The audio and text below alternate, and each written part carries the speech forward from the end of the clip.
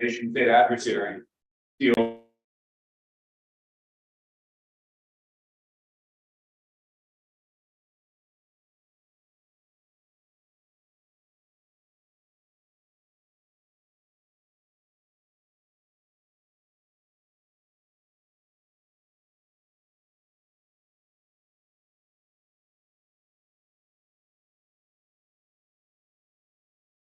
Security and cybercrime. It's also about addressing some of the challenges we have and making sure that as we start to create more robust identity solutions that can address cybercrime, that we also are designing solutions that work for everybody and are accessible for everybody. This has been a real challenge to date, and I think we certainly saw during the pandemic that one downside of government agencies rapidly deploying more robust ID verification tools was that in addition to blocking a lot of the attackers, it also put some people in a terrible situation where they couldn't convince agencies that they really were who they claimed to be. And most of the time through no fault of their own. And then they weren't able to get benefits that they badly needed and were entitled to during the pandemic. Not everybody has a smartphone. Not everybody has access to reliable broadband. Not everyone speaks English. Not everyone has a robust credit history. Not everyone has a driver's license or the other foundational credentials that are needed to prove who you are in both the physical and digital world. And so with all of these issues, there are some real limitations in terms of what the market can provide today when it comes to the digital identity solutions that we need to work for everybody. We can definitely do better. But as we'll talk about today, it's not just about industry coming up with better solutions or government creating new policies, or for that matter, government building its own systems to address the problem. Each of those can play some role in solving the identity and authentication conundrum, but a lot of our ability to make progress on this set of problems starts with a bigger issue, the recognition that identity is critical infrastructure and needs to be treated as such. Until we start to think about identity that way, we're going to continue to struggle to address challenges in this space. Now, we had a great win on this front earlier this year with Congressman Foster, who we'll hear from at lunch today, leading efforts to get language included in the Chips and Science Act that became law last year, directing NIST to take on some important new work here. It was a key part of the original Improving Digital Identity Act that he had introduced a couple years earlier, and it was basically peeled off this provision and included in the Chips and Science Act. Specifically, the bill now, or the law, directs NIST to expand the work it does in digital identity guidance, which to date's largely been focused on giving guidance to agencies who are trying to figure out who's who online if somebody's coming to do business with them. And this new guidance will also have to focus on helping government agencies know what they should do if they actually want to start providing their own identity and attribute validation services. Why does this matter? Well, today the authoritative issuers of identity are split between federal, state, and local levels. There's no guidance to set a high bar for security and privacy, say, in the way that SSA might offer a digital service to validate an SSN, or the State Department to passport. No guidance to cover how a state DMV might create digital identity services tied to the driver's license, or how a local vital records bureau might create a digital birth certificate. So Section 10225 of the CHIPS Act now directs NIST to tackle this important work so that all of those agencies will have common standards. So while we still have a lot more work to do on the policy layer of digital identity, this new law at least provides a foundational piece.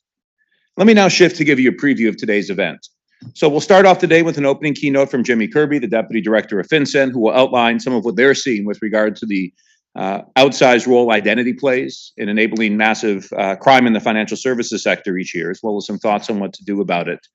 Our partners from the ID Theft Resource Center will then release their annual data breach report, talking about some of the trends of the last year in terms of where bad things happened and how and why, and setting the stage for what we might do about it. ITRC is going to drive a good chunk of the morning agenda from there. We'll have a panel discussing the rise in data breach alerts that don't actually alert consumers to much of anything, followed by a spotlight session that highlights research they led with a group called the Black Researchers Collective, looking at the impact of identity crimes across Black communities in the United States. From there, they'll continue their focus on the impact on victims. We'll have a fireside chat that features Jessica Roy, who's an LA Times reporter who did some powerful work over the last year documenting her experiences as the victim of a complex identity fraud case with persistent thieves. Having spent a lot of the morning documenting the problems we have in this space and the impact they have on people, we'll then shift in the afternoon to talking about potential solutions. So after lunch, we'll be joined for a lunchtime keynote by Congressman Foster, who, as I noted earlier, has been one of the Hill's strongest voices in flagging the importance of the government prioritizing digital identity. I mentioned earlier the role he played in the CHIPS Act, getting legislation passed to supercharge NIST's efforts in this space. He also came really close to getting broader legislation passed, the Improving Digital Identity Act, passed into law. This would have codified the importance of digital identity into law in the US and also required the White House to launch a whole new, what I call a whole of government effort, focusing on closing the gap between physical and digital credentials. So he'll be talking about what we might expect to see this Congress. From there, we'll shift to a panel discussion looking at challenges we face addressing equity and bias concerns in identity proofing. This is an issue that's been getting a lot of attention over the last year with regard to government services, but it's something that's a challenge more broadly in the private sector as well. I think one of the things the panel will dive into is some of the actual science in terms of where we actually have bias challenges with different identity proofing tools. The term bias gets thrown around a lot, but depending on the technology being used, sometimes there's a problem and sometimes the technology actually works pretty accurately and equitably for everybody. So I think the idea of grounding policy discussions on this issue in the science going forward is going to be an important issue in the year ahead. From there, we'll hear from Andrew Shikiar, the Executive Director of FIDO Alliance, who will give us some thoughts on the authentication front and things happening in the FIDO ecosystem, some predictions on the year ahead. And from there, we'll then have a panel looking at a new twist on the FIDO standards called Passkeys, which are poised to let us finally replace passwords. I'm pretty excited about it. Replacing them with something that's both stronger and easier to use. And we'll have speakers from NIST, from Amazon, Google, and Microsoft on that panel. We'll then end the day with two more panels, one talking to some key players from Capitol Hill and the executive branch about what we need to do in 2023 to make better identity happen, with a focus on how we can close the gap between physical and digital credentials. And finally, a panel that I think will be very timely, given that today's the deadline for industry comments to the CFPB on their proposal outlining new proposed regulations governing consumers' access to and control over their financial data. It's an area where getting identity and authentication and authorization right is really critical, given how much of a high-value target financial data is, as well as the more basic need to let consumers decide on a granular basis what data of theirs they might actually want to share or might not want to share with third parties. And then once we're done around 4:30, we'll have a nice reception out in the lobby. You're all invited to join us. So with that, I now want to take a moment to introduce Jimmy Kirby, who's the Deputy Director at Treasury Department's Financial Crimes Enforcement Network. Thank you.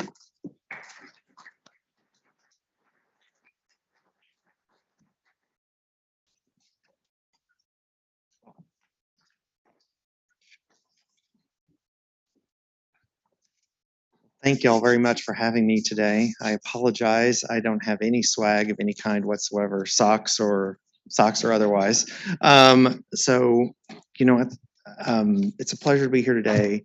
And, I want to sort of walk through and explain a bit how this type of event and its focus on digital identity, a building block for what we see as reliable financial services, fits into the broader FinCEN picture. So I'm a bit of a late addition to the agenda, so you're going to see me reading quite a bit. I apologize in advance for that, and I hope it's not too much of a disruption, but I also want to make sure I get it right. We're focused on a range of important topics of FinCEN in this space: emerging threats, responsible innovation, and expanding partnerships and feedback loops. So in my conversation today, I'm going to try to take each of those themes in turn. And before diving into them, I want to take a moment to lay some groundwork and emphasize the importance, at least in our view, of digital identity. At FinCEN, we are pragmatically focused on our mission to protect the U.S. financial system from illicit finance threats. Identity is fundamental to the effectiveness of every financial institution's AML-CFT program, regardless of whether customers are using traditional depository financial institutions, money services businesses, or emerging digital asset products. Many of FinCEN's regulations and authorities are designed to help financial institutions and law enforcement identify their customers and the nature of their customers' activity. This includes the foundational AML program rules, various reporting requirements, which many of you are probably familiar with, such as suspicious activity reports and currency transaction reports, as well as record-keeping requirements like the Customer Identification Program rule and the Customer Due Diligence rule. Identity is also at the heart of other more targeted FinCEN authorities, such as geographic targeting orders. You may be most familiar with our use of this authority in the context of cash-based real estate transactions over the last several years. To get financial services right, we think we need to get identity right. It is vital to building trust in the system, in our view. Getting identity right means implementing identity solutions that preserve privacy and security, promote financial inclusion, and protect the integrity of the overall financial system. This brings me to the first part of my narrative, emerging threats. Financial services have been increasingly migrating towards a primarily online environment. This trend creates new opportunities for abuse, and new threats have emerged from a traditional cast of characters. As a result, we have been thinking about how we can leverage all of the data that financial institutions send to us to simultaneously identify and help mitigate the increasingly broad set of illicit activity, including money laundering, fraud, and terrorist financing. To that end, we have embarked on a systematic analysis of SAR filings to look for common threads amongst these threats. Our goal is to utilize this valuable information by comprehensively categorizing all 2021 SAR filings into typologies using a rigorous and flexible identity framework. We believe the preliminary results of this effort are promising, and we hope to make our analysis repeatable to assess trends and dynamics to encompass threats as they evolve. The preliminary results will help further enhance our ability to identify threats reported in Bank Secrecy Act data, quantify vulnerabilities in Know Your Customer processes, and refine our fraud-based analysis using a financial crime attack lifecycle approach. Let me share how we've approached the analysis and what we're finding. First, I should start with why we focus on identity. As I previously mentioned, identity is core to FinCEN's mission, regulations, and reporting requirements. To bring customers on board, financial institutions need to establish with confidence who their customers are on the front end and throughout the customer relationship. A failure or security compromise in any step of that process compromises the integrity of customer identity, potentially limiting a financial institution's ability to confidently know with whom it is doing business, as well as customers' confidence that they will not be a victim of identity theft or otherwise defrauded. Security breaches have led to data hacks of centralized repositories of identity-related information, exposing PII and making those data sources less reliable. As we all know, bad actors can often buy this identifying information on darknet markets. Many of us have faced this and dealt with the unpleasant consequences, whether it's a single username or password for a website you visit, whether your credit card information was compromised, or whether your social security information was stolen. Identity-related suspicious activity reports continue to increase, growing more than 15% from 2021 to 2022. For example, in 2022, FinCEN received more than 350,000 SARs tied to identity theft, and over 600,000 SARs reporting the use of false or fraudulent identification records. Reports of threats at each stage of the customer identification process continue to grow, from the proofing and enrollment stage to the authentication stage, including the use of compromised credentials, impersonation, synthetic identities, and artificial intelligence to conduct illicit finance. Watching these threats evolve, FinCEN embarked on designing an identity project to assess the role of identity in financial institutions' reporting. This project attempted to achieve three goals. First, to learn about financial institutions' customer identification processes. Second, to quantify breakdowns, vulnerabilities, and threats. And third, to identify solutions, including digital identity. We began by defining illicit identity-related illicit activity. That's a bit of a mouthful, I apologize. Identity-related illicit activity is when an identity or the customer identification process, or lack thereof, is exploited, resulting in unintended authorization. This definition includes fraud, cyber-enabled crime, and other suspicious activity. While we continue to evaluate our data in this space, we are currently focused on the following explanation. Fraudsters exploit the current customer identification process vulnerabilities in three ways: impersonation, exploiting insufficient verification, and compromise. We have tested this hypothesis by categorizing, analyzing, and quantifying identity-related reporting, including on fraud and cyber events, in the totality of the 2021 SAR filings. Based on FinCEN's preliminary assessment of the initial results, the majority of the over 3 million SARs filed in 2021 involve identity-related suspicious activity. Further, the majority of those identity-related SARs are tied to exploitation of insufficient verification processes. We see opportunities for digital identity to address customer identification breakdowns in customer onboarding, account logins, transaction monitoring, as well as in investigations. I would like to drill down into a specific type and sector to give you a sense of the threats that we see evolving in our reporting and their link to identity. Reported business email compromise incidents in the real estate sector, which we often refer to as REBEC incidents, again, not exactly the smoothest acronym, indicate that perpetrators of these attacks typically aim to defraud individuals and entities in connection with real estate transactions, based on data filed with FinCEN between January 20 and December 2021. Unfortunately, individual homebuyers suffer disproportionately from these incidents. Actors perpetrate real estate business email compromise attacks by improperly impersonating authorized persons or entities. The most common victims of impersonation were individuals and entities involved in the title and closing process within a real estate transaction. BSA data for 2021 suggests that the average monthly value of REBEC incidents was approximately $500,000, with a median value of approximately $130,000. This represents a substantial increase from 2020 BSA data, where the suggested average monthly value of such incidents was approximately $350,000, with a median value of approximately $110,000.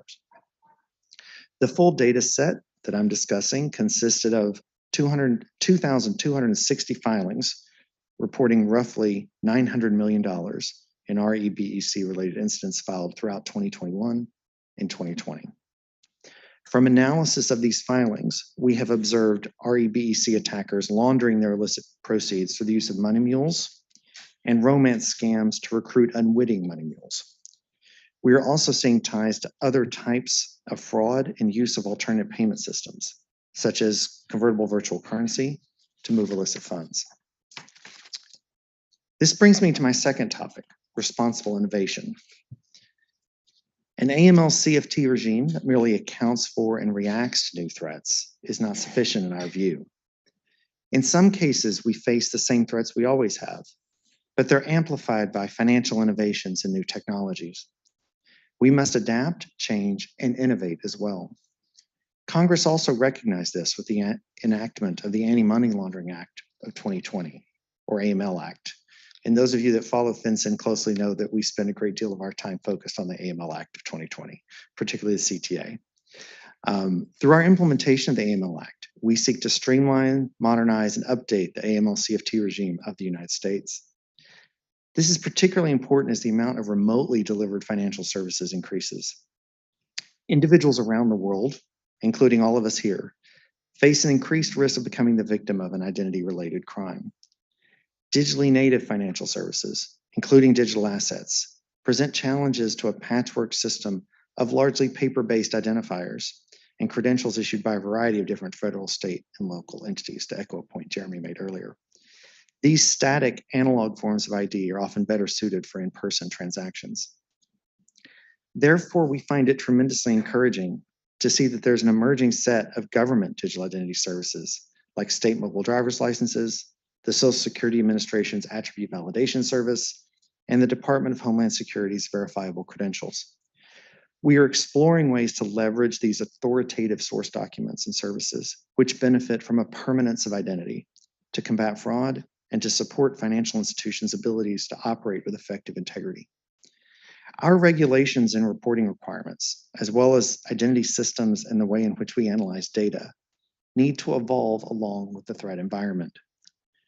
We can work together to foster development of infrastructure, information sharing, and standards that will safeguard the future of identity and the financial system, And events like this conference will help idea generation around mitigating the risks associated with digital identities. FinCEN's view is that our regulatory framework also needs to approach these innovations in a way that recognizes not only the risks they pose, but the opportunities that they present. Additionally, there are a number of features of a digital identity framework that, taken together, have the potential to address threats and spur innovation across all types of financial services.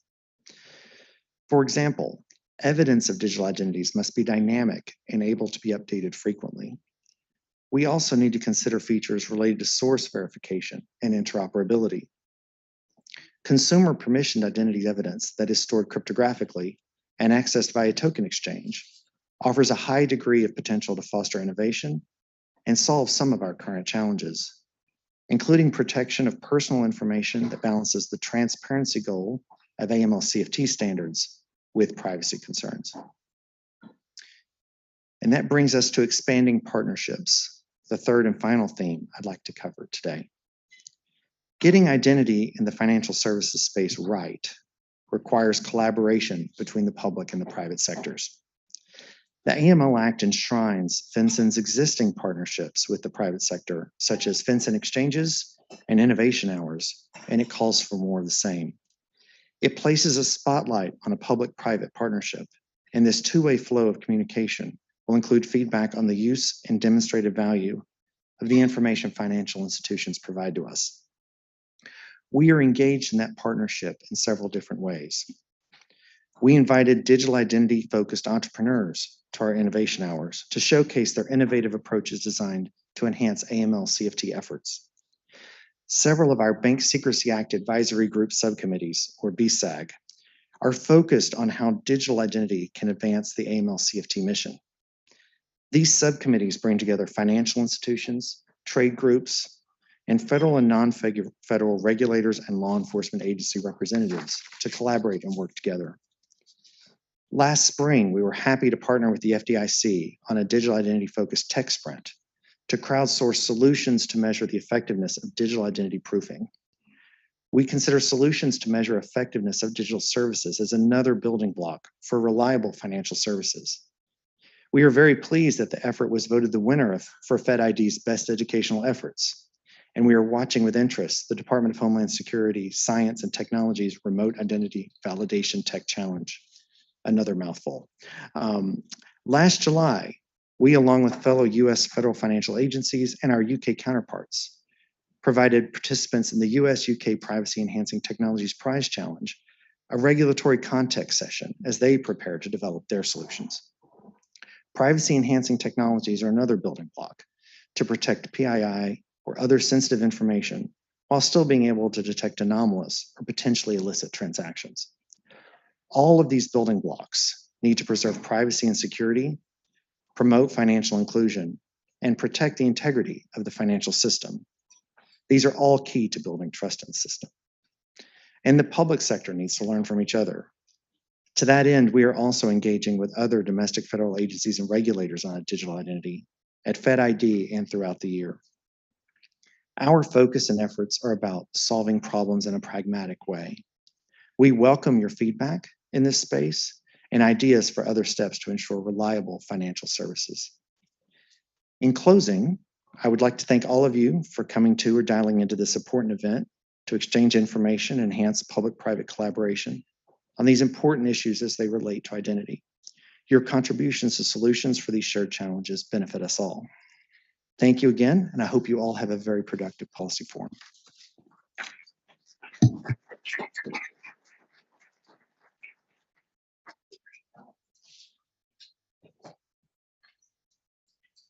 All right, up next, I'm going to ask our friends from ITRC to come up.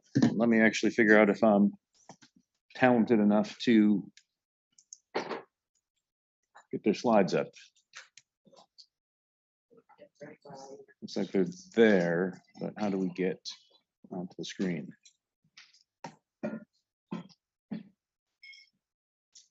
May actually have our folks in the magic room in the back come out and help here. There we go. All right. All right. You're up. Thanks, Jeremy. Thanks. Hi, good morning, everybody. I'm Eva Velasquez, President and CEO of the Identity Theft Resource Center, and I'd like to welcome you here.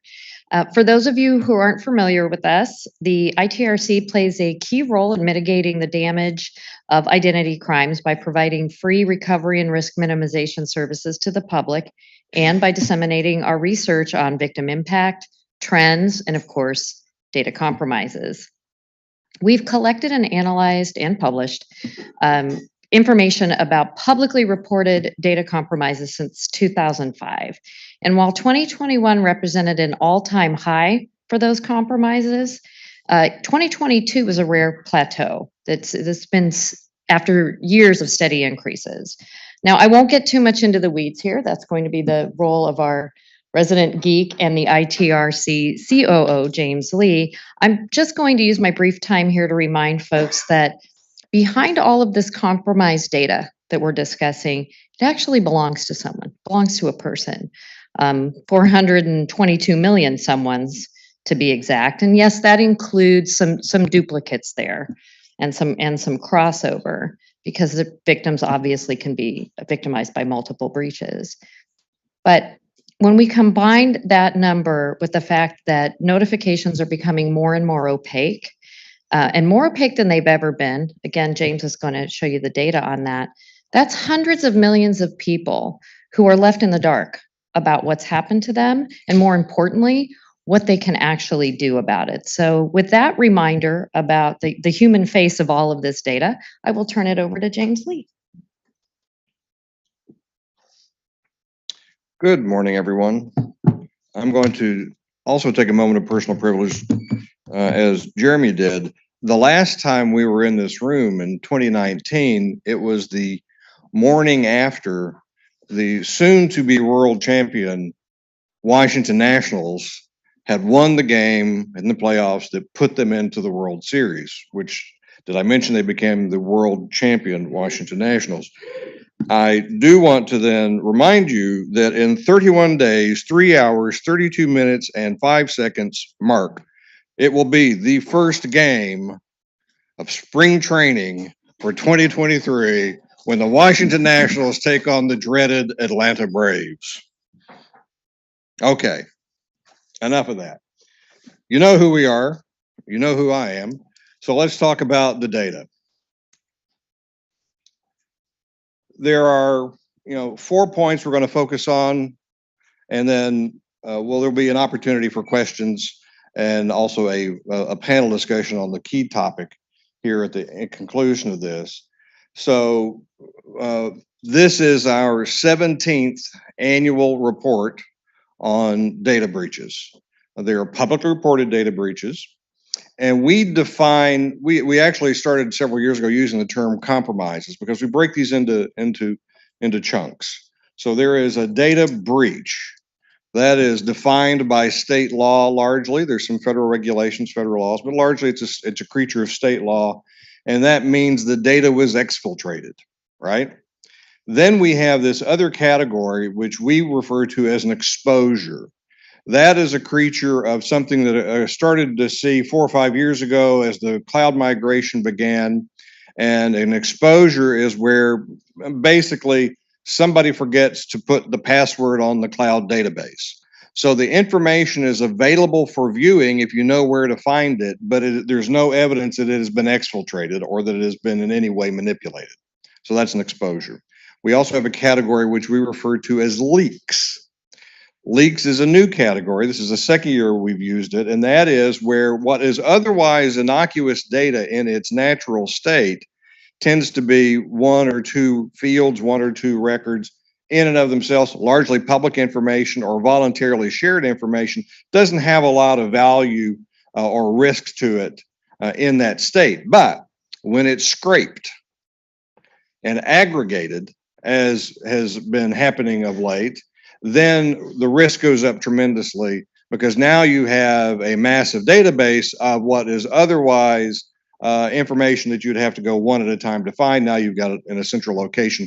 Think of what happened with LinkedIn several years ago when their entire database was scraped, Or think about what happened in December of this year when a leaky API allowed people to go in and scrape 221 user accounts from Twitter, even though Twitter says that didn't happen.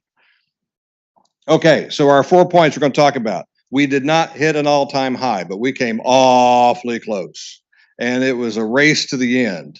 We started out slow in the year and finished strong. We'll talk about that. On the victim side, we were trending down. We would have had a down year. This would have been another consecutive year of downward terms of estimated victims. But we had one breach announced in late December, which blew out the number. For the first time, half of the publicly reported data breaches had no information other than there was a data breach. There was no information about the root cause. There may or may not have been information about the number of victims. But that is in stark comparison to 2 years ago and proceeding back for about a decade when 100% of data breach notices had the root cause of the data breach. We'll look at those numbers. And then finally, we've seen supply chain attacks race ahead of malware attacks as a root cause. That's a new trend. Malware has been trending downward and the lines finally crossed with supply chain attacks now surpassing that. So here's the actual numbers. 1,802 total compromises. That compares to 1,862 in 2021. So 2022, that's what we have. You see how it breaks down. Vast majority, 90% of that is a data breach. You have 18 exposures, so people are still forgetting to put that password on a cloud database, but not nearly as many as there have been historically. When that number would have been in the hundreds, now we're down to the 18, we're into the teens. So that is trending down, and we certainly have all the appearances that it's going to continue to trend down. And then we have a number of unknown. We just know there was a breach. We don't know why. That is separate and apart from not knowing the root cause. This is literally only a notice that said there was a compromise, but no other details. In terms of victims, there you see the number, 422 million. We would have been, but for the 221 million that are related to Twitter, and they had two breaches in the year, one in the early fall and then the one in December, which of course they deny, although a number of security researchers have verified that it is a legitimate breach. We would have been down by 1/3 over last year's number of victims, which is roughly 198 million. So we would have been much lower than we were last year. Here's your eye chart for today. When you can see here the trend in the first part of the year on the left side of the slide. We did not see the acceleration we expected coming out of the record-breaking year of 2021. We thought we would see that trend line continue up, and it did for January. And then we had a strong March. So the first quarter was actually on a trajectory. It was our largest number of breaches in the first quarter in the history of this report. But then we also started to see the effect of the conflict in Ukraine. And we started to see the effect of the volatility in the cryptocurrency market. And as you can see there, particularly in the early summer months and even into July, lower number of data breaches being reported. But then everybody kind of got their footing. The cryptocurrency markets had bottomed out. The groups that were engaged in the conflict in Ukraine kind of handed off to the second tier groups who then rediscovered supply chain attacks. And we were off to the races for the rest of the year. In terms of victimization, you can see that the number of victims was relatively stable through the year. There were a couple of breaches, two as a matter of fact, that accounted for half of all of the victims during the year. One was AT&T and the other was Neopets. We'll talk about that in a second. But then you have Twitter come in December and blow out the number. And you can see there on the right side, the trend lines from the last several years, last year being the all-time high going all the way back to 2005.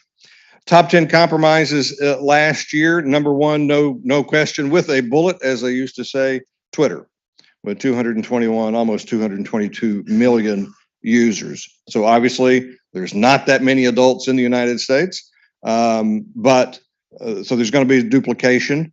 This is why we have started to use the term estimated victims. We do that for two reasons.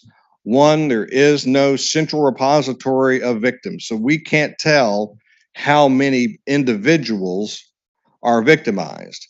Now, and a number of states do not require a victim count, so we don't also know what all breaches, what the impact is on individuals. So those two combined, we're starting to use the term estimated victims, and generally they're going to be higher than what is reported. Neopets I mentioned. Anybody remember Neopets? Okay, some of you may have played with them. Some of you had children, I'm sure, that did play with them. Who knew they were still around? But they were, and 69 million people, including a lot of people who are now adults who played with them when they were children, had their information compromised. AT&T is another one I want to highlight, just because AT&T was the other big chunk kind of data breach in terms of victimization. AT&T says, not me. Yes, it's our data, but not me.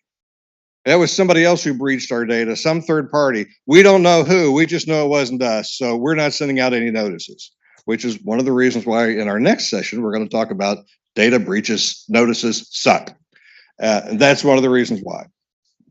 And then you see then we were relatively consistent, with the top 10 being somewhere in that 3 million victimization range. A lot of in healthcare in particular, so receivable performance management, eye care leaders, and Advocate Aurora Health, all third-party supply chain breaches. So we'll talk more about supply chain in a second.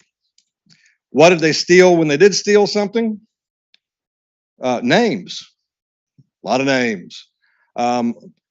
Full social security numbers, dates of birth, home address, driver's license. Continuing to see a lot of interest in driver's license as driver's license become more of a standard and identity proofing and a variety of both account setup as well as account authorization. Supply chain attacks on the rise. So for the last 4 or 5 years, we have seen malware dropping down. We also saw the rise in ransomware. Ransomware was kind of headed toward number one. Phishing has been the number one for the last 10 years. We saw ransomware closing in on that. Then, as we talked about, there was the sort of the plateau to a slight decline in ransomware, and apparently ransomware payments were down last year for all the reasons we've talked about. But sneaking up behind all that was this reduction in malware attacks, malware-based attacks, and the increase in supply chain attacks, which when you think about it, and I'm sure everybody in this room knows, it makes sense when you think about it. Why, even as a cyber criminal, would I attack 100 companies when I can attack one company and get the information of 100 companies? And that's what we saw accelerate last year, to the point where we had 40% more supply chain attacks than malware attacks. And when we're talking about raw numbers, that's 118 supply chain attacks impacting 1,700 entities. There were only 70 malware attacks. So 118 versus 70. And there have been, in the first 3 weeks of this month, 0 malware attacks. That's not something we've seen in the past. So malware continued to trend down, supply chains going up, particularly in industries where there are a lot of small vendors who have access to a lot of big company data. That's why we saw so many entities. In a normal year, we would see somewhere in 75 to 80 supply chain attacks, and they would be impacting 300 to 400 entities in total. This year, 1,700 entities impacted by 118 supply chain attacks. We've already had more supply chain attacks reported this year. So since the first of the year, we're already seeing more.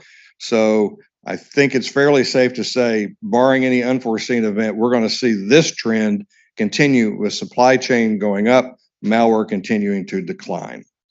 The one thing on malware, I will say, what we have seen in a replacement of threat actors exploiting known and zero-day web application vulnerabilities, shifting to APIs, because APIs are everywhere. They're very simple code. There's very little security with APIs, and you're beginning to see APIs exploited as a way of gaining access into systems, and in particular into the data behind those systems. So keep an eye on API vulnerabilities. Okay, here's the one that I really want to rail on. Public data breach notices.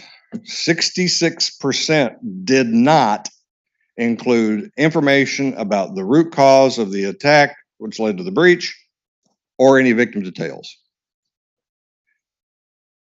That means 34% did.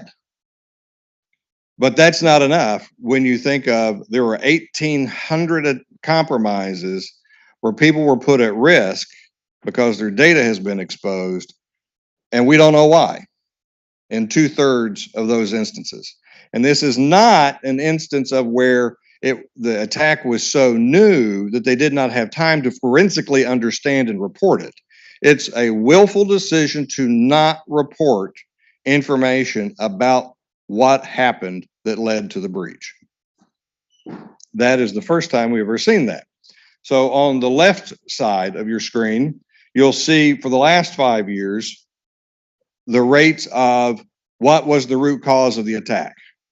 98%, 100%, 100%, 93% in 2021. That number, that 93%, represents the beginning of the trend which accelerated in 2022. That represents that drop, that 7% drop is Q4 2021. Up until that point, 100% of data breach notices included the root cause of the attack. You'll also see the victim details. Now, victim details are a little more elusive, and victim details are not mandated. Neither are the root cause of mandated by law, but some states do mandate victim totals. And in fact, Maryland just added that to their state data breach law. But you'll see there, we still had a significant drop from 2019, where we had 78%, 72%, to now in 2022, where we had 34% revealing the number of victims.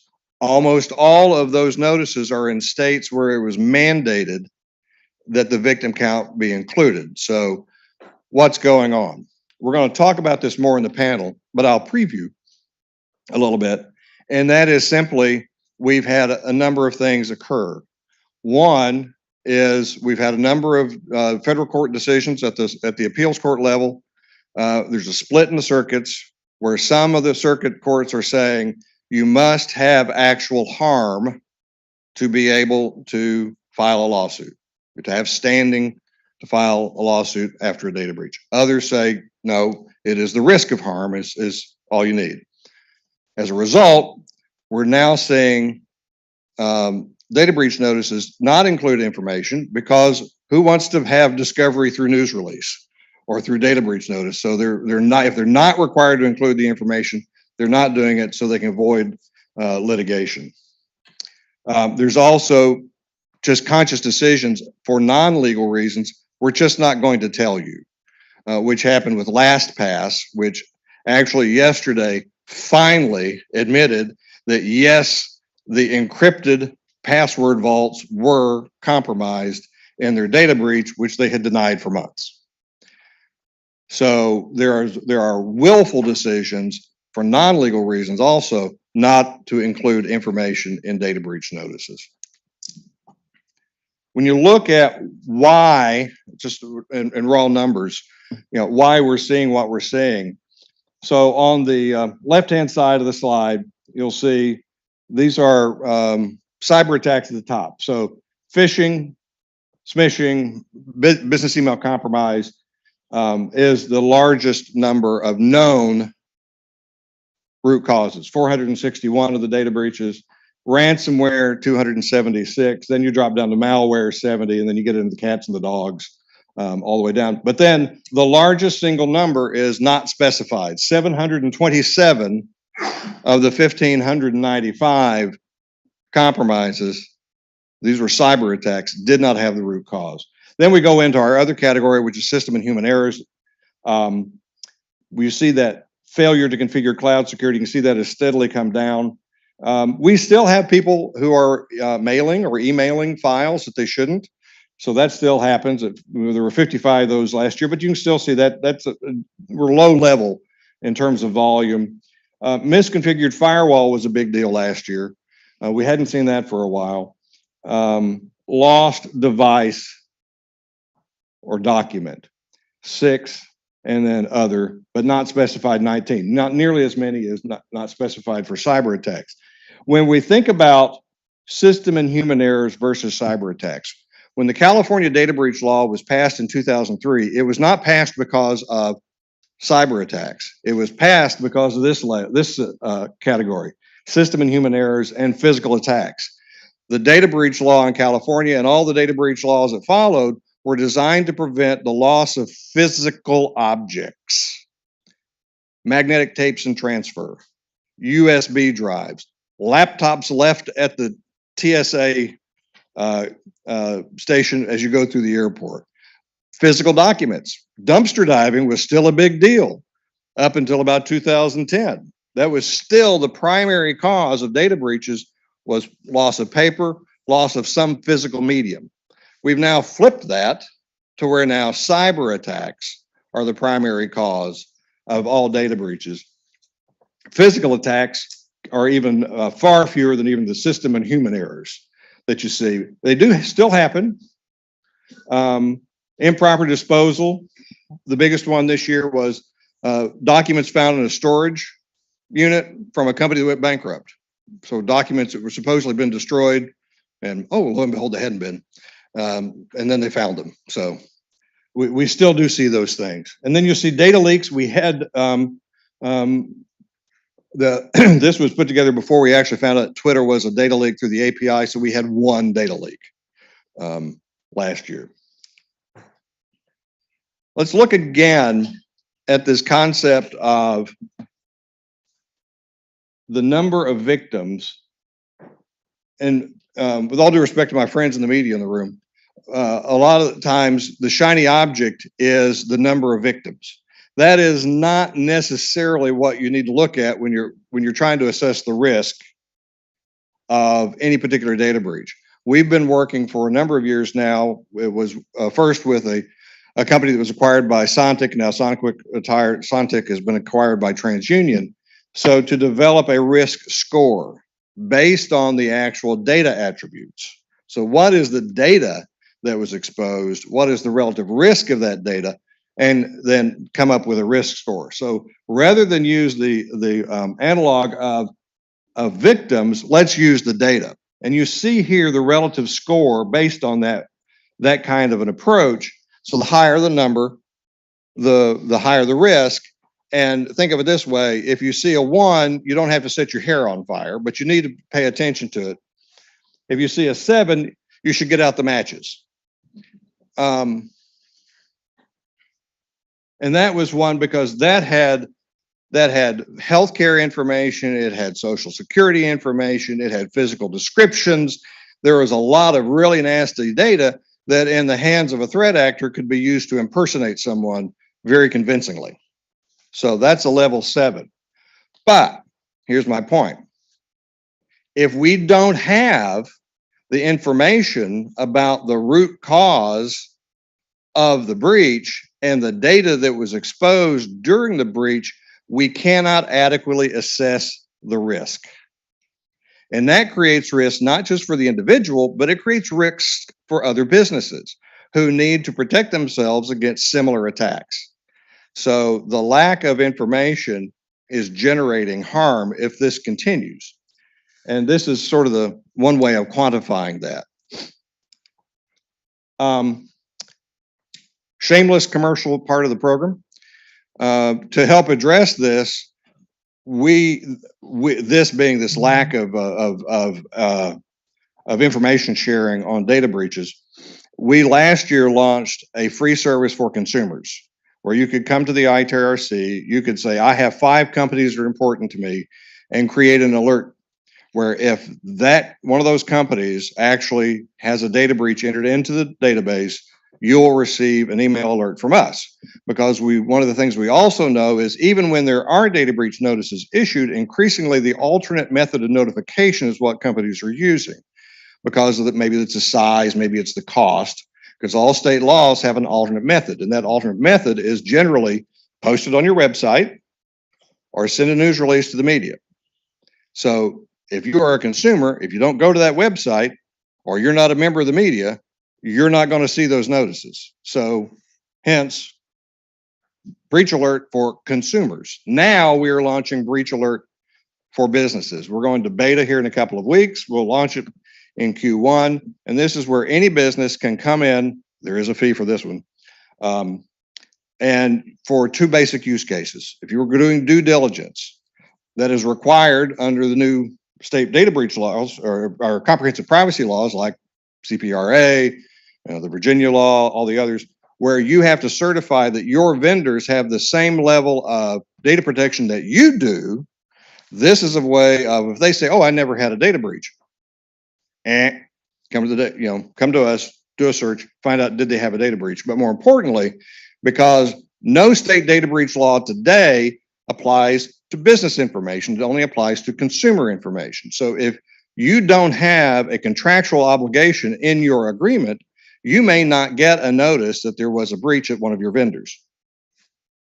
Set up the alert system with us, and you will be notified whenever any of your vendors have a breach come into our database. You can do it on an annual subscription or a one-time search basis. Visa, MasterCard, American Express, all accepted. Okay. This is where I tap dance to give our panelists time to walk up, take a seat, because there is a panel discussion next. But first, there is actually some good news in the 2022 data. First of all, we've talked about cloud security is actually improving. We're seeing those numbers go down. We were looking at several hundred data breaches just 4 or 5 years ago. Because of somebody not putting the password on their cloud, or they thought that the cloud information would be protected because that was the job of Amazon, that was the job of Microsoft, that was the job of Oracle. Now we all realize, oh, wait, I have to put on my own security in the database. So we are seeing cloud security improving. Physical attacks continue to go down. That's a good thing. We still have them, but they're not nearly as prevalent as they used to be, nor are they the impact or what they were once upon a time, because it's a lot harder to walk around with 221 million account records on a piece of paper. And then finally, victims did drop in most industries. So there are only a handful of industries where we saw an increase in data breach and victims last year. And even then, they weren't, it was not a significant increase, but there was a few here and there. But overall, victims dropped and number of data breach notices also dropped. Yeah, come on, John. Yeah. This is Coke Zero, by the way. I just want everybody to know that I'm not having a highball this early in the day. Well, anybody that knows me would question that. But I'm not like one of our other friends in the cyber world who does give his presentation with a cigar in one hand and a martini in the other. I haven't gotten there yet, but I'm going to. So this part of the program is where we're going to ask you to engage here in just a second, but we have assembled a panel of experts here to talk about this concept that data breaches suck. there's been no shortage of information by academia. We've done research on it, that the actual notices themselves don't do anything for consumers. They don't prompt them to take action by and large. And when they do take action, it's not particularly helpful. So, the whole concept of how we notify people of a data breach or a data exposure, we need to rethink it. We need to improve it at a minimum. We probably need to rethink it from its entirety. So we have assembled this august panel of experts to talk about this very issue. So despite the fact that it says Kim Sutherland, this is like Broadway, the role of Kim Sutherland today is being played by James Rotolo. James of Grant Thornton fame, not of LexisNexis, John Breault from National Consumers League, and Paul Bond from that little law firm, Brand X, right? As we sit here in Venable. Gentlemen, thank you for being here. Okay, the first question. We'll start with you, Paul, because you actually practice law in this area, and you have some experience with paying clients. Yep. Do data breaches notices actually suck? Data breach notices absolutely suck. Is this on? For one.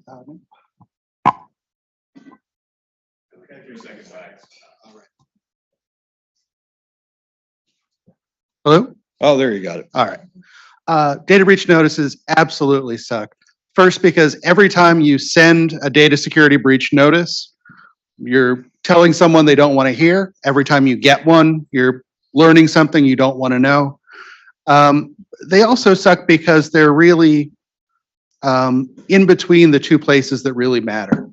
It really matters that we fix the broken identity authentication system we have in this country. That's a bigger fix than will come about because any given company sends a letter to any given person. It's also really important that we have almost no fault systems for people to be able to remediate identity theft losses they may have suffered. Again, not something you're going to get from a data breach letter. The data breach letter starts out from the concept of almost zero baseline of background risk of identity theft. The idea that, well, your identity is some pure untrammeled snow, and it's only because of this particular incident that now suddenly you're at risk of identity theft. Whereas really, as we all know, the risks to identity theft are epidemic and persistent, regardless of whether you get one of these letters. I think the other reason they suck is because so many have gone out and so many do go out that people tune them out. I've gotten more than a dozen over the last few years. I got notice from my bank that someone on New Year's Day, someone stole $630 by making fraudulent purchases in my name. The thing that mattered to me was that there was a remedy in place that I was able to use to essentially write off or charge back those fraudulent charges.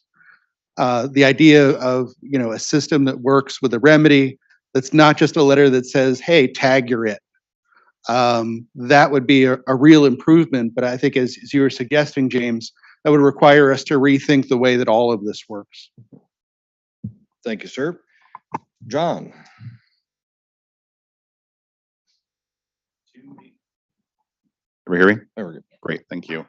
Number one, thank you to ITRC and the Better Identity Coalition for inviting us to be part of this panel. Do notices suck? I'm going to take a contrarian view. I don't think they do. Are they worth what they originally created to be worth? Probably not. In the wake of the Experian breach, states started passing breach notification laws. The idea behind it was that let consumers know what they can do to protect themselves. Back when we did think that our identities were sort of pure, untrammeled snow. That's clearly no longer the case. There's clearly rampant breach notice fatigue among consumers. They don't pay attention to them. But I do think it's important that there be a public record when companies fail to uphold their data security commitments to their customers. And I think breach notices do that.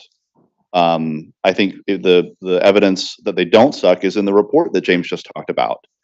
How do you come up with that kind of data to find out whether companies are upholding their obligations? How do you help enforcement agencies know when they need to exercise their authority under, say, Section 5 of the FTC Act against companies? I think notices do that. And so I think while they don't have the same worth that maybe they were originally intended to for individual consumers, there is definitely a significant worth still for researchers, for enforcement agencies, and importantly, James, as you mentioned in your presentation earlier, for businesses who may not be the subject of the breach themselves, but if they are working with the same vendors, if they are using the same underlying technology for things like customer relationship management, they can take action to try and head off a breach involving those same vectors with them. So no, I don't think they suck, but they just suck differently now. And I think there might be a useful distinction between, so when you send out one of these notices, there's actually usually several notices that you send out. You send out the notice to the consumer, then sometimes that's individualized by state. There are even some state requirements, like in Massachusetts, where there's a requirement that you don't explain everything that went on with respect to the breach in the notice to the individual. But in many states, there's also a requirement that you notify the government. And oftentimes the government notification required, depending on the state, requires much more detail about the cause of the breach, as well as the total population of notice recipients and the notice recipients per state. Much of that information, many of those state governments post that to their website. So, when we talk about breach notices, I think the notices to the individual to a certain extent serve a different purpose than the notice to the government. And if we're looking for the more full set of information, it's not always available, but oftentimes it's available on the government report versus the report to the individual. Good distinction. And then Mr. Rotolo, who actually deals with anti-fraud all the time. Yeah, so as sort of the fraud investigator on the panel, first of all, thank you for allowing me to play Kim Sutherland today. I'll try to do the role justice. I am going to split the middle here and say that I think that notices are sort of a necessary evil, and I'm glad they exist. But the implementation of them often sucks for three key reasons. One, no all, but they're written by attorneys. And they're not for normal people, and they're increasingly in 8-point font and just multiple pages. Nobody wants to read that. Two, there's not a lot of useful information typically in those notifications for those of us that are interested in stopping fraud, understanding what the threat vector was and how it was perpetrated, what information was compromised. As we're seeing from the research from the ITRC, increasingly that information is left out of those notifications. And three, sorry, what was my third point? It was a really good one. Sorry. So the third one, the best one, is the fact that it's essentially a prize notification that you have won a year of free credit monitoring. And so, which when you look at sort of the risk scoring that we looked at earlier, with a breach that's a 7 on the risk score that included a lot of health information, the types of protections and things that you should do to protect potential future fraud from happening with your identity, often unrelated to the type of protections that they're giving you. So health fraud, for example, free credit monitoring is not necessarily the best course of action, but that's the default one that everybody provides. And so there's really a disconnect between what's included in those breach notifications and the steps that consumers should actually be taking to protect themselves from threats going forward. Thank you. Let's move on to the next question. Why is there less information being shared in notices? So to the degree that you gentlemen know or have thoughts or just want to wildly speculate, here's your chance. So we'll go reverse time this time. So Mr. Rotolo. Yeah, I'll wildly speculate, which is that less is more, right? So, why introduce additional risk to your own organization and, put information out there that can probably only hurt you? And unfortunately, I think many organizations are incentivized less to protect the consumers that are impacted and more to protect their stock price.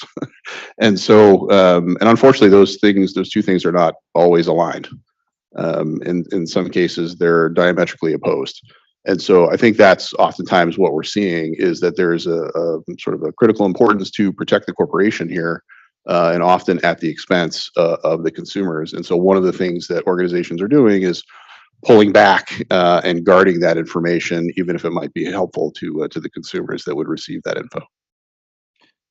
Yeah, and just to I think build on that, and again, wild speculation here, but the despite FTC warnings that failure to notify in a timely manner, to include sufficient information in notices, I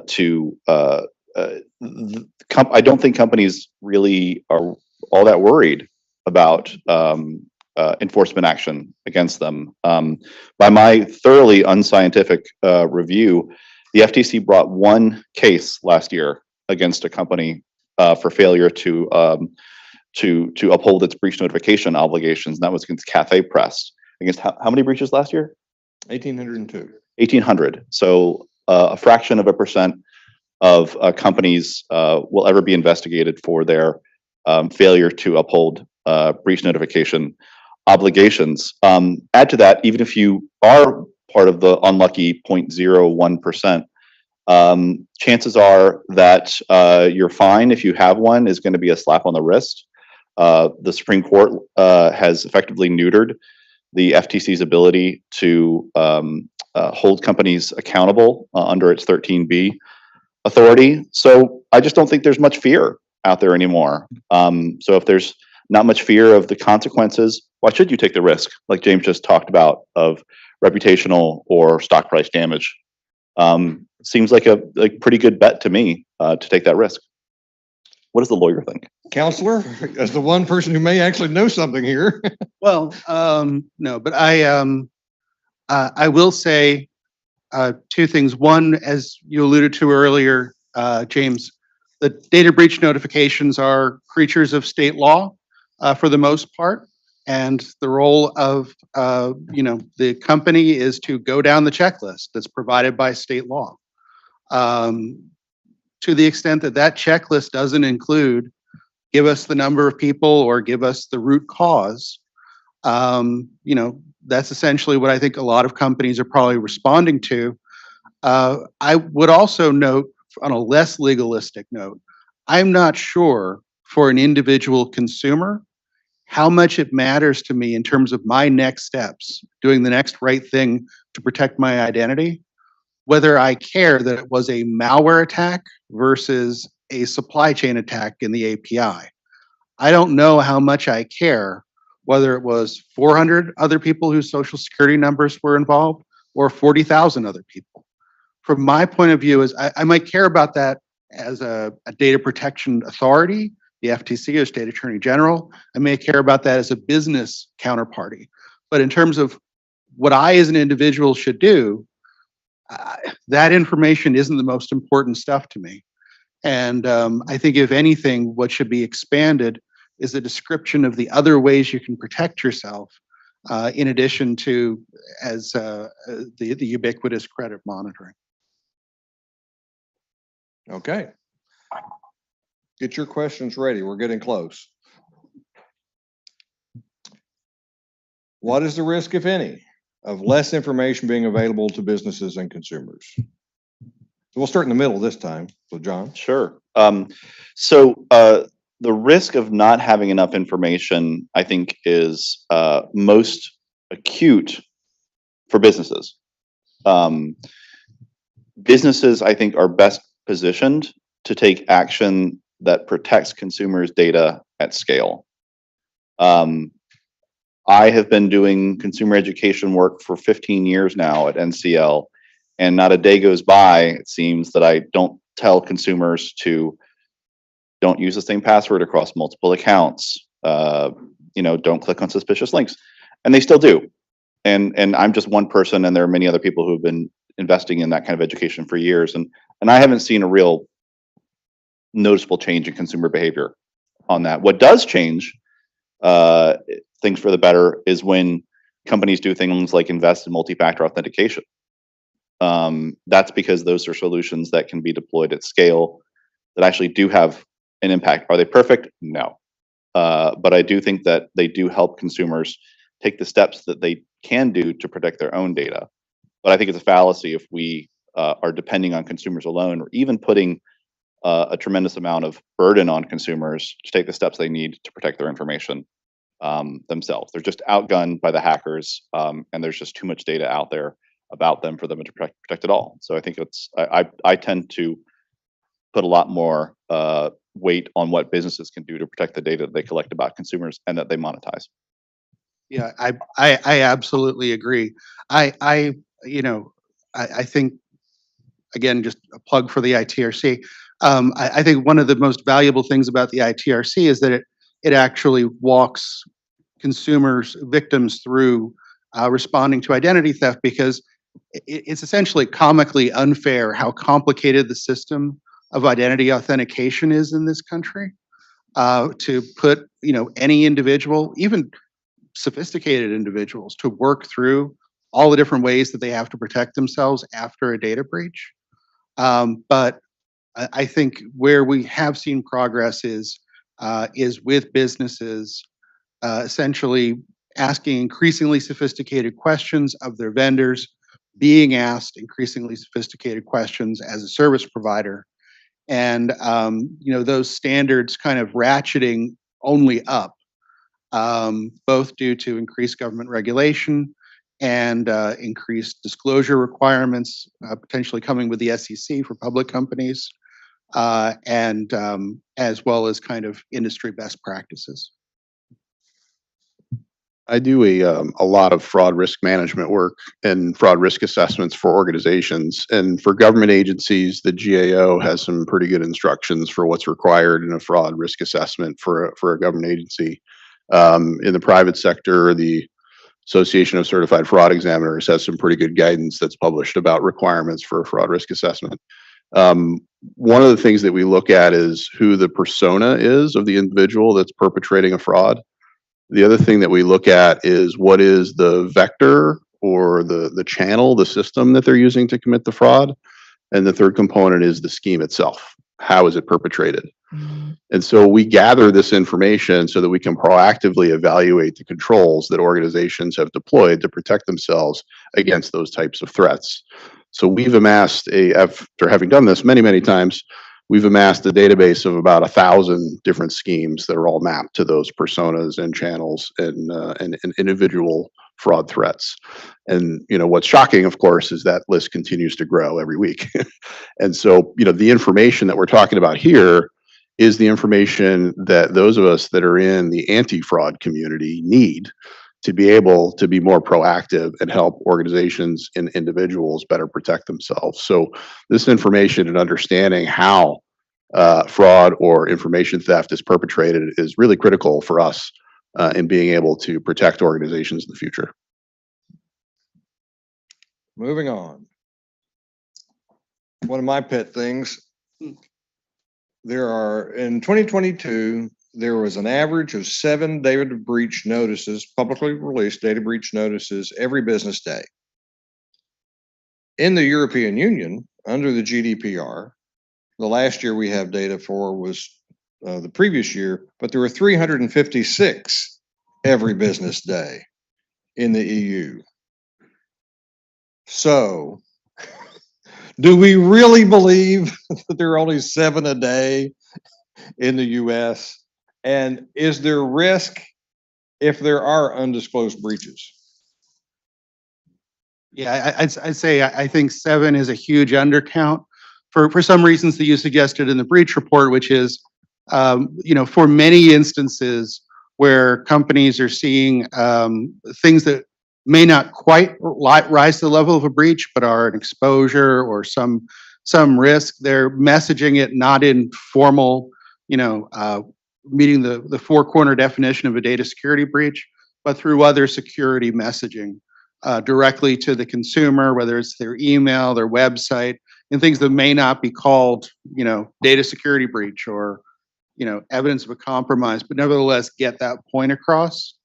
I also think, as you mentioned, the lack of a central repository, really hinders us in being able to figure out what the accurate picture is.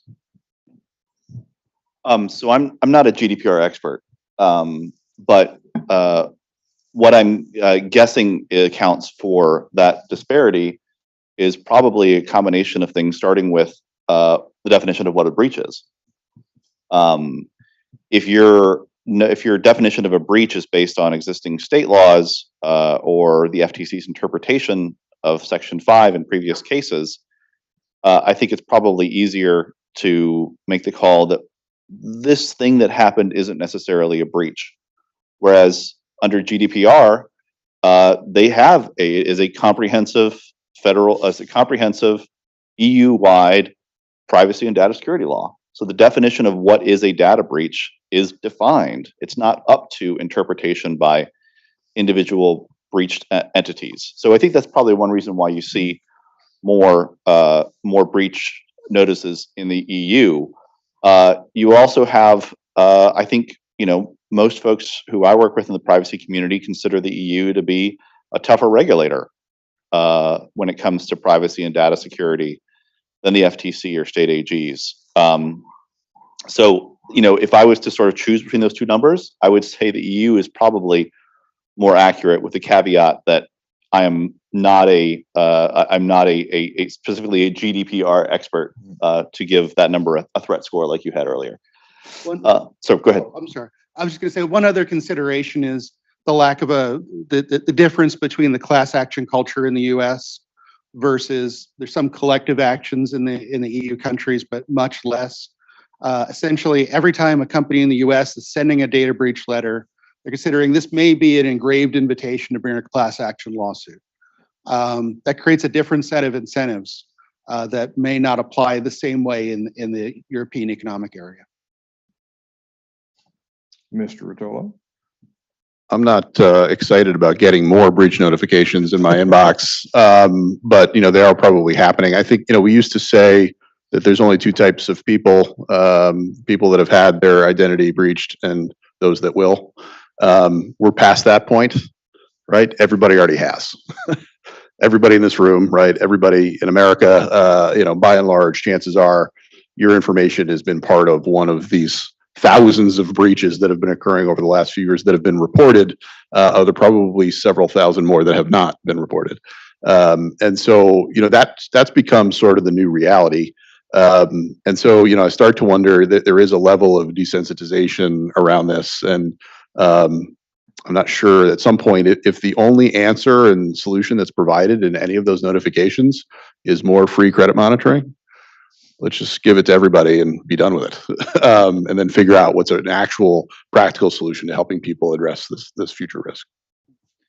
And to your second question, James, about what's the risk of an undisclosed breach, I think the risk that I would most immediately see is the breach to other entities that didn't get breached. As I mentioned a few minutes ago, why I think data breach notifications don't suck. It's because they provide information to other entities that might have a similar risk profile as the breached entity that still have time to take action to mitigate that risk.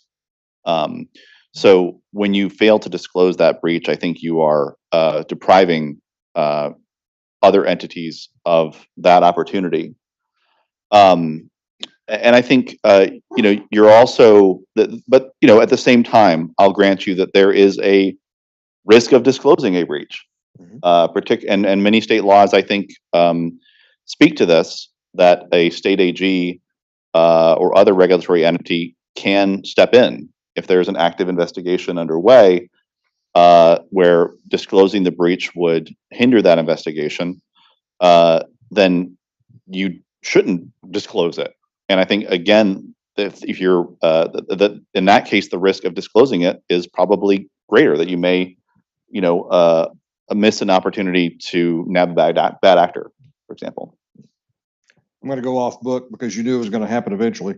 Let's compare Oregon to Arkansas. You don't have to know the subtle differences between the two. Yeah. But Oregon is very similar to the GDPR in the sense that it is a joint decision about whether the notice is issued.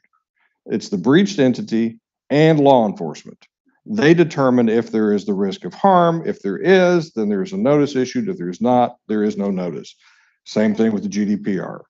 It's a joint decision between the breached entity and the data authority. What's the advantages or disadvantages of an expansion of that thing in the United, that kind of a process in the U.S.? I know it'd be a pain for law enforcement, but would it result in more accurate and better information? Yes. I think, I'm familiar with that in a number of states, including like Florida. And depending on the state, it could either be you talk about the risk either in consultation with law enforcement or with someone like, I think in Florida, it's the Office of the Attorney General. And essentially you present your case as to why, based on these facts, we have no reason to believe there's an imminent risk to the misuse of the data for financial fraud or identity theft. I think that's a really useful conversation to be able to have with the party protecting the public interest, where you can lay the facts out and have that conversation, as opposed to companies making that decision on their own, or kind of in a vacuum. I think that's really useful. Well, I'm curious on that point. Are law enforcement or state AGs equipped with the knowledge to be able to push back on that if they disagree? Oh, yes. Okay, all right. That's been my experience. And more often than not, when you have that conversation, the result is, well, we think you should notify. But it at least allows for an airing of some objective reasons and making an argument. And I think it's a useful part of the deliberative process where it's available. I'm a supporter. I think having an independent party as part of the evaluation is a good idea. Certainly, if you're the entity that's been breached, you've got a lot going on, a lot of concerns. Some of them are very conflicting, and so having somebody with a more objective position to evaluate that, I think is good practice. And you may just not know. So, with respect to a particular scheme or a particular compromise, you may say, well, the credential at issue is not that valuable, not that dangerous.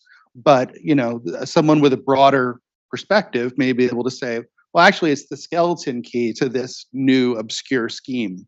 So, with that additional information, you might want to rethink your risk analysis. It might be your first breach, but it's certainly not the first one that's happened, right? Okay, last question, and this is where we're gonna also open this up for everybody else to weigh in as well. What should an effective data breach include, and how should it be delivered? And take that as broad or as narrow as you want. Who's getting the notice? That's for you to decide. Okay. I'm giving you Twitter level God mode power. Got it. So let me put on my Elon Musk hat here. And the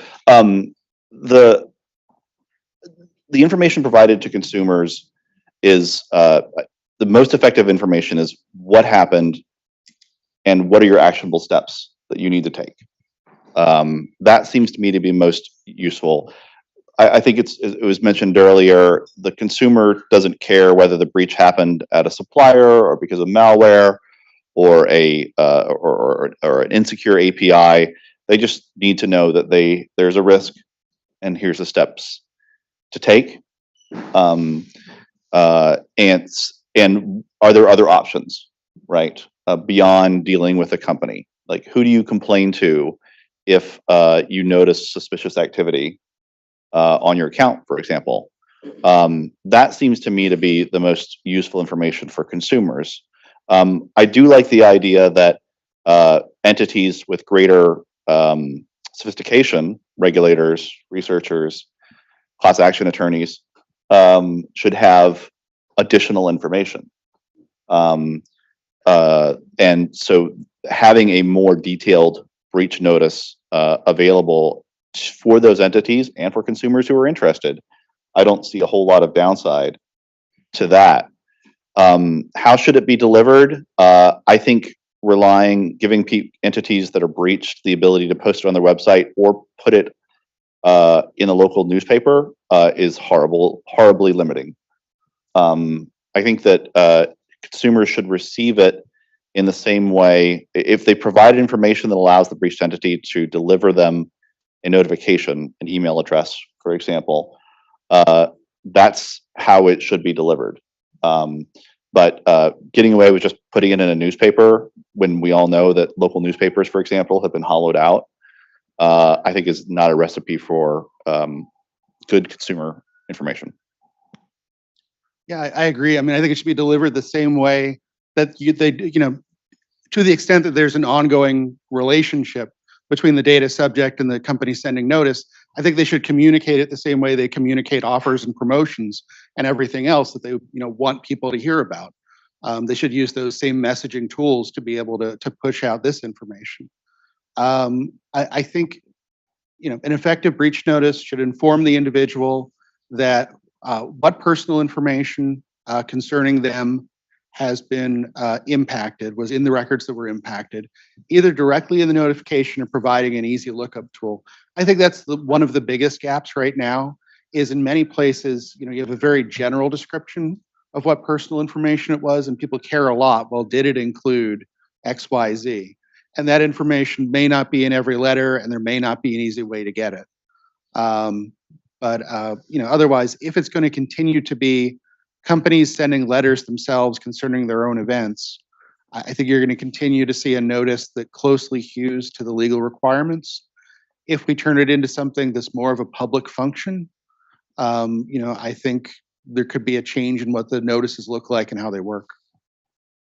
Yeah, I think the most critical information that's currently lacking in notices is the specific details about what information was compromised, the particular risks and threats that a consumer faces, and how that information can be misused in the future, and then what the specific and tailored recommendations are about steps the consumer can take to protect themselves based on those risks. And so today, it seems like the advice is always very generic, right? Your account number was stolen, your name, your email, your social, and you should put a freeze on your credit, and that's always the answer. That's not always the answer, right? There's a whole bunch of other potential steps that can and should be taken depending upon what type of information was stolen. If there was healthcare information, your steps might be different.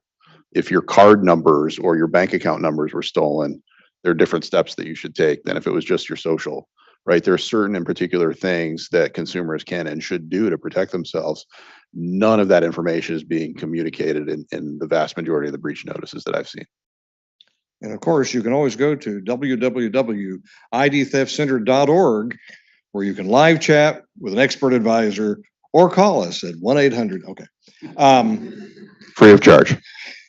Now, your turn. On your desks, and I'm sorry if you folks are in the seats in the back, somebody will get you a microphone.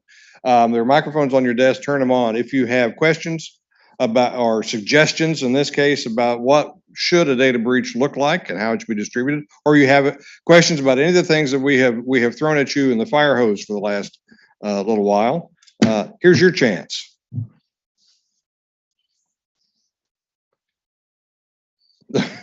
Bree actually does not have a question. She's just going to play microphone carrier.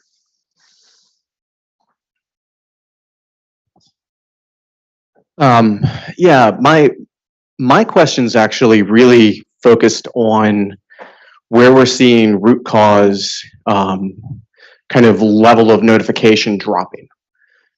And specifically, what I'm curious about is whether we're seeing any correlation from, and I hate to say it, and everyone can shoot me, from a political perspective, right? Because we are finally seeing in a very good way and in a very exciting way, especially for policy nuts like myself, legislation coming out saying, hey, we need better detailed reporting, better logging, better notification to some extent. And that seems to be now matching up with a sudden drop in that type of data coming out. Is this purely coincidental, or should there be some considerations in the types of policies and where these enforcements are coming from to make sure that we're still getting reliable data and we don't get a pushback? And again, I apologize for that topic. No apology necessary. Do you guys want to, you guys want to tackle that one first? Yeah, I mean, so I can't speculate on the correlation you're drawing between sort of more detailed laws about what needs to be disclosed.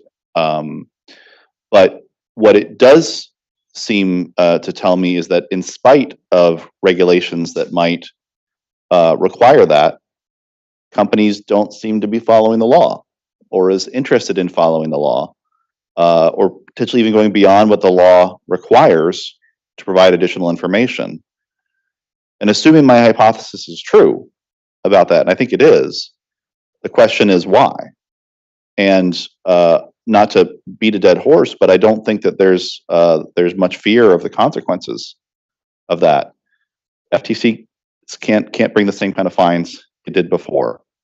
State AGs are overworked. Courts aren't granting standing when you go to court as a private litigant. So what's the downside of not putting more information out there that's going to potentially harm your business? I mean, you tell me, is there a huge downside to running that risk? I mean, Facebook got fined, what was it, $9 billion in 2019, and their stock price went up.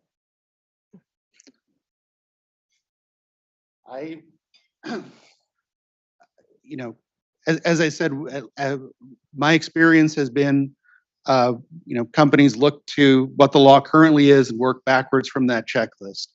Generally speaking, when there's a breach, it's a house on fire incident. There aren't sophisticated discussions of the nuances of forthcoming policy. Essentially, the issue is we need to get this letter out. It needs to include the following information. And if the states, in most cases, or like the interagency guidance for the federal agencies, to the extent they're looking for something else, we're relying on them to put it on the list. The one thing I would add to that is on the policy side, if you look at the draft that cleared the House Committee for the Comprehensive Privacy Law last Congress, now been reintroduced in this Congress, did not preempt the state data breach laws. And the state data breach laws are the problem, but the federal proposed federal law would not have touched them. So for those of you who are interested in that topic, that might be something you want to speak with the members where you have relationships, because that is an easy fix. Maybe it needs to be in a separate bill, but leaving it as it is what is creating the problems we've been discussing this morning. Yes, ma'am. Panel first, and then this one as well. I was a privacy officer for large companies for quite a while. Another value of breach notices is they really didn't want to have a breach because of the public nature of it and the media pickup. So it was a really strong tool to prevent and increase your security. But when you did have to do a breach, you had to do a breach letter. And I do think they should have more disclosures about what happened, honestly, so everyone can understand and benefit from that. My question relates to actually the keynote. When you mentioned this morning when you thought that some of the reporting went down in the summertime, and you mentioned Ukraine and some other causes, what makes you think that those things impacted the number of notifications? It clearly had both parts had an impact, because the primary groups who have been committing a lot of the mass level exfiltrations of data, either ransomware or even some of the very sophisticated now automated phishing attacks, all of a sudden they got called to duty to attack Ukraine as opposed to monetizing the theft of data. So you had some of the groups shift their focus, or maybe they weren't called to duty, but they didn't want to draw attention at a time when the rest of the world was focusing on and looking for an increase in cyber attacks. They didn't want to be the reason everybody went, oh, it's them, and draw all the attention. So we did see that reduction in activity. Also, they make money primarily, those groups that are financially oriented, through cryptocurrency. Well, when the cryptocurrency markets went crazy, there was no money to be made. When you've got the exchanges filing bankruptcy right and left, and the value of the coins going way down, or down to zero or less in some cases, that was no longer as attractive to them. So they, like every other business, has to retool. So they did a stand down, they retooled, and they came back in the second half of the year. And that's where we really saw the supply chain attacks resume. They had been going down because it was much easier to get more money with a single ransomware attack than to try to go and steal data and then monetize the data you're getting from anywhere from 50 to 100 or several hundred organizations. That still takes time to monetize. But it was easier to get money that way than to rely on cryptocurrency or to go back to mass ransomware attacks, because then you think you're going to bring down the full force of the entire Western Alliance. So that's the general. And there are people in this room who probably know far more about it than I do. But that's the general consensus. James, I would just add that we see similar trends from a not just a breach perspective, but a fraud attack perspective. And during the pandemic, for example, a number of banks reported a decrease in the volume of fraud attacks during a certain period. And part of the reason is attributed to the fact that a lot of these large organized criminal enterprises, including some nation state funded organizations, were distracted with stealing money from the PPP SBA program and unemployment insurance. And because it was so easy to steal funds from those programs, they were spending all of their energy just ringing that cash register every day. And so they were leaving their other victims alone for a little while. And so some organizations were very excited. The banks were saying, hey, our fraud protections are working and we're doing a great job, and attacks are down. And that wasn't necessarily the reason why. And of course, most of those institutions have now seen those attacks come back in force and are even worse. But they get busy doing other things, and when there's a lucrative target out there or something that needs to capture their attention, and these are large enough organizations where it can actually swing the global nature of fraud attacks. We do see that happen. They are a crafty lot. And I would note, despite the title of the panel, I think really the question is, do data security breach notifications work to protect consumers? I mean, that's mainly what I was answering. And, I think to a certain extent they serve a purpose, but a larger purpose, as you suggest, is that they spurred increased cybersecurity budgets. Also that it was a formal mechanism that now ties into cyber risk insurance. And those cyber risk insurers are really driving a lot of standard setting and requirements for information security. I think we have time for one last quick question, if somebody has one. Otherwise, I realize we're standing between you and the restroom. So, or more of the bacon, egg, and cheese biscuits, or croissants, whatever they were. All right.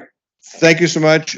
Obviously, we're going to be here for a little while. If you have other questions during the break, we'll be happy to talk to you. Appreciate it, your time and your attention, and go Nats.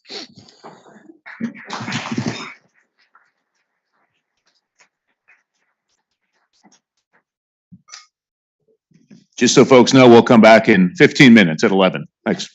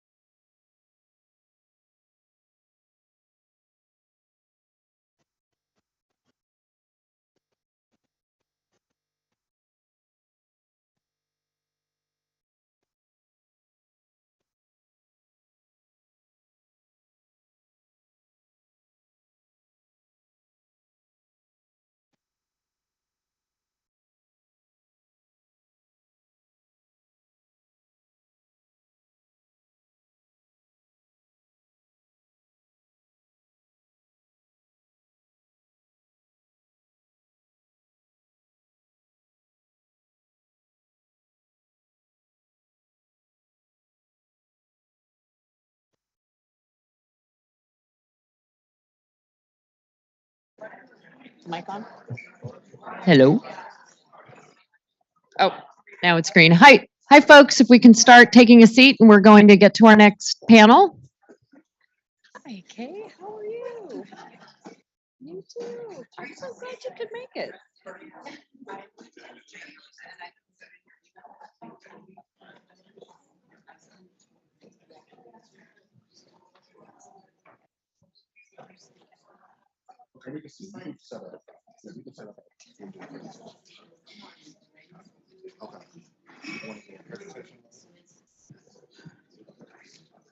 All right, as we are moving on, wasn't that a great discussion from James Lee and the ITRC board, if I do say so myself? I'm so proud of them. Oh, thank you, a round of applause. This next panel is part of our Identity, Inclusion, and the Individual series, and this has been a reoccurring theme at this event for the past several years.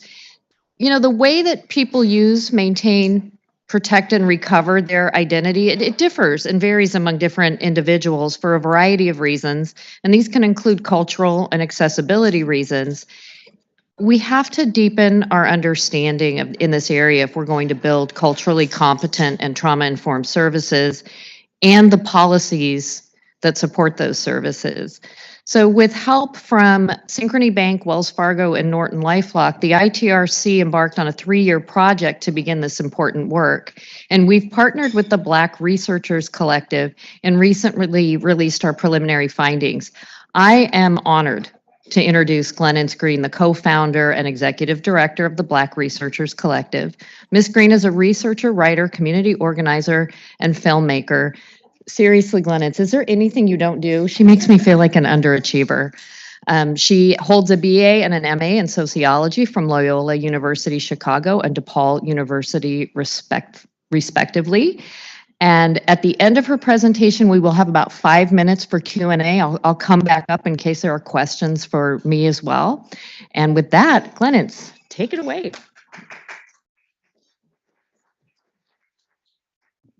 Thank you, Eva. All right, let's see. Let's get this in full presentation mode. Good morning, everybody. Oh, that was dry. Good morning, everybody. Yes, I love that. As Eva said, my name is Glennis Green. I am the co-founder and executive director of the Black Researchers Collective. For those of you who don't know who we are, which I assume is probably everybody in the room because we're just getting out and it's pandemic, so we're outside now. The mission of our organization is to train and equip communities with research tools so that they could be more civically engaged and policy informed.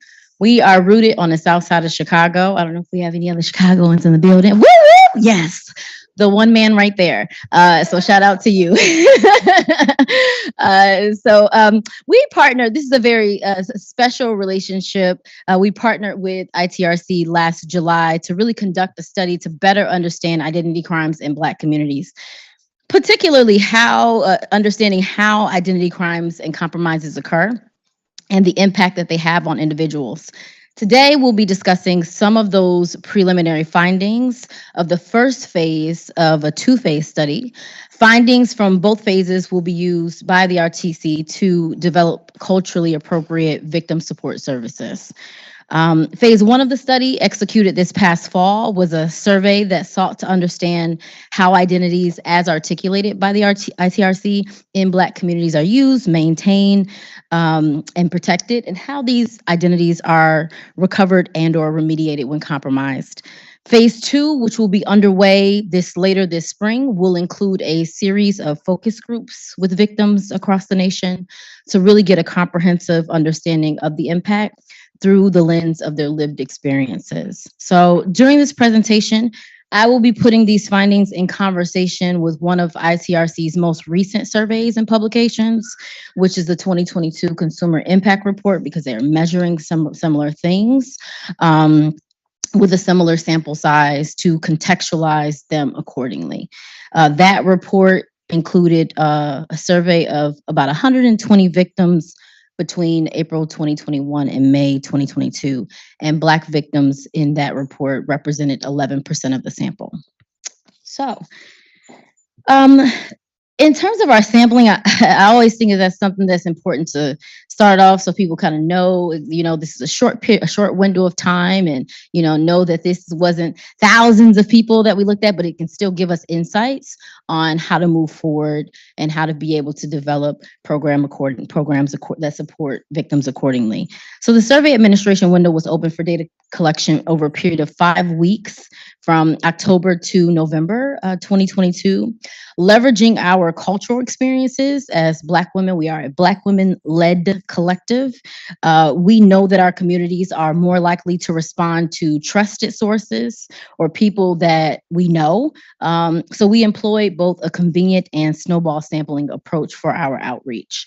Initially, we had about 477 people attempt to take the survey, many of whom were screened out because they did not self-identify as Black or African American, which led us which really indicated that the contact data that we had from our convenient sampling approach was overwhelmingly non-Black.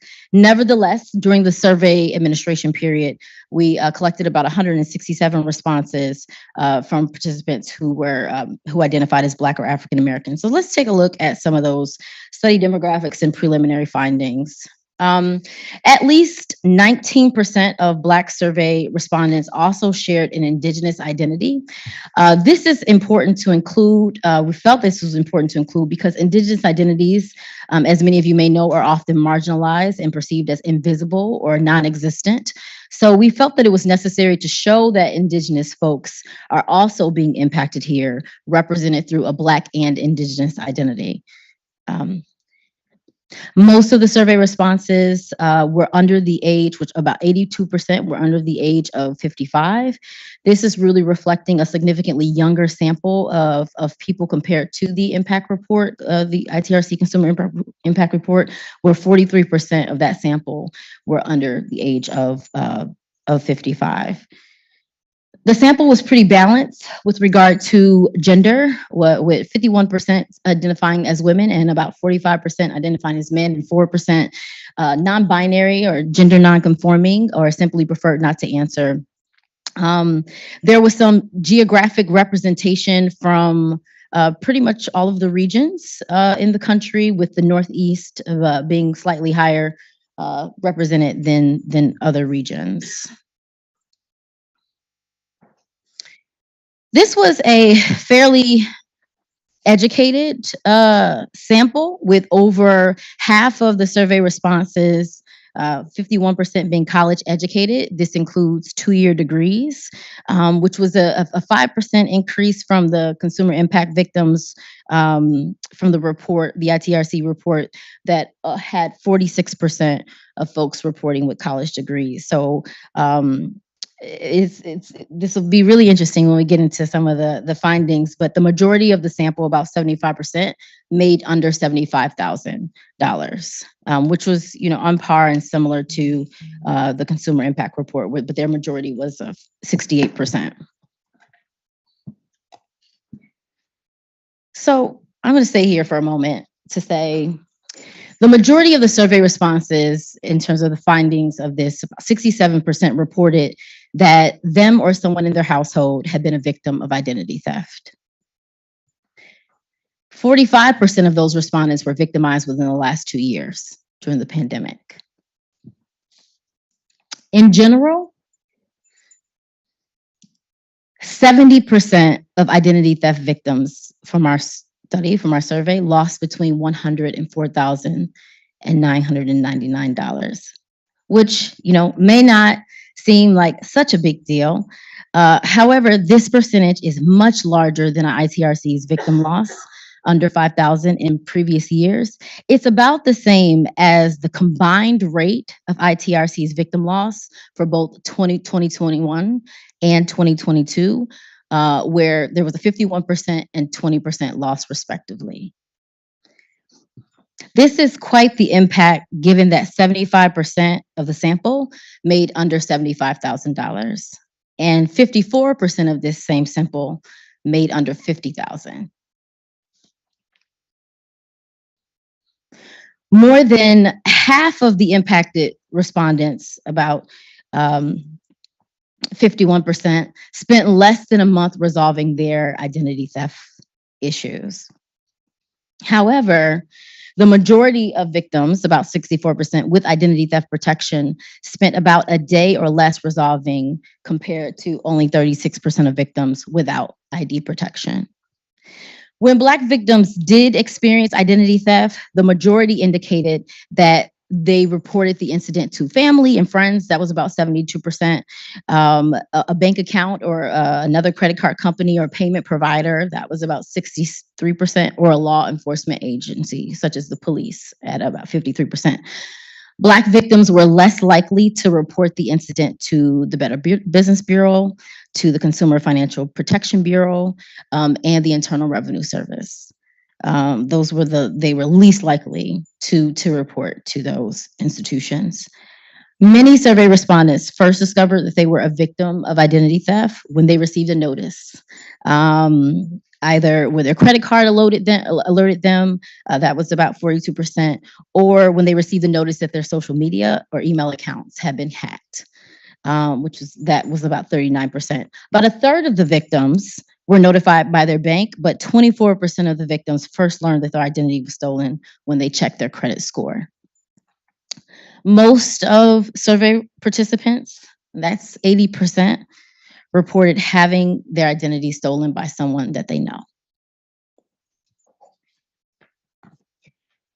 So there's so much to, I don't want to just overwhelm you all with data on data on data, but I wanted to just paint a picture here of, in terms of the context in which we're looking at this, and the very unique impacts that some of these things might have on Black victims. And since we don't have a whole lot of time, oh, great. Did a great job on timing here, Eva. I do, you didn't have to give me my 5-minute warning. I would like us to move quickly into Q&A, because I want us to have much more of a conversation with one another. And I want to invite Eva back to the stage for us to be able to have a conversation with you about some of the questions that you might have, and how this is interesting in the context of your work. Thank you.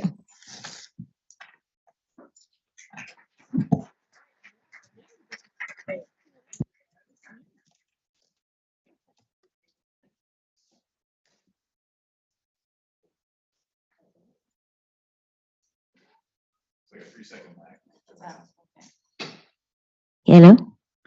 I will say,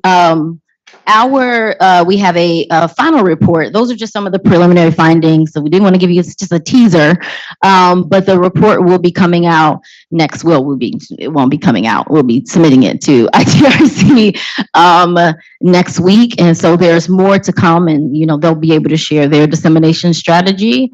But we're very much looking forward to what's next to come. Well, and I'd love to take questions from the audience. And while you are formulating those questions and reaching for the microphone, I do see a question over there. I just want to level set that, we have been looking at different populations of victims. And look, victims are all different. They're coming at this issue from a very different place. And we can't say they're this one homogeneous group.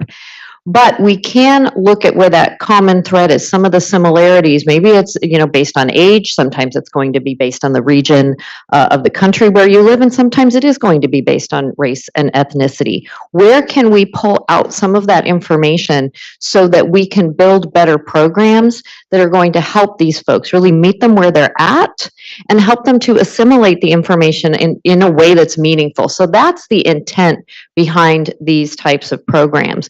This is a pilot program. It's the first one we've done. I hope to do a lot more of these for more communities.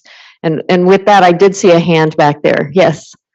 Hi, am I on? Okay. Hi, thank you for sharing this data with us. I was just curious how identity theft was defined for the respondents that were completing the survey. Well, I can let you answer the survey particulars. Good question, because that was one of the questions that we had early on. Or how do we ensure that victims are understanding identity theft as you're understanding it. So the way we did it is we put the definition, ITRC's definition on the survey, and then asked the question, have they been a victim based on this particular definition? Thank you. Yes. Yes. Yes. Oh, do you not have a microphone at that table? Oh, thank you for sharing. Thank you so much. I think the data we've had all throughout the morning has made it clear the scale of the problem. And by digging into this particular community, it's showing, there's a disparate impact. Can you bring it to life in real stories? What you're seeing in terms of the friction in people's lives, the loss in productivity, the pain and the stress of going through all of this. I know that wasn't maybe the core objective, but did you get any of that anecdotal evidence to bring this to life and how it's really, really impacting everyone's day-to-day lives, and then the aggregate impact of that, both on the community and the country more widely? You want me to go first? Sure.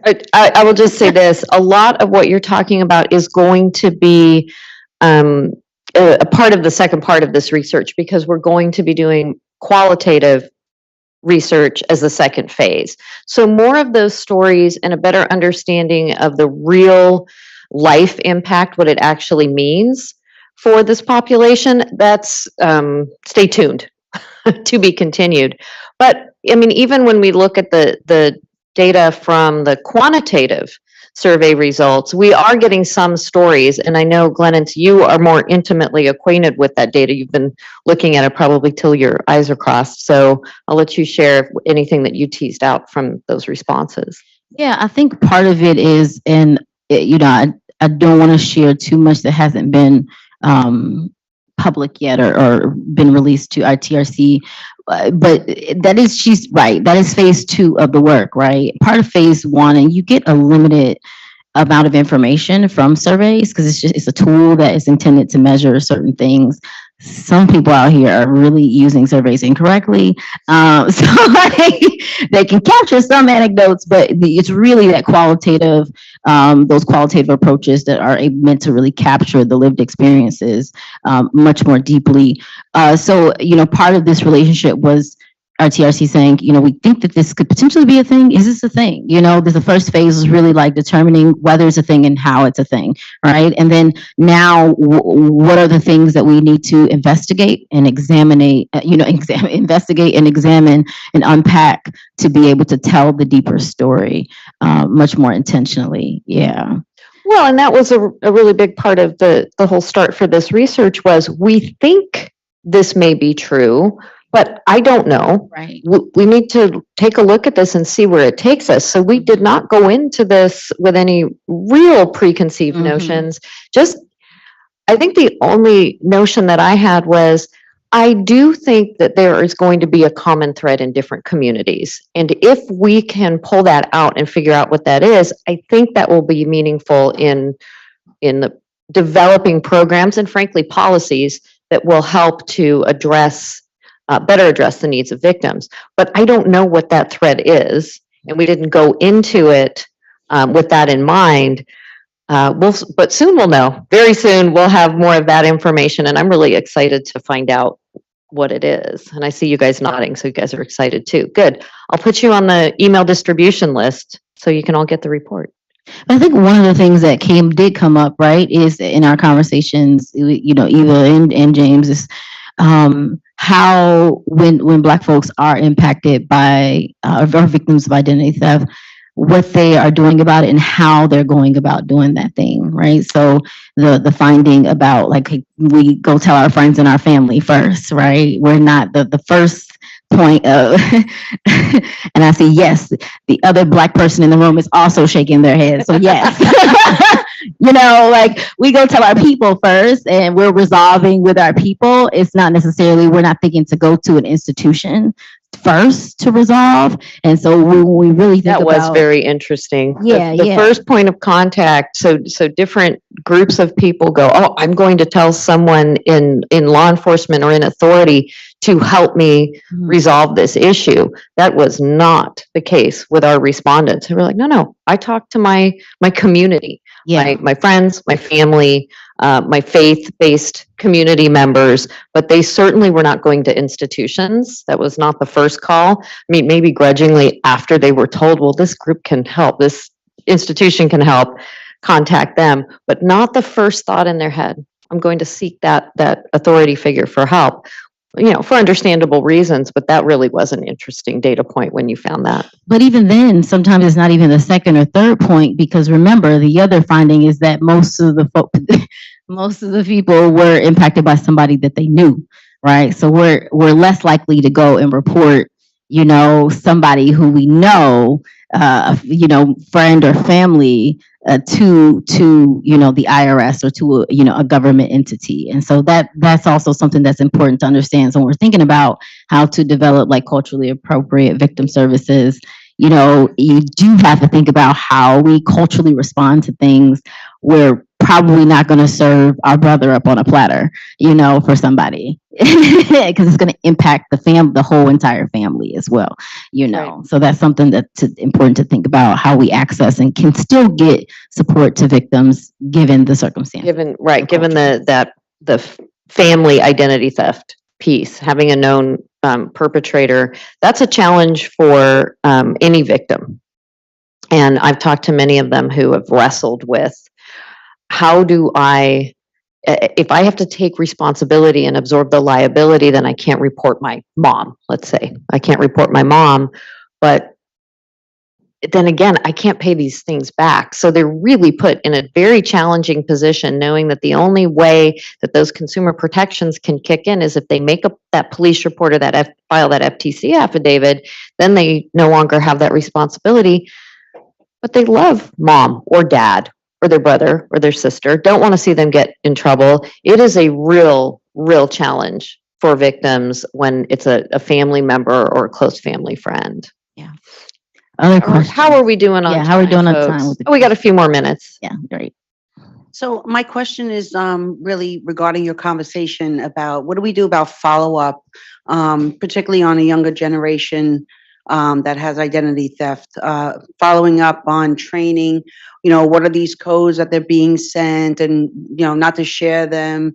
Sometimes we go to mentoring groups and we make sure that younger generation knows not to give out their code if somebody's logging in, follow up and training to keep, so people are in the know that, they don't live and breathe this like us every day. So I'm really interested on, following up and training for the younger generation, and I'm sure that's built in somewhere as you're speaking about now, but, just like to know your thoughts around it in your program as well, how you're handling that. Well, this particular research program is very defined.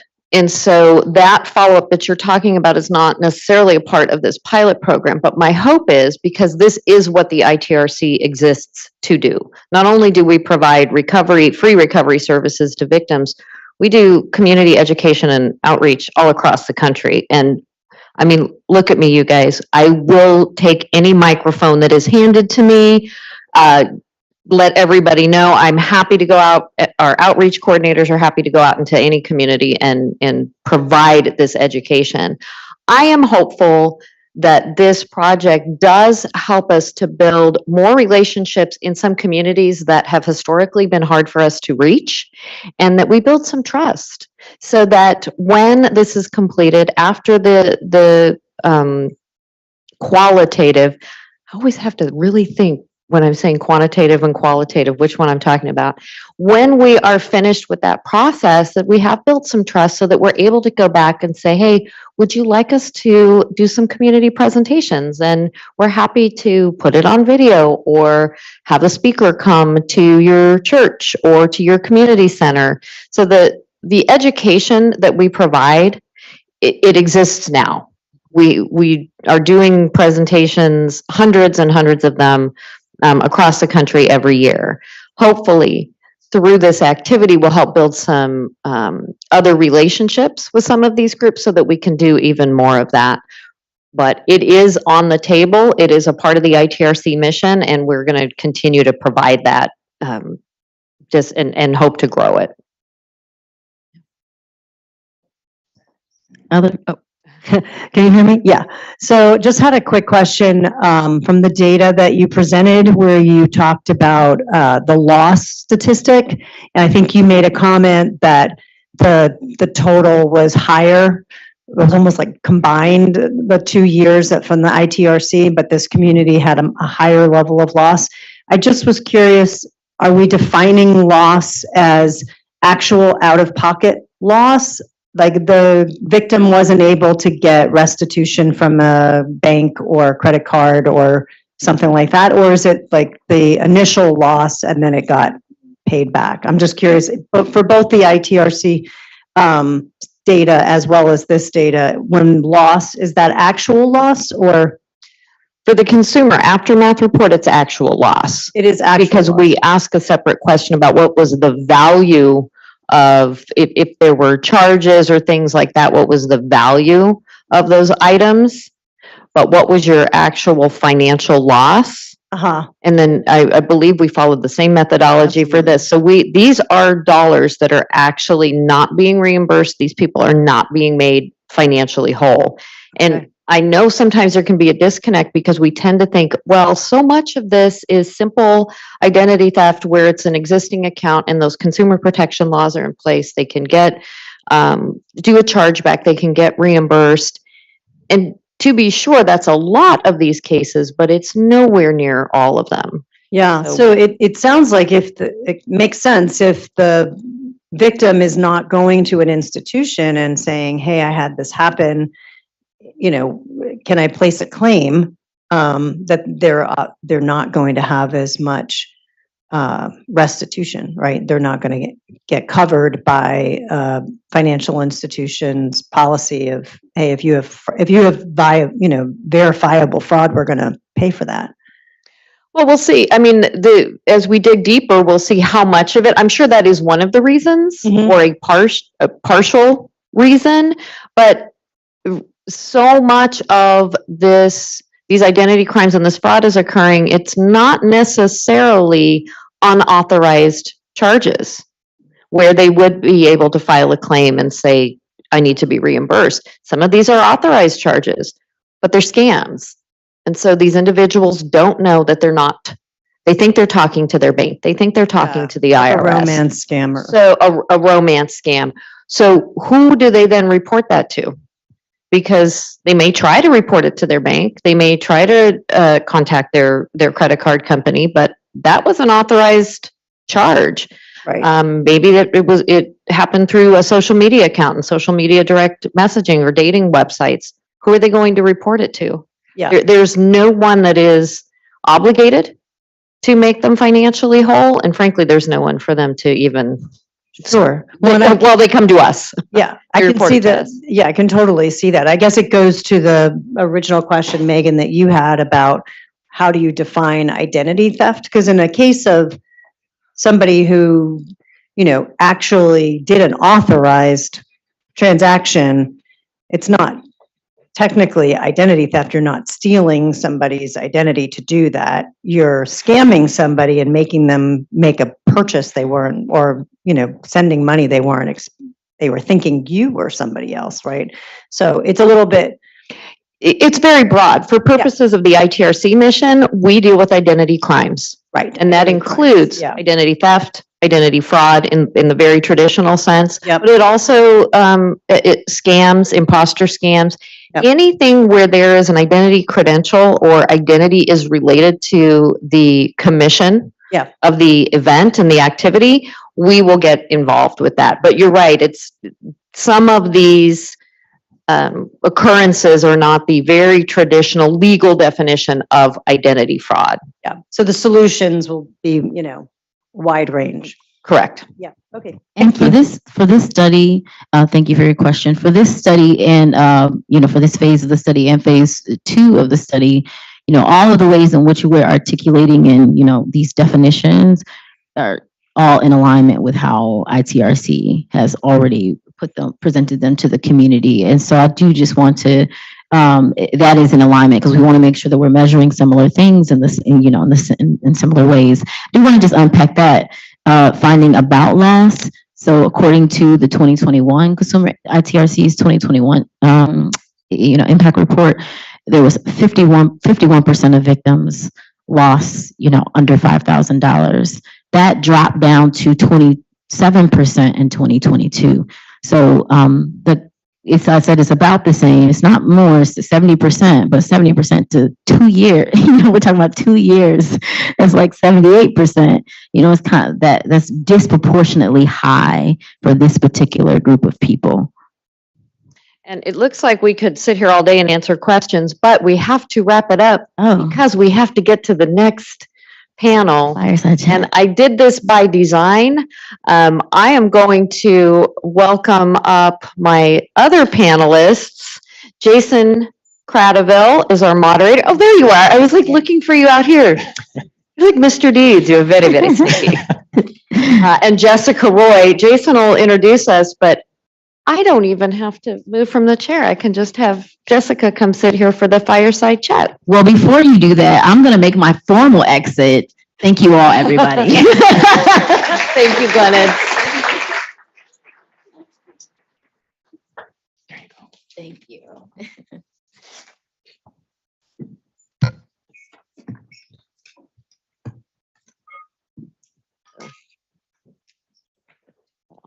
Okay, well, good morning, everybody. Quick round of introductions. Eva needs none, so we'll just move right on from her. But let me take a moment to introduce really our star of the show, and that would be Jessica Roy. She is an assistant editor on the utility team at the Los Angeles Times, and her desk is a unique beat that you might think from the name of it. Covers a whole lot of things dealing with electric companies and wastewater treatment plants, but you would be extraordinarily wrong. In fact, she focuses on service journalism for her Southern California audience. And as her Twitter bio best describes it, she writes, "News you can use." Quick introduction. My name is Jason Cradaville. I'm head of public policy and external affairs at a company called Centrelink. We're an identity verification company that works a lot with financial institutions to stop fraud at the point of application. And I also have the distinct honor and privilege of being one of Eva's board members at the ITRC. So make me look good, you guys. That's my boss. Before we start, I think, let me just take a moderator privilege for 30 seconds and step back for a second. So folks, I think everybody in this room, it's safe to say, cares a whole lot about identity. Some of us, like me, are actually in the business of helping to verify identities. And for folks like me, success is often measured by things like how much fraud we're able to stop for the financial institutions that we work with, which usually gets quantified in terms of dollars saved or charged off accounts mitigated. Now, don't get me wrong, that's important stuff, right? But there's another way to think about it. For identity verification providers, when we help a bank not open an account because we've flagged that it's based on a case of identity theft, we're not only helping that lender make a good decision, but there's also a person behind that who probably doesn't know that we exist, may not even know that they're a victim of identity theft at the time we're helping our bank partner make that decision. And we're helping them by stopping a bad situation from possibly getting much, much worse. And that's what this panel's about. It's recognizing that there's a real human impact to identity theft that's often overlooked. Which brings us to Jessica. She has a story to tell. It started back in 2019, and like all juicy stories, it started with a night out on the town. It was quickly followed by new phones. She stole a Tesla, very exciting, opened a bunch of bank accounts, wrote a lot of bad checks, and even helped a friend post bail, which they then skipped. But of course, that wasn't her. So why don't you tell us your story?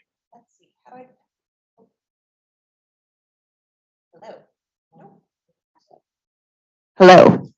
Great. Hello. Yes. Thank you for the introduction. Yes, I had an incredibly exciting 2019. I went, on an awesome crime spree. It was great. I opened a couple bank accounts. Yeah, the Tesla, great, amazing. I was at a bar. It was the day after Thanksgiving in 2018. And at the end of the night, I went to pay. My wallet was gone. I thought, shoot. By the time I called my bank the next morning, they'd swiped my card at a couple gas stations. They'd used Cash App to pay an Uber driver. I canceled everything. My bank, made me whole on all of that. I went to the DMV that week and got a new driver's license. I went to the SFPD and reported my wallet stolen, thinking maybe they would turn the wallet in and I would get like the wallet back, and great. And then so an annoyance, but I kind of thought that was the end of it. If you had said to me, hey, Jessica, you should freeze your credit, you should be on the lookout because somebody could steal your identity, I would have said no. I only had my driver's license and a couple credit cards in there. I'm a financially savvy person. I don't reuse passwords. I have 2-factor set up on everything. I have credit monitoring. I have alerts set up. I would have said, I think I'm okay. In early January of 2019, I started getting letters in the mail. Congratulations on my new Bank of America checking and savings account. Congratulations on my new Wells Fargo checking and savings account. Following up on my Target credit card application, following up on my Macy's card application. I got emails from my bank saying, hey, we noticed you changed your mobile number. Hey, we noticed you changed your password. We noticed you've added a new email to your account. And then from my credit monitoring, is this inquiry yours? We noticed a new line of credit. We noticed this new line of credit. And I realized what must have happened. So I sprang into action. I filed the FTC Identity Theft.gov report. I filed a report with the IC3. I went online and froze my credit with all 3 bureaus. I left a voicemail for the SFPD saying, I'm going to need that report. And then I went to call Wells Fargo and Bank of America. And I thought, they are going to be so grateful. They are going to be so glad that I am tipping them off. These are fraudulent accounts, and, close those, resolve this.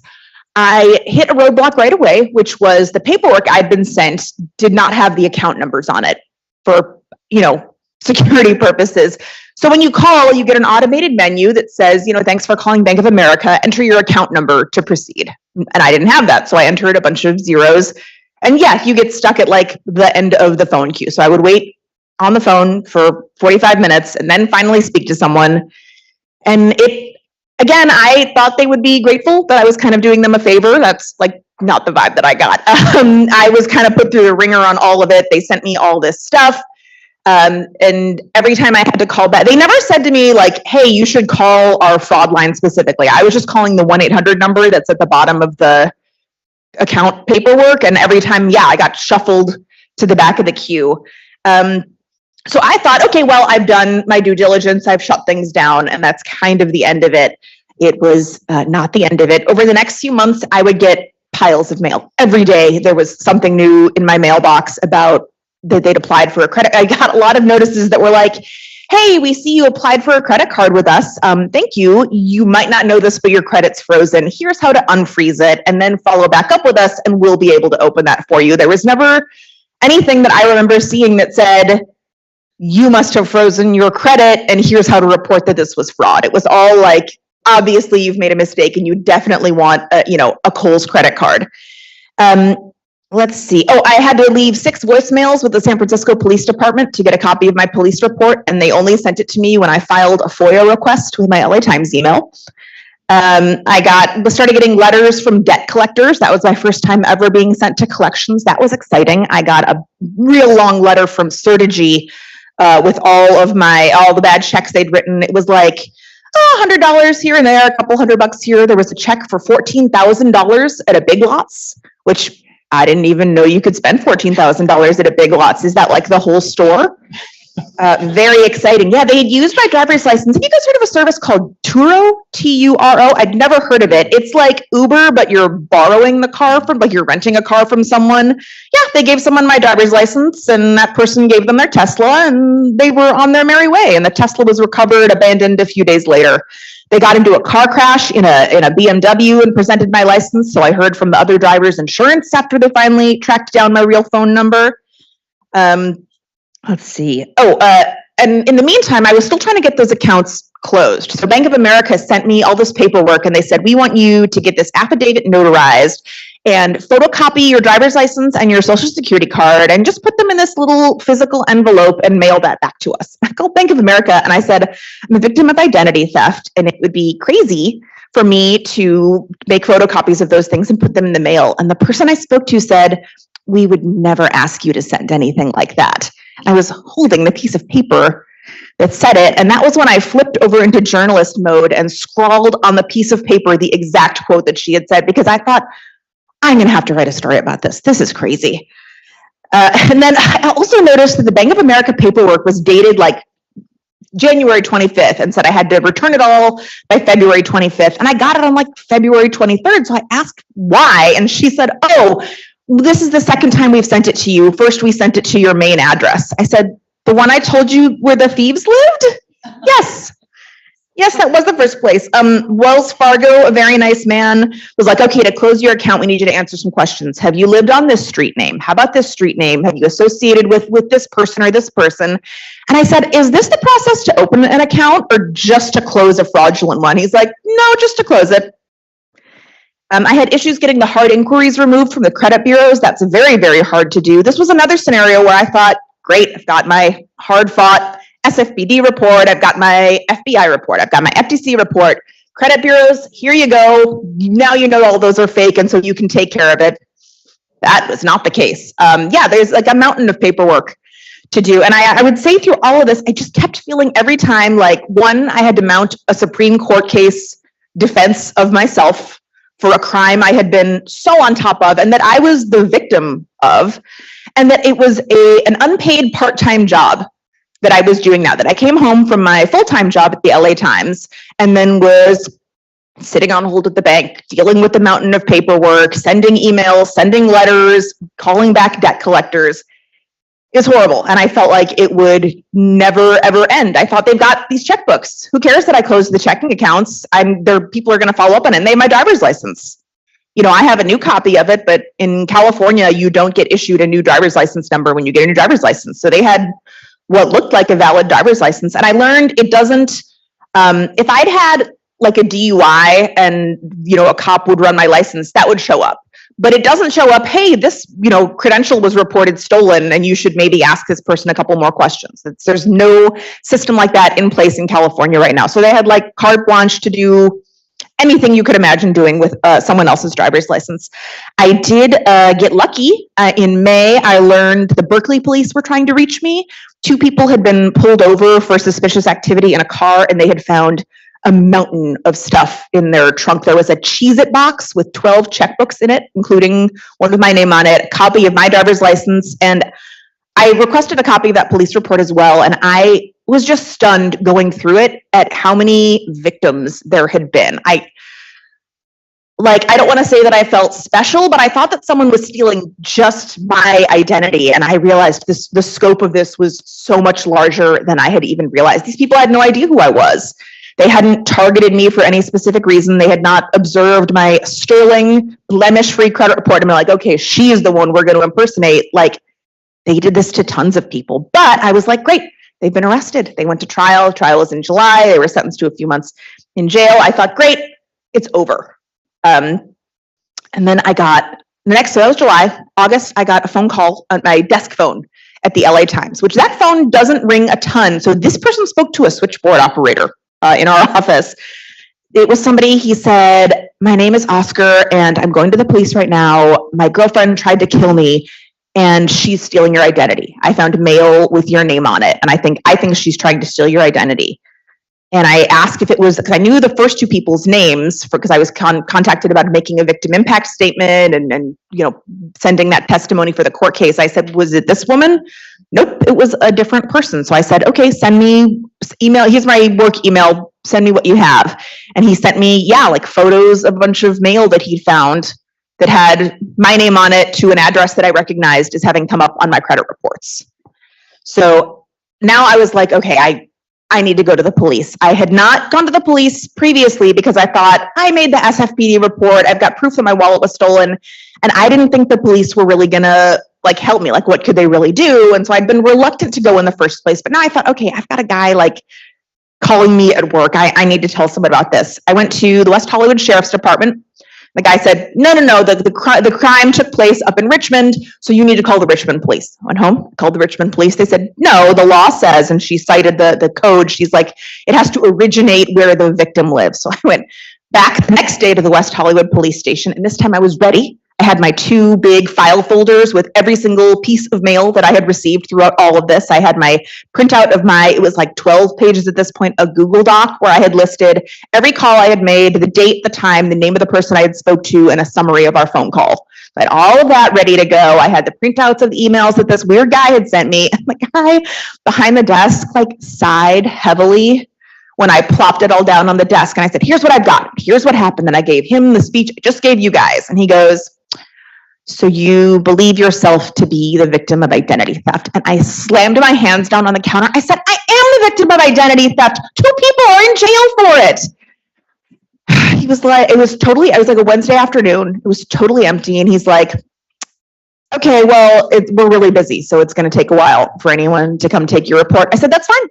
That's fine. I said, I packed snacks, and I did. And I sat down on the bench across from where he was sitting, and I didn't even look at my phone. I had my big pile of papers in my lap, and I had my little water bottle and my Cliff Bar. And every time he looked up from his desk, I was like, I wasn't going anywhere. So after 45 minutes, another person came out and like very reluctantly took my report. And I was like, I'll be following up. And I did follow up, and there was similar, I heard after about a month, I emailed to be like, I really need a copy of this report for my files and to have it. And he was like, well, there's some confusion because you submitted to us an SFPD report, and then you had a Berkeley police report. And now you're saying this is something in Richmond. And so like, we're confused about what we're supposed to be doing. I'm like, ugh. And I said, did you guys ever refer this up to the Richmond? I didn't think they were going to like organize a posse and drive up and like kick down the door in Richmond to this person's address, but I thought they would make a phone call or like send a fax. No, nothing ever. It's not clear to me even now whether they ever did anything other than very reluctantly send me a PDF of that police report that was just photocopies of everything I had handed to them. Yeah, weird stuff kept happening. I got a call about how my marijuana delivery driver was right outside my hotel room in Petaluma with my order if I could come out. The owner of the marijuana delivery company was the nicest person I dealt with in all of this. I told him what was going on, and it was like I drafted him into my CSI investigation. He's like, I'm going to email you everything that we have, and like all this timestamp stuff. It was so refreshing to have somebody who wanted to help me. And then I called the police in West Hollywood, and I was like asked to speak to the detective, and I was like, guess what? I know exactly where they are, and I've got their address, so you could call the Petaluma police, and maybe they could knock on the door. No, that never happened. On Christmas Day of that year, I got a call from my bank, and they said, we want to go over some suspicious transactions. I'm like, okay. I know what's going on here. And they said, we need you to confirm your name and your address. Yeah. And they said, and for verification, we need you to say what your banking password is. And I felt it like form on the tip of my tongue, and then like through my holiday wine buzz, just this dull like blink at the back of my mind, like my password. And I just hung up the phone. I was like, wow, they are trying to scam me on Christmas Day. That is crazy. A few days later, I got a phone call from the Vacaville police. This is a great geography tour of California for everyone here. Call from the Vacaville police. 2 people were arrested. They'd pulled them over for something else in a car and found a bunch of weird stuff in the trunk. And I said, can I guess their names? She was really surprised. I guess that's not what most victims say when they call. I guess the first 2 people, no, not them. I said, how about the name of the guy who called me and his supposed ex-girlfriend? Oh yes, that was them. And I said, I've got some things to email you. That has been kind of the end of it. When I tried to apply for a mortgage in 2020, I had to unfreeze my credit, obviously. And I told the mortgage people up front, I said, I'm a victim of identity theft. You're going to pull weird stuff on my credit report that's not me, that I'm still in the process of disputing. And let me know the absolute last minute that I can unfreeze my credit. And then let me know when I can freeze it again, because I think these people are pretty brutal. I unfroze it on like a Friday afternoon, and at 2:00 in the morning, I got a text from my bank saying, congratulations on applying for your new checking account. By the way, we see you've added a new mobile number and a new email address.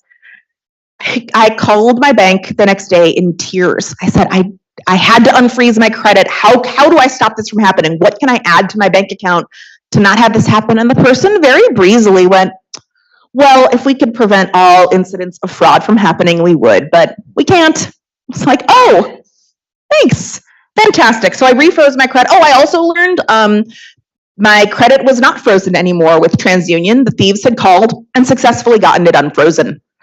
So I refroze with all 3, and it has remained that way ever since. But that was the last time they actively tried something that I'm aware of, but I've continued to fight with the credit bureaus And then, yeah, I published a big story where I talked about all of this on the front page of the LA Times. Wow. And we love that about you. Yeah. Thanks. And Eva and I spoke at length. I first started reporting this in 2019, and then we followed up, we talk again 2022, and yeah, then I wrote a whole big story about it. Well, that is about as nightmarish a scenario of identity theft as I can possibly think of. And just judging by the gasps and things that we heard from the audience, it probably triggered in everybody some sort of a response. Something went through your mind. And so time for a little audience participation. First, bottle up whatever you felt for a second, and let's think about something else. You get a call from your bank asking you about suspicious charges on your credit card, and you realize that you absolutely didn't make those. So somebody has stolen your credit card and went on a little shopping spree. The bank tells you they're going to take care of those charges, but they're going to have to reissue you a card. Word association. How do you feel about that? Anybody feel worried? How about violated? Angry? Yeah, a few more coming up. Okay, now put yourselves in her shoes. 2019, 2020, going through what she just described. You're a complete and total victim of identity theft. Every aspect of who you are has been abused by someone else. Show of hands. Would you feel vulnerable? A lot of hands. Sad or depressed? Embarrassed? Maybe you feel shame about what's happened? Eva, question. ITRC, one of the great things that they put out is a victim impact report where they actually look at and talk to the victims that they serve, aggregate that into some really useful insights and data about the emotional impacts of identity theft.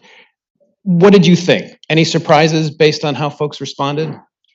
That actually, this little focus group we did is really in keeping with what we saw in last year's aftermath report, because ITRC victims, these are the people that call us and that have more complex cases, that they're dealing with things much more similar to what Jessica went through. The general population, it's a little bit more of a broader swath. So more of those more easily remediated cases, things like charges on an existing credit card, where you're just making one phone call or maybe two to a specific financial institution or card issuer asking for a new card. So it takes much less time.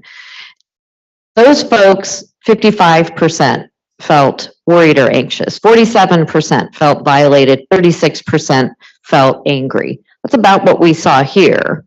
But then when we asked you to put yourself in Jessica's shoes, a lot more hands went up, because the victims that contacted us that were dealing with complex cases, oh, and of course, my phone, because I have my passcode on here, went down, so I need to read the percentages. Okay, those folks, 80% felt worried or anxious, 74% violated, 72% angry, and almost half sad or depressed. This is the stat, some of you have probably heard this from me before, but 10% felt suicidal. So we had 10% of folks that were having, I can't say a similar experience to Jessica's, because probably the minutia of the incident was different, but it's that kind of pervasive, ongoing, never knowing when the other shoe was going to fall, waking up in the morning and going, hey, it's Christmas, and they're going to try to scam me and steal my identity again on Christmas.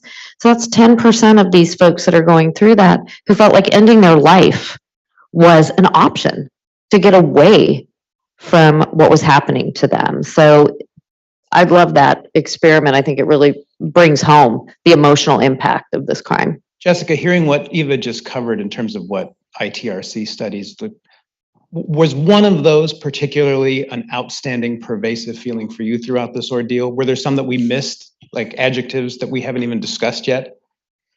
I just remember feeling, especially in the early months of it, when I was getting mail every single day, I felt dread. I would come home and I would feel, even as I went to check my mailbox, like my heart would start pounding, and I would feel like a ringing in my head and just overwhelmingly anxious. And I even feel that way today when I wind up on like bank hold music. I feel the same stress and anxiety of I am stuck on this and no one's going to be able to help me, and I'm going to have a super frustrating conversation with a person who doesn't care and is giving me the third degree, and it's there. I just kept feeling like I had nothing to do with this. This was someone stole my identity, and then some banks let them open these accounts, and I wasn't involved at all. And now it's my responsibility to sort all this out. I felt angry. I felt really, really angry a lot of the time. I think we can all certainly appreciate the emotional response, but was it limited to just that for you? Just an emotional roller? No, I was physically unbelievably stressed out. I remember reading in the previous year's report, people having trouble sleeping. I definitely felt that way. I felt like this is never going to end. How could it end? And I remember seeing a therapist. I had previously been seeing a therapist and seeing her at the time. And of course, this always happens. You get victimized at the worst times. And they stole my wallet. I'd had a miscarriage a couple months earlier, and I was trying to get pregnant again, and it wasn't happening. And my therapist said, I think it's because of the stress of what you're going through. She said, you've been so violated, and you are so stressed out about it. So yeah, I wrote that in my victim impact statement to them, that's what had happened. I said, I think you guys, to the criminals, I said, I think you guys feel like this was a victimless crime, that you skimmed someone's credit card information, and it's not. I felt really violated. I've had a lot of stress because of this, and you might be taking away my chance to be someone's mother. It was horrible. Eva, what does ITRC see with regards to the physical toll that identity theft takes on a victim? Well, like Jessica, 92% of the respondents had sleep problems. 88% said they felt stressed. And then there's just the persistent aches, pains, 42%. Changes in eating and drinking habits, 36%. So, in addition to the emotional, we're a complete system. So of course we're going to have physical symptoms from going through this. And while Jessica's story is really, boy, talk about a concrete lesson that this crime could have stopped her from being somebody's mother. Can you please break the news to them that my story does have a happy ending, which is that I went on maternity leave last year. I had a baby on February 2nd, so almost exactly. Yay! Thank you. Thank you. But the reality is there are a lot of folks who are dealing with these physical symptoms ongoing. And I always like to make the point that with the millions of people that are going through, the tens of millions of people that are experiencing this crime every year, in the dismissive nature of the systems, not the ITRC, of course, but of a lot of the systems that people are interacting with, you've got millions of people that you're engaging with every day. Maybe the person serving you your coffee, maybe your hairdresser. Now, that's a horrifying thought, right, ladies? My hairdresser is sleep deprived and super stressed while cutting my hair. Please, no. And I make light of it, but I really do want to make the point. Maybe it's your doctor or your dentist. You're encountering people on a regular basis who are dealing with the emotional and physical symptoms of this crime. We just don't talk about it because we are still dismissive. We don't think it's a big deal because it's not a violent crime, and so we don't have open conversations about it. I remember saying to someone, I said, if these people had held me up at gunpoint and stolen my wallet, it would have been traumatic, but it would have ended. Like that would have been it, and I could have recovered from it. And instead, it was a recurring thing that came up over and over again, that even a year and a half later, trying to apply for a mortgage, which is stressful enough as it is, I was dealing with this all over again and being totally dismissed by my bank about it. It was horrible. One of the most poignant aspects of your story, Jessica, were the obstacles you ran into with multiple jurisdictions of local law enforcement. Drill down on that a little bit. Like explain how that really frustrated your effort to clear your name. Right. So of course with the police, I said I felt like, well, I wasn't going to report it at all because the police weren't going to help me. And I was right. Police, I talk about this in my story, and I spoke to a criminal law professor who elucidated a bit more on this, but police are primarily concerned with crimes that happen in their own jurisdiction, crimes that are tracked, that they're sort of quote unquote graded on in terms of crime reporting, which ID theft is not, and crimes that they can clear. And ID theft is none of those things. The cops are not equipped to solve a digital cyber financial crime that takes place over multiple jurisdictions. I asked the criminal law professor that I spoke to, I said, how does identity theft, what happened to me, how does this crime stack up to like a bank heist? Which one's easier to solve if you had all the tools you needed? And I thought she was going to say a bank heist because there was a physical crime and there's video evidence. She said, no. She said, what happened to you would be way easier to solve. You know, these people use computers, they have, you know, IP addresses. These are financial transactions and those all have numbers and they're traceable. She said, this crime should be much easier to solve. Police are not equipped to solve it. And so they don't. And so they don't even want to take your report because I'm another case that they did not clear that year. For those of you who don't know, Eva has a pretty extensive background in law enforcement herself. And so next question to tee up for you, thinking of Jessica's story, like, what's the fix? Like, how do you get law enforcement to care and prioritize when someone like Jessica walks in with her stack of her case and says, help me? Like, is there a fix to that? There actually is a fix. And the big part of the problem is that they aren't properly resourced. We have jurisdictional issues, and there is a lot of finger pointing. But one of the reasons that there is this finger pointing, no, go here, it has to be where you live, no, it has to be where the crime occurred. Those issues exist, but we don't properly incentivize the individual agencies to go ahead and take that report and not worry about the clearance rate. For some really, really small agencies, it is about manpower, but that can be resolved digitally. There can be processes that are implemented to put the police report in the hands of these victims. But until we look at those clearance rate issues, because for a lot of jurisdictions, and I'm not talking about just California, we have to look across the country. There are over 17,000 law enforcement agencies in the United States, including state, federal, and local law enforcement agencies. So we don't have a good universal process for them. But when their funding is apportioned either from the federal budget or from the state budget, and they are looking at those clearance rates. Well, if they are taking massive numbers of identity theft or identity fraud cases in and not clearing those, that can actually impact their funding and already resource constrained budgets. That's a huge problem. But I do think that can be, I shouldn't say easily, but it's a defined problem, so we can address it. Now we're incentivizing these officers to take the report and know that they can help the victim even if they can't investigate the case. They're very likely not even going to be able to begin an investigation because there isn't enough evidence in most cases. Your case is different. They left a huge digital trail of breadcrumbs. It could have been investigated. Clearly it was, because some of the thieves were finally discovered and prosecuted and held accountable. But to me, more resources for the departments in order for them to be able to provide the reports, and then not creating a system that de-incentivizes them from providing those reports, is going to be key. And the last thing I'll say on this is that the ITRC, we now have a federal grant from the Department of Justice to work directly with law enforcement agencies and provide victim services. So we are being embedded, our live chat is being embedded on their websites and other digital presence. And we have MOUs with them where they're sending the victims directly to us. So they don't feel like, oh, taking this police report is now going to take me 2 to 3 hours for this victim because I have to provide services and walk them through the process. They can simply give them the report and then send them to us, and we will spend that time with the victim walking them through that process. And it's starting to work. We've got 11, we just started this project. We've already got 11 MOUs signed, and 4 agencies have embedded our live chat on their website. That's great.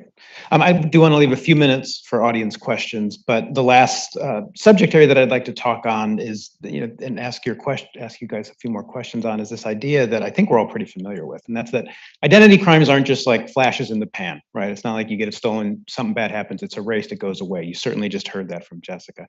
In other words, it's a really long tail that stretches out over a long period of time. And more often than not, once your identity is stolen once, the odds are of it happening again pretty high. Jessica, I think you've already alluded to this a little bit, but yes, you've been able to get to a point where you're still experiencing triggering emotions when you hear bank hold music. You were able to get the mortgage though, right? Yes. Yes, I was.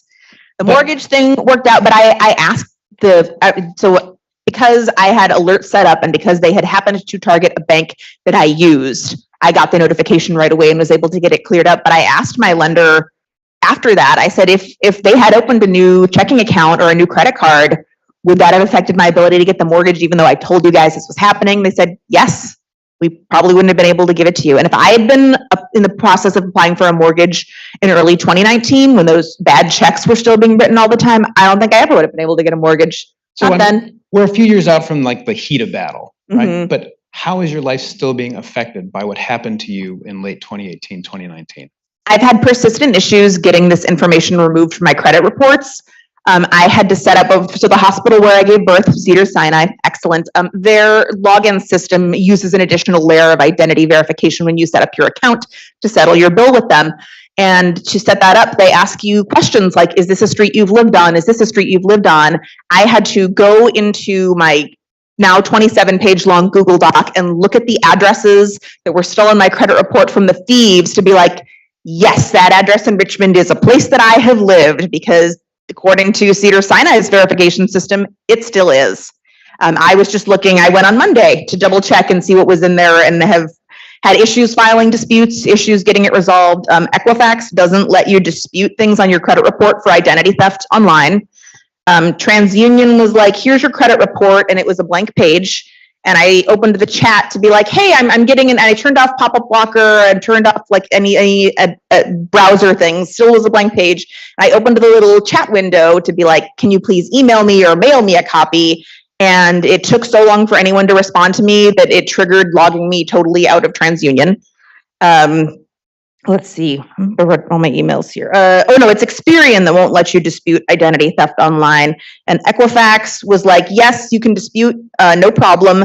Upload your documentation here. And so I uploaded the police report and everything. And the file size max is 3 megabytes, which is very low. And every single document I tried to upload went over it, and it not only was like re-upload it, but reset me back to the first page to start the report all over again. And then I know how to downsize a file. I don't think that's a skill set every victim of identity theft has.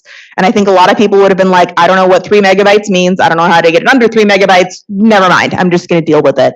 And, you know, I've since publishing my story, my inbox is like an encyclopedia of other people's identity theft stories. And someone wrote to me and said, yeah, something similar happened to me. I just declared bankruptcy. I couldn't deal with it. I couldn't keep making the phone calls. I couldn't fight back every single one. I just mulliganed my whole financial life, basically. Eva, ITRC studies the concept of re-victimization. What are your stats show? Well, unfortunately, we are seeing the re-victimization rate. It's actually plateaued between 2022 and 2021, but boy, in 2021, it was up to almost 30%. That's, 3 out of every 10 people has been a previous victim. And I don't know of any other crime type other than interpersonal crimes like domestic violence where you have a re-victimization rate that high. Usually, lightning strikes once, not 3 times.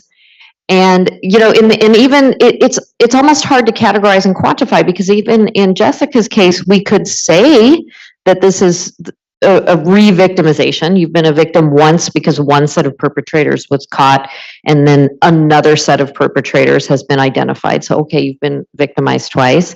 But the reality is, doesn't it feel like it's just been ongoing for years? Maybe it's in remission. When I talk to victims, they do liken this crime to a medical condition where, it never really goes away. It's never really resolved. It just goes into remission, but I know it could come back at any time. So even how we're categorizing and quantifying re-victimization it's a challenge, and we need to get better at it, but still, 3 out of every 10 people has been a previous victim. That's insane. We can do better. In our conversations, for the many times we've spoken, you introduced me to that concept of it being like a chronic condition, and that really rang true for me. And I also know, these people applied for everything. They applied for car loans, they applied for payday loans, they applied any possible way you can extract money from some sort of financial institution. And so now all those institutions have my information. And somebody emailed me and said, I work for an insurance company, and that car crash that they got into, there's a database of people who've been yeah, something like, yeah, clue. And so your information's also going to be in there. And he's like, I don't think that they would necessarily mark, oh, by the way, this person didn't do it and it was somebody else who was using their identity. And so I have Delete Me now, and I use LifeLock as well, because I know I'm at a huge risk of being a victim again. And neither of those are cheap. And that's, again, that's all at my expense. Final question for Jessica. You've described just a whole host of areas where the system failed you as a victim. Which one stands out as the most painful or frustrating that you had to deal with throughout this process? The credit bureaus were the most frustrating. The fact that I have continued to have issues to dispute these problems and to get the results of the dispute and just get this information off of there. It has been so difficult. And it's interesting. I knew what the credit bureaus were prior to this. I knew they had given me a very good grade, which I like to have. But I guess I really hadn't internalized the fact that they are private businesses, but you cannot opt out of them unless you opt out of having a financial life in the United States. And so I think I felt frustrated and continue to feel frustrated. Like this is this private business that has all my information and tracks my every financial move. But when I need help, I wasn't able to get it. Well, we've got time for about a minute or two if there are any questions. John in the back and Mary up front.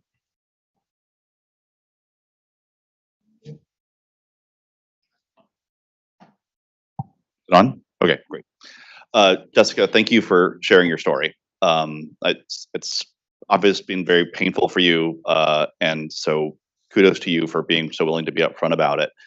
But I have to ask, as a reporter, as somebody who writes about this and many other things, have you spent a lot of time talking to your colleagues about your experience? And I ask that for a very specific reason, which is one of the things that I think Eva and others have talked about, that police departments don't care. Other people, just kind of brush you off. And I think a lot of that stems from a culture of victim blaming we have about fraud in our society. And so I'm curious if in your own writing about this or in talking to other people in your profession who have written about fraud, you've talked about how they write about it, how they write about fraud victims, the words they use, avoiding things like duped or scammed, and really talking about them as the victims of crimes that they are. Sorry, that was more of a speech than a question, but I would love your thoughts on that. No, I think that's a great question. And, I work on this utility journalism team. And actually, I talked to Jeremy last night. His first question was, oh, do you work with John Healy? And he is an editor on my team. And my team does write stories about like Venmo and Zelle scams. We're just working on something on the proliferation of here's your order for XYZ, not you. Click this link to fill out this form and let us know. And yeah, that is something that we've talked about. And I think there is a big culture of victims blaming themselves. And I think that is why this crime is so underreported. I remember when I was talking to you about it, I said, I feel like I didn't do anything wrong. Well, except that I could have kept a closer eye on my wallet. I didn't watch my purse, and I guess I should have. It was almost like this knee-jerk reaction. Yeah. But so, yeah, it's very pervasive. So yeah, I wouldn't say I've had like a formalized newsroom-wide conversation or memo or anything about it, but I think that's very true. And as a victim, yeah, there were even small ways that I did blame myself. And I know that's really not a unique experience. Jeremy, can we fit in one more question? Okay, Mary? Jessica, after you wrote the article that managed to get on the front page of your newspaper, did you name the banks or the credit bureaus, and did you get a better response from them after the entire news story was published? Yes, I named them in my news story, and no, they never got back to me. I kind of thought they would. Once again, seem to have overestimated how much they cared about my problem, but I really thought, because I mentioned specifically Bank of America, Wells Fargo, Equifax, TransUnion, Experian, here's what happened, and I thought they would either respond and say, we saw the article and we're sorry, or, we don't think that that's what happened. And you're going to need to provide, your paperwork, and our lawyers want to talk to your lawyers about these accusations.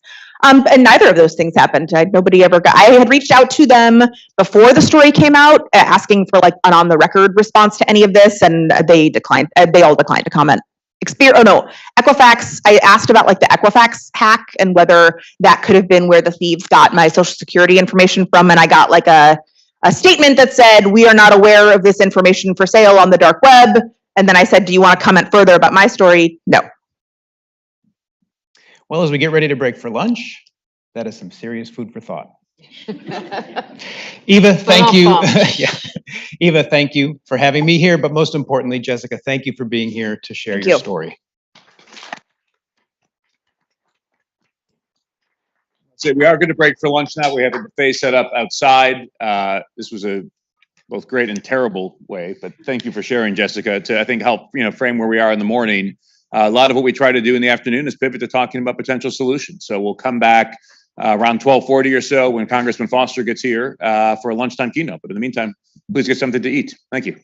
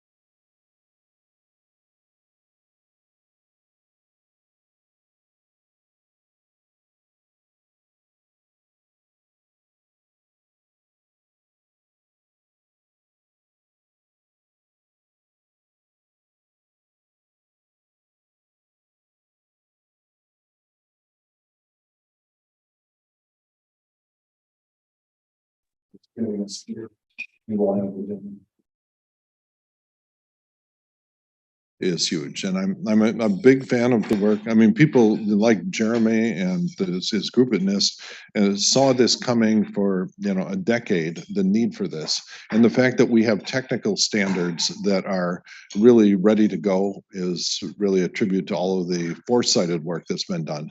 It's also been forced a lot by just the needs of the commercial sector. How many of you like upgraded your iPhone lately, and you see that thing where you hold on and your old iPhones show its camera, the new iPhone with all the dots, or vice versa. And I was quite impressed by that, but also wondering, maybe there's some experts in the crowd. Was it using at the same time near field communications to make sure that the devices are actually close to each other and not at the end of some network? Do we have a technical person to know how that, are there techniques to guarantee that when you're transferring your identity from one dongle to another, or one phone to another, that you're actually in possession of both of those? And is it more sophisticated than just showing the camera or something? Anyway, when you get the answer to that, I'd be very interested in hearing it, because I think you can invent things or conceptualize things that actually make that happen, where you're rapidly talking back and forth and using the speed of light. If you can rapidly turn around, send out a message with near field communications, encrypt it in real time, nanosecond time level, and send back a digitally stamped version of it with a low enough latency that if you can basically digitally sign a nonce and then get it back to you with a low enough latency, then you have to be, due to the Albert Einstein and the speed of light, you can actually pretty much guarantee that these two devices are close to each other, which makes it pretty hard to makes it more difficult for some hacker out in the middle of nowhere to actually steal your identity. So I think that and the fact that all of those technologies are becoming ready in advance of when we need is something that's really, really great.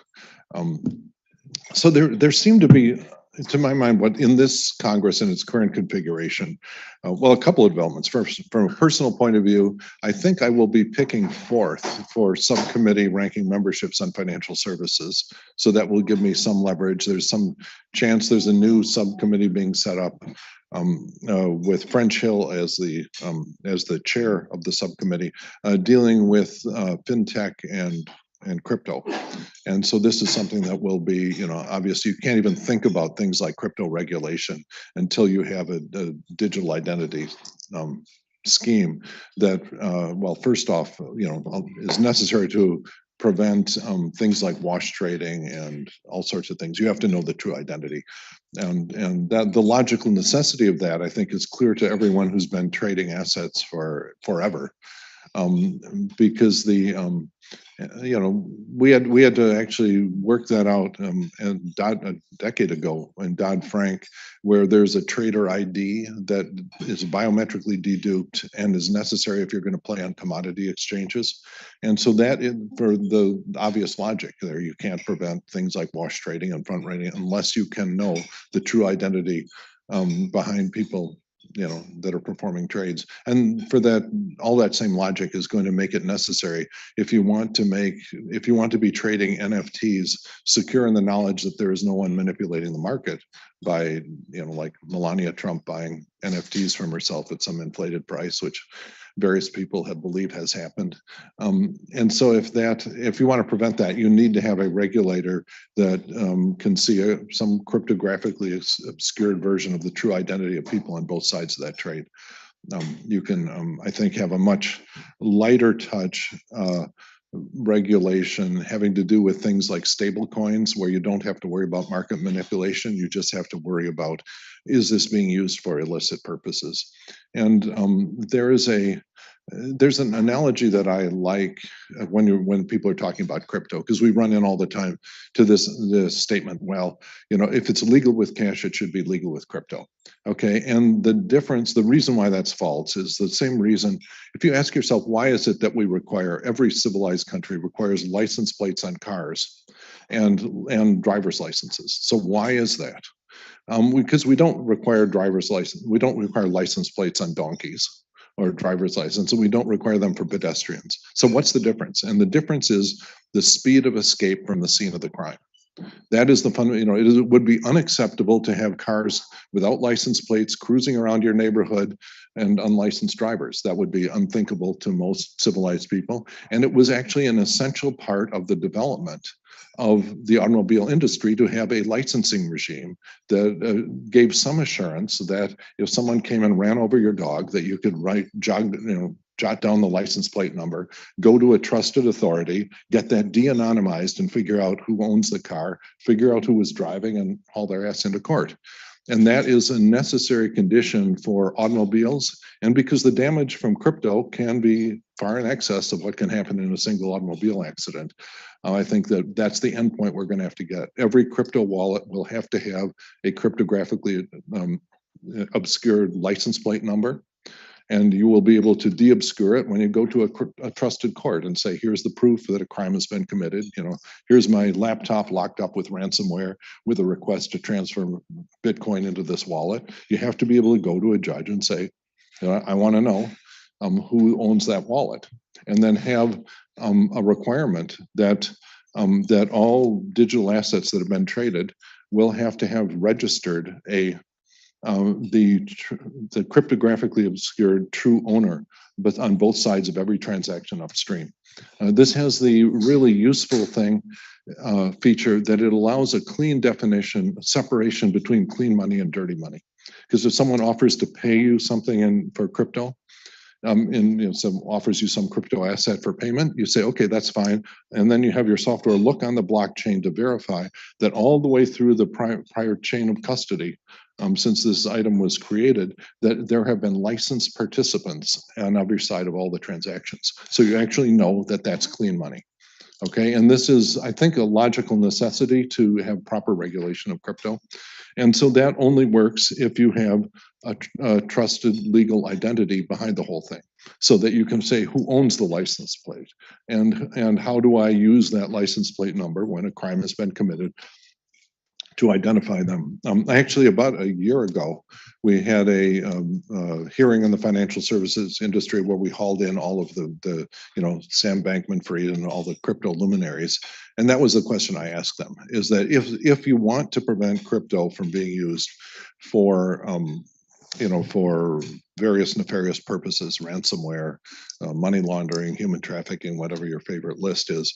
If you want to prevent that, is there any logical alternative to having every crypto transaction associated with a trusted digital identity issued by a country with which we have extradition rights? Okay, and they sort of hemmed and hawed and agreed, because I think that's a logical necessity. And that will be essential to have crypto take off the way automobiles have taken off, because it will, for the same reason it's unacceptable to have registered unlicensed cars and unlicensed drivers. The same thing will be true of crypto. And I think at that point, you will see the crypto flower or not, depending on whether or not the true value of crypto is anonymous transactions or efficiency of making transactions. Anyway, so that's one of the avenues where I see the need for a reliable digital identity taking off. The other one, politically, there's the whole the huge amount of crypto fraud and amount of identity fraud during COVID. I think that is on everyone's radar screen, and both parties are intent on blaming the other party for this, but in fact, it is a bipartisan failure to get our act together on a secure digital identity. Because you can look at other countries that have solved this problem, and they did not have anything like the level of identity fraud when they had to make emergency payments and emergency benefits for dealing with COVID. So those are the two avenues. I think legislatively, one of them passes through the Financial Services Committee and would authorize Treasury to do stuff. The other one, which I suspect is going to be a lot more partisan, has to do with government operations. that is just using, well, the obvious solution. We weren't that specific in demanding what it was, but the obvious solution is to use mobile ID or some enhanced version of mobile ID to authenticate yourself for transactions with the government to avoid all this kind of fraud.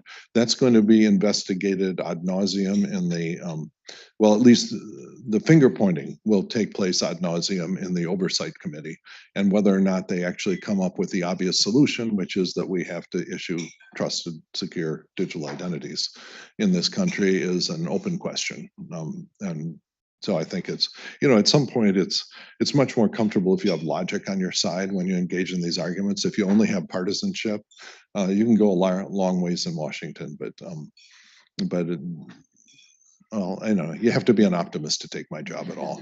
So this is, and so I am hopeful that, we came darn close to getting at least the first steps done from the government point of view. I think we got down to a single member of Congress.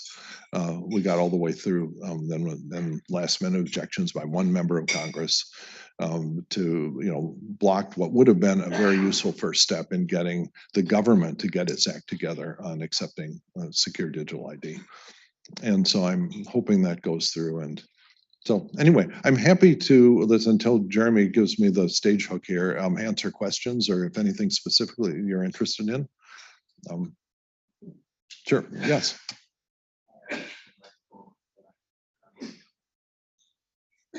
You know what you should have up here? You should have one of those parabolic mics, so you just have someone standing up, boom, and then when there's someone having an unauthorized conversation in the back of the room, you embarrass them with that mic. Believe me, people that know me know that's a bad idea when I'm in the room. You don't want me having access to talk. Mic, but we can gracefully take the mic away from you by just turning the parabolic. Okay. All right, well, I will ask my question quickly. You talked about a cryptographically validated digital identity associated with crypto exchanges and other crypto transactions. Crypto transactions, every transaction right. on the blockchain is going to have to be it's going to have to be signed, or it's going to have cryptographic evidence that a licensed participant has. Right. So taking that one step further, have you considered how to bind an actual human being to that identity, and how would you authenticate that in a remote, unsupervised environment? Yeah, well, it's going to rely on what I think is an essential government function, which is that once in your life, you're going to have to do something maybe even more extreme than what's necessary for the real ID. I think in Illinois, you have to go up and there have to be 2 employees of the state of Illinois present as you get a high resolution picture taken of you. And I think that you're going to have, trusted people take those, take those biometrics and present. It's an essential step in this. And I think that's going to be combined with big data. For some purposes, there will be big data just saying, okay, this guy was registered legally in some little town in Illinois you've never heard of. But it seems that they're now doing billions of dollars of transactions, and let's figure that out.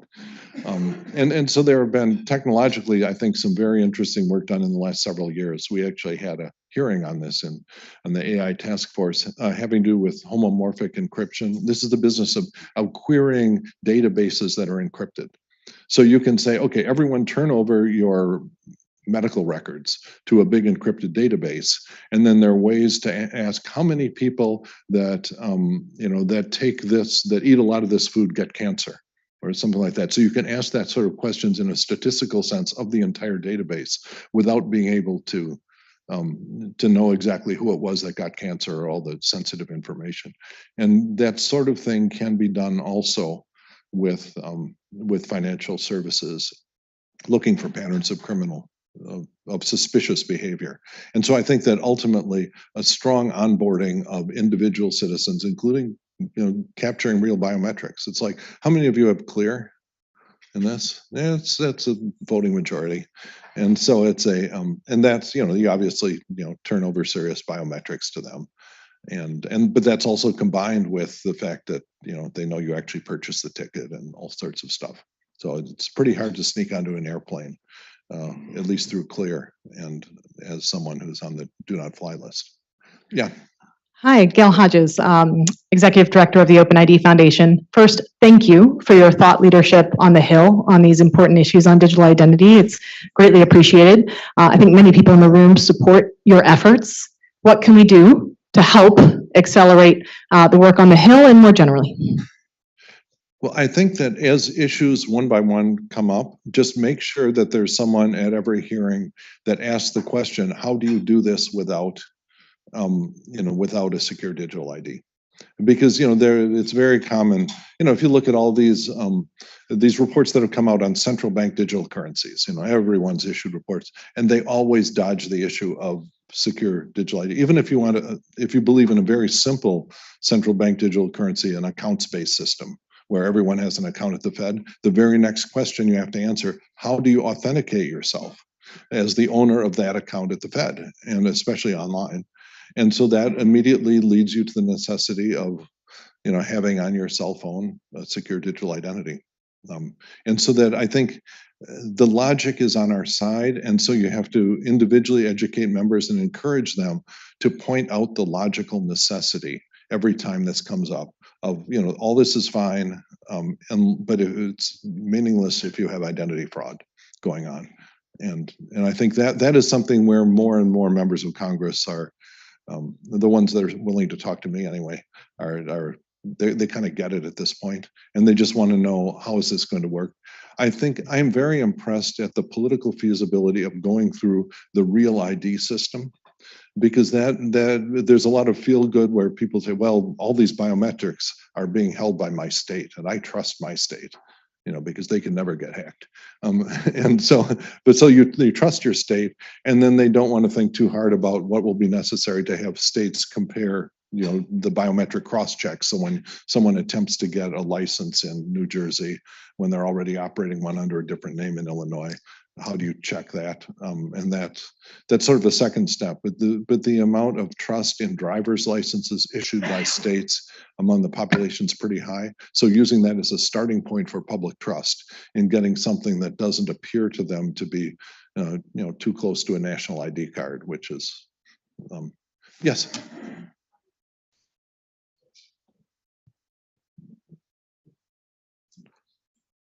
Whoops, are you? Hello there. Hi. I'm Kalia Young. My handle is Identity Woman, and I'm just curious if you're aware that the U.S. federal government is planning on issuing secure digital IDs to a specific population. USCIS is issuing upcoming digital green cards using the verifiable credentials format. Yep. And that's because the population of the United States, the citizens of the United States, are completely comfortable with getting really strong biometrics on anyone coming across our border, particularly with the idea of living here. And so that is something where, that avoids a lot of the political unsettled feelings that Americans have about that. So it's a good place to start. It allows you to debug all of the technical parts of having that, of issuing a thing. It'd be interesting to know, is that all following the NIST standards and so on that basically look a lot like the mobile ID and what's on your cell phone? It's following the verifiable credentials standard that the W3C has recently approved, and it's worked on all in public. The SVIP program, Silicon Valley Innovation Program, has actually been forcing companies, startups to work together to develop the missing pieces to standardize them as well. So. Yeah, there's also an issue that we're going to have to deal with in pretty short order, which is the idea of trusted silicon. I would be personally shocked if the Communist Party of China did not force Android phones built in China to have backdoors on them. And if you have a backdoor that allows you to get past the secure enclave and figure out what the private keys are, it's, Katie bar the door. And so that making sure those do not leak into the markets of Western countries is a very big priority, and trying to even understand what the rules should be. on that is what does it mean when, well, I have an iPhone that's 5 generations back, and it turns out that even though there's not a back door in that, maybe there is a, there is a known flaw in the silicon that allows you to get around. So we're going to have device standards too that are going to force people to get new cell phones. And that's part of it. We made huge progress. Traditionally, one of the objections to things like mobile ID is, well, what about poor people who can't afford a cell phone? And we pretty much solved that with some of the historic spending that we did in this last session of Congress, where now if you are an indigent person in the United States, you pretty much have the right to have a heavily subsidized cell phone contract. And that means, and usually it's the device itself is not the problem, that most food pantries, actually, if you talk to them, they have lots of donated cell phones in a little pile that are, they're iPhone 6s or better, that they're perfectly serviceable cell phones. But it's the contract that's the problem. And now that we have a pretty good guarantee that even the person living under the bridge can in fact get a decent quality cell phone contract, then it's mainly a question of, are they capable of operating a cell phone and then the software that is necessary. And that's an essential problem with any digital ID. But that was a big step forward in defusing this. Also lurking on the edges of this politically are the whole business of how do you prove that you're legal to vote? Because this is another obvious potential use. And as long as this is, and a lot of the resistance for that concept of using, real ID cards comes from the Democratic Party, the idea that this will disenfranchise people that are not that connected to the financial system. They don't have bank accounts, they may not have a real ID card. But as long as this is an additional way that guarantees the right to vote, I think both parties are comfortable with it. You show up at your precinct with a mobile ID that shows you are resident in that precinct, and you have the right, at least to a provisional ballot, period, full stop.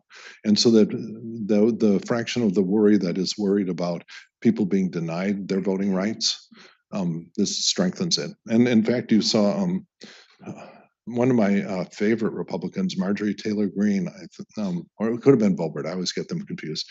They were saying, we need a national registry of who's legal to vote. Okay, that is not a traditional libertarian Republican point of view, but that did come out of their mouth, and I took note of it.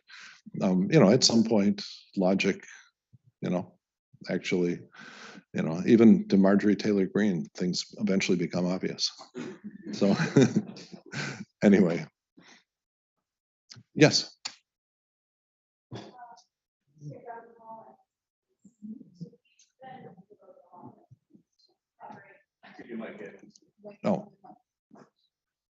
Oh, yeah. Were you responsible for the piece that had to do with the Chinese hackers? Yes. Thank you for that. That has moved the ball politically significantly when people understand that, well, the other thing is the North Korean nuclear program funding itself with identity fraud.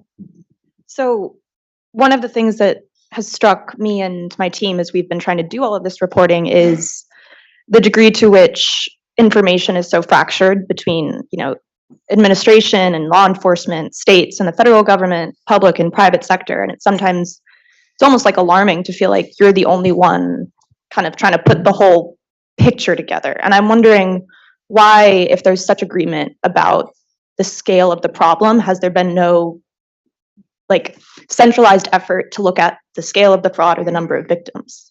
Yeah, well, there's a strong feeling in the political class that a national digital or national ID card is like a third rail that you want to be 4 steps away from.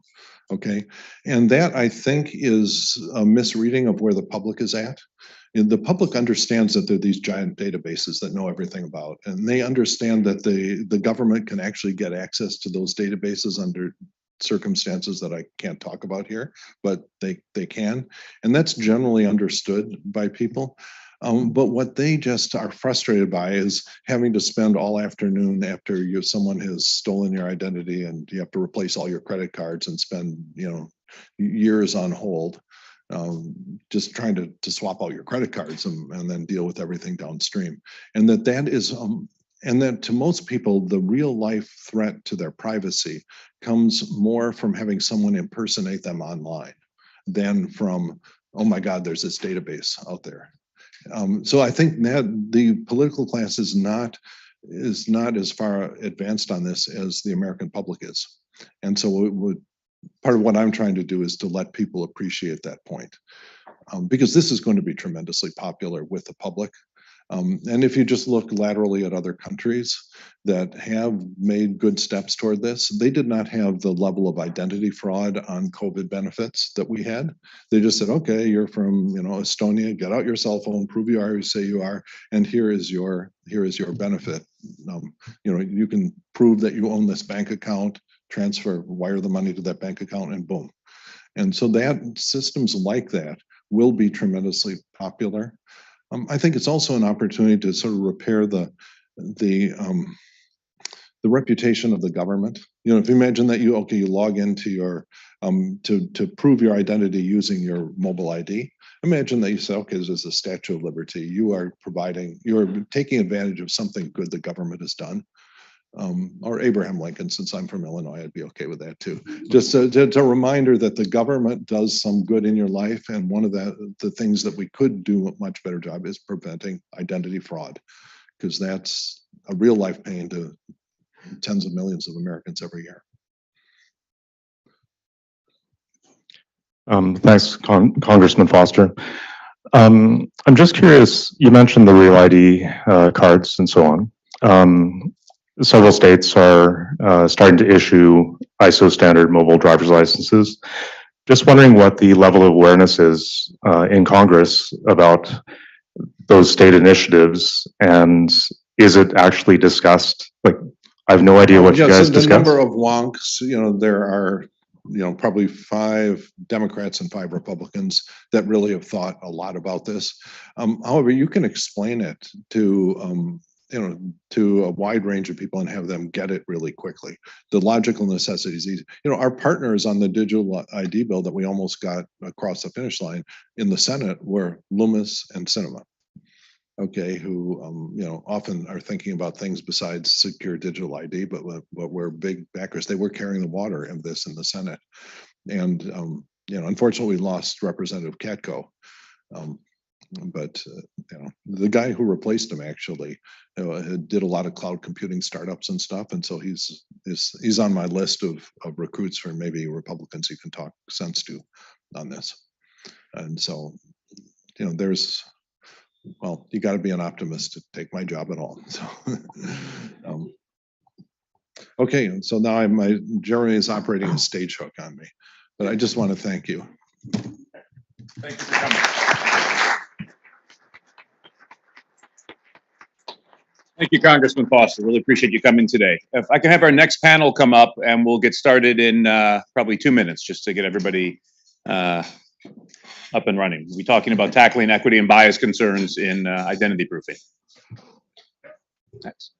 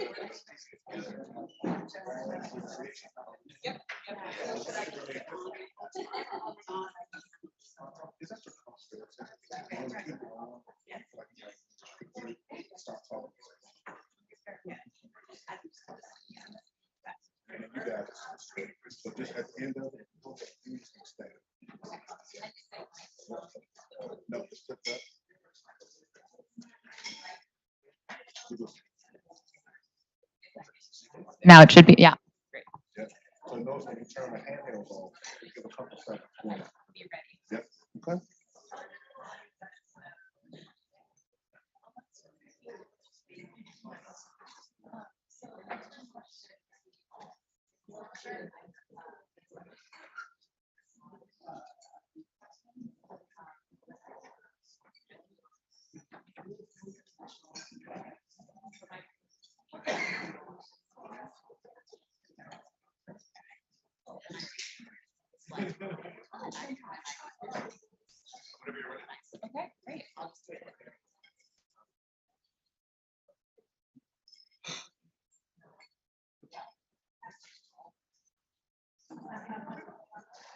Okay, I think this is on.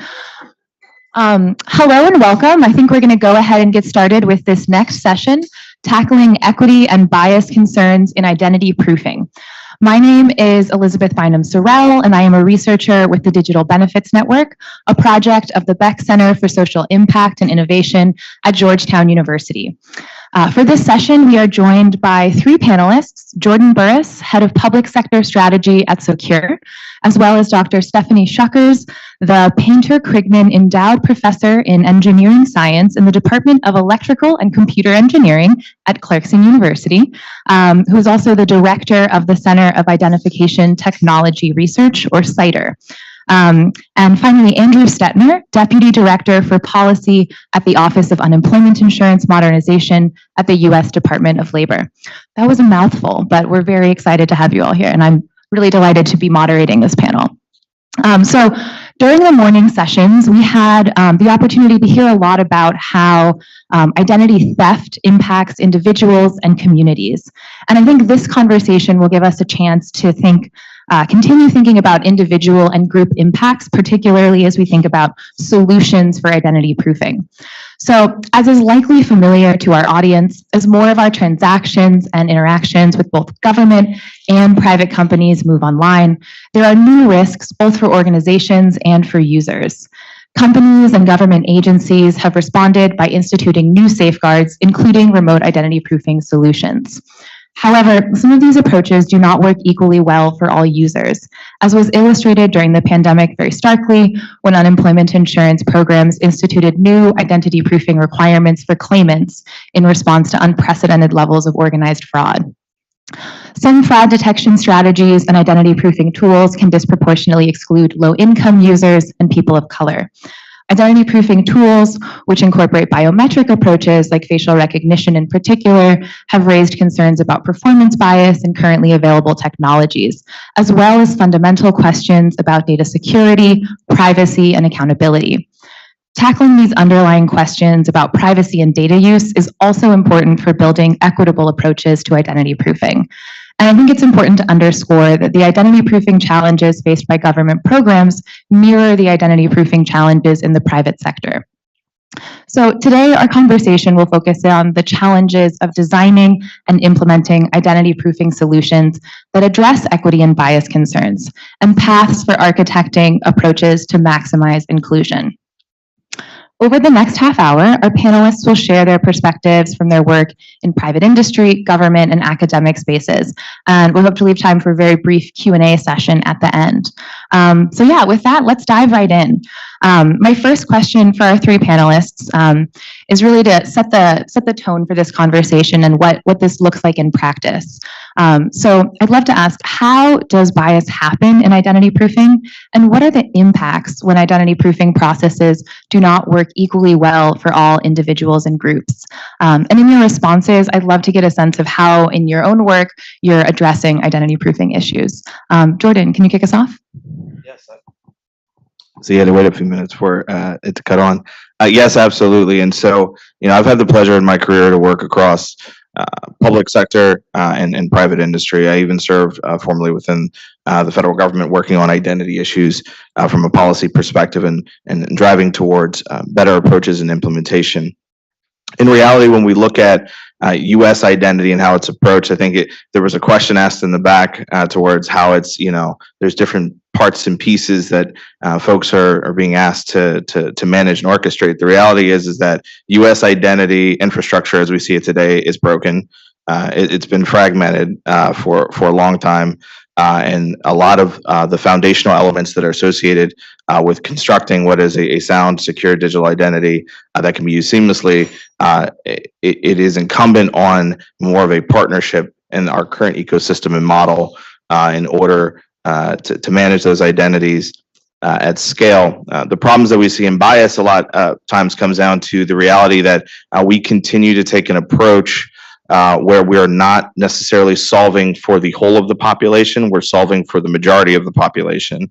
And as such, the minority or those who operate on the fringes are being left out of the ecosystem. The reality is that when we look at the US or just society in general, right, humanity is diverse. And as such, our digital identity solutions must be intersectional and being able to reach individuals where they are and representing their lived experiences and the outcomes that they're seeking to drive. And so with Secure in particular, we are an identity verification and fraud prevention company. And our focus is helping to promote more accurate and inclusive identity verification for those online. The challenge that we see in the work that we're doing today is helping to close the gap in what is the online channel in particular. And the reason why we focus in on that, and we serve a number of other channels as well, is that usually when folks can't get through the online process, they are kicked to something where it would be in person, having to go show up, waiting on, as we heard earlier, phone lines in order to try to assert what their identity is in order to move through the process. The reality is the way the technology has evolved, if you're actually solving for the challenges that we see related to those being left out of the population, you can bring more folks in through those online mechanisms, therefore giving them the ability to get the access to the benefits, services, goods that they need faster without having to jump through hoops ultimately to live their lives. So, I come at this from a couple different hats. Of course, the hat is the academic, looking at the research aspects, but also through the work with the FIDO Alliance. And so, in particular, where, most recently we've been putting our focus is on the biometric performance piece. Certainly you can't read a news article about biometrics without some statement about bias that's in the next or in the sentence with a biometric. And so, I think one of the perceptions then that brings is that biometric recognition, and when I speak about recognition, I'm speaking about a very specific thing, right? A comparison between two measurements from an individual. A physiological or behavioral measurement, right? And so what the perception that comes of that kind of language is that it's inherently biased, right? That it's built in. If you do biometric recognition, there will be bias, right? Which is, I think the kind of thing we want to move past, because there are ways to assess those systems to determine where the biases are, right? And so now the kinds of things we can assess don't necessarily hit everything, and I certainly would acknowledge that, that people and organizations run these programs, right, which also have inherent biases. So doing a performance assessment doesn't necessarily take everything away, but it certainly takes a component of it away from the technology part of the component. And so what are the tools and things that we need to be able to do something like that? Well, of course, NIST has taken leadership, and some other organizations and academics around in terms of, algorithmic piece of it, right? Which is one important piece, but it's not the only piece. So now there's also the operational aspects to it. DHS&T with some of the work they're doing actually use those biometric recognition algorithms in a real use case, in a real environment, right? Because, simple things like, cameras, right? And how they operate and how the person acts with that camera, either in an in-person event or a digital online event, make a huge difference in the kind of performance that you're going to see. And so it's not enough to say, okay, it's been NIST tested, right? Now you're taking it into a very specific use case with a set of conditions, with extra sensors and how it's all put together. So it needs to be assessed there. So then, of course, there's how you measure it, right? So ISO is working on a standard with metrics. So you've got a measurement now that looks at that would look within each group to see where there's differences, but then there also needs to be a statistical framework, because you measure anything, you're going to get variation. But is that variation within the normal variation, or is it without a statistical difference? And so there's people working on that, and certainly in our research team, also developing confidence intervals and bounds and sample size calculations. So now, you've got that far. We're still not done yet, right? So now we've got, processes on how to do testing, metrics, statistics. Well, now we need requirements, right? And so requirements, allow organizations who are trying to do the right things and do all this stuff to be able to say, look, I did all this stuff and I've met a requirement, right? So that's, of course, challenging too, because what would a requirement be, right? And so this is a project that we started within the FIDO Alliance to start to discuss, what would be reasonable requirements. We have requirements for those who attended, some of the NIST and on 863, right? There are biometric performance metrics in there. We can do that, right? For at least that aspect of where we might see differences for individuals. And I'm almost done. I think I'm almost done. Okay, last thing is, of course, then it would be lovely to have a certification, right? That could put on top of it. So I will stop there. Got some more comments later. Thank you. No problem. Thanks so much for having me today and giving us this opportunity to talk about the Department of Labor's work on identity verification. And since you referenced, some of the experiences, let me start with a little bit of background about the work.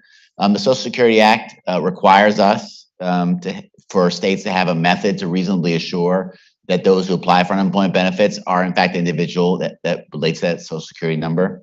And because of the high level of identity fraud, we saw during the pandemic, Congress and the department kind of had to turn to our states to bring in higher standards of identity verification and identity proofing. In fact, the Continuing Assistance Act of 2020 required us to direct states to verify the identity of 7 million individuals at the time receiving pandemic unemployment assistance, and to do it very rapidly. And states had to turn to private vendors, for this and deploy those technologies, very quickly. And I'm sure everyone in this room is familiar, with some of the challenges that rapid rollout happened. The House Oversight Committee last year pointed to 14 states that they examined with wait times of over 4 hours. When people had challenges with the technology, and that, they concluded that kind of experience for individuals without, with language barriers, without strong broadband, really created an equitable barrier to access. So in response to those challenges, we did work to lay out to states a set of business requirements that they should do when they're going out to vendors, performance requirements, and the ability to really look with data at equity impacts in their tools, customer service data, in their tools. And I think this will continue to be a focus of us going forward. And as we help work with our states in the regular UI program to bring identity verification, identity proofing, more into a permanent status, we're going to be emphasizing that they need to really be careful with any vendor they're looking at. We're also looking at public solutions for identity verification.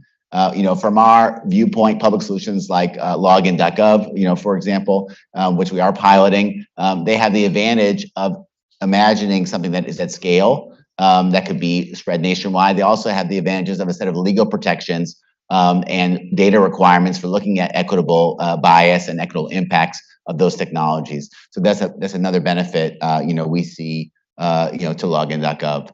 As we're, doing this work, we are balancing, and we've tried throughout the pandemic and going forward, kind of twin desires to be able to implement unemployment insurance in ways that protect against fraud. And there are sophisticated criminals, both individuals and rings, internationally, domestically, that are looking at unemployment insurance as a way to take from the taxpayer money, but also how we can do that in a way that we're also creating equitable access to benefits that are available. So we're trying to move forward, with those two areas in mind.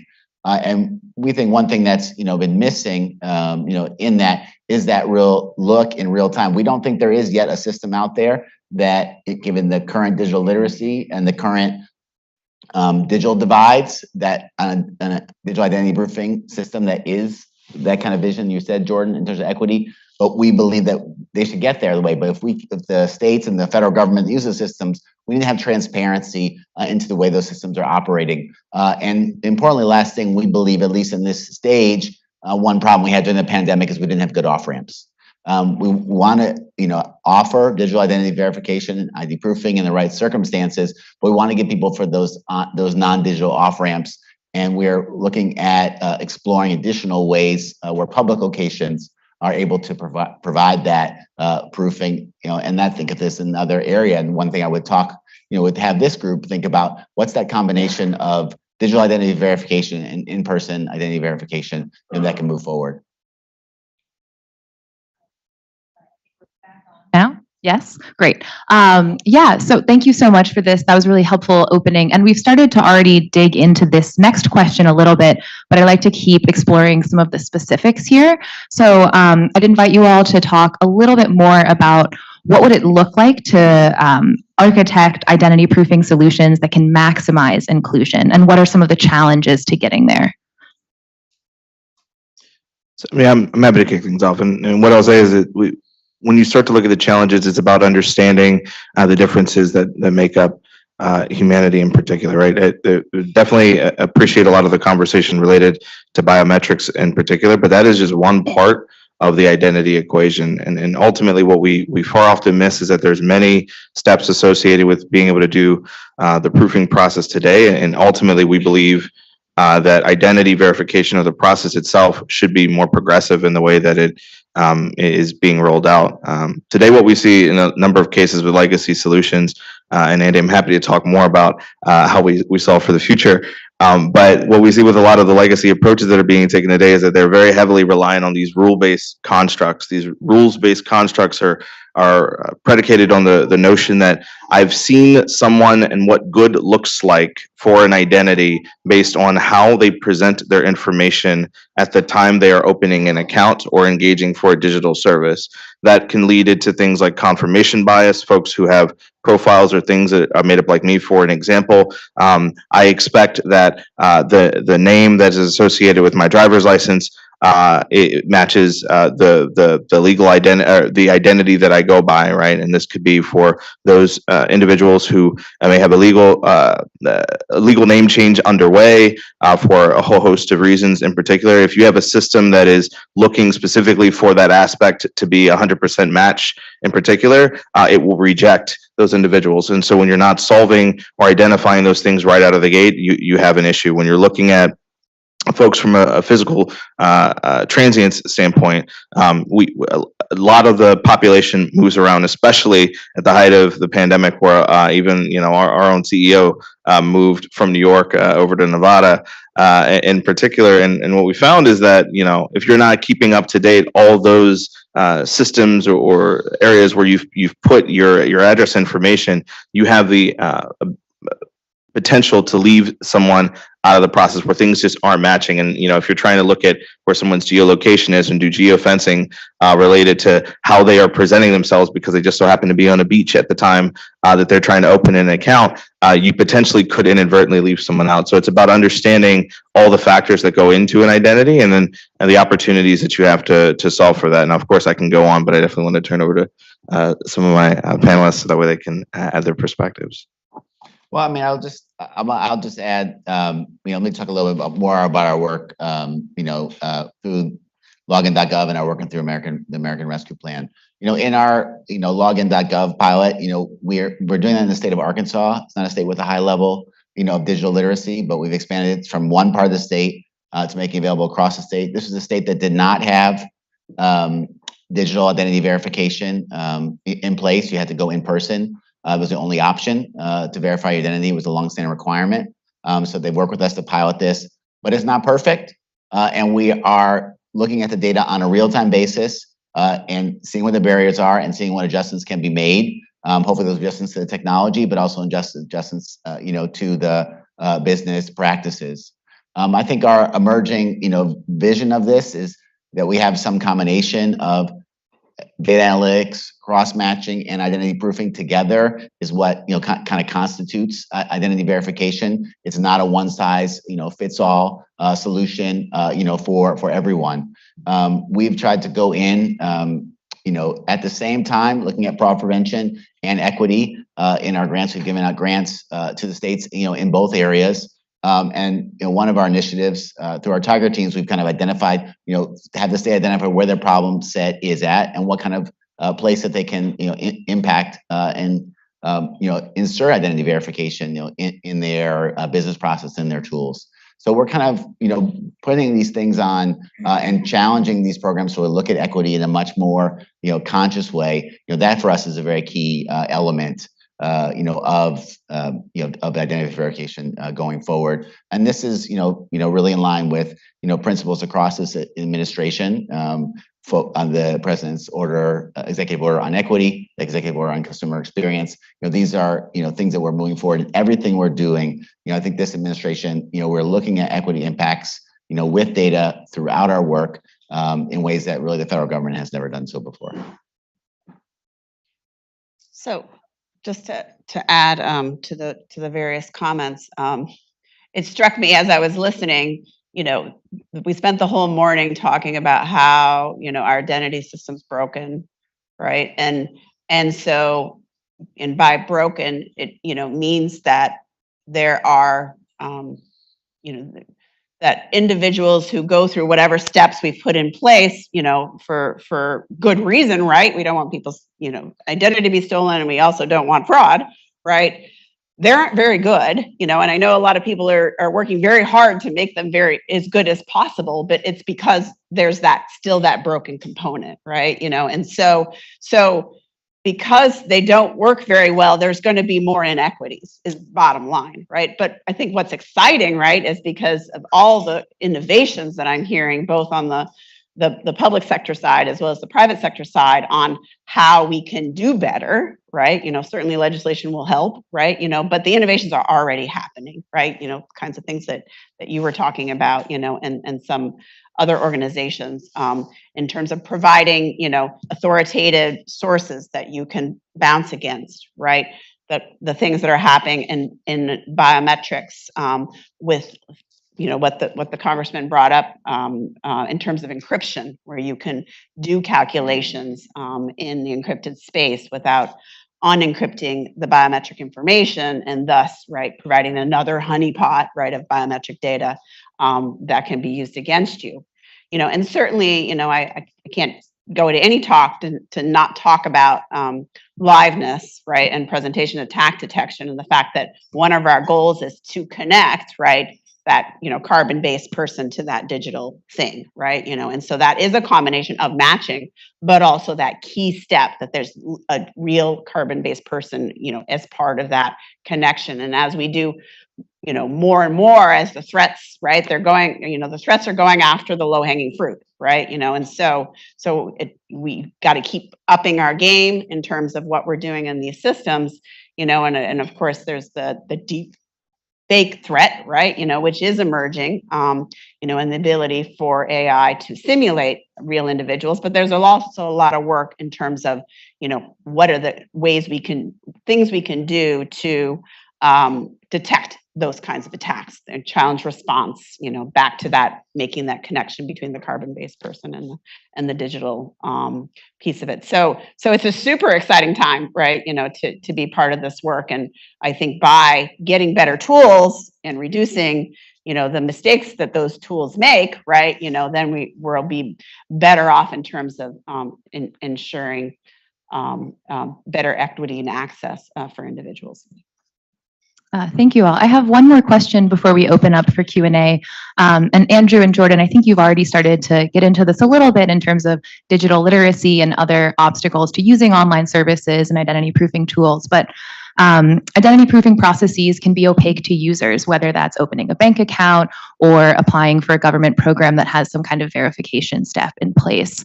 And it seems possible that lack of understanding or transparency could create inequities and also potentially consent issues. And so I'd love to hear from you as our panelists what you think the responsibilities of industry and government are to explain how these tools function and are being used.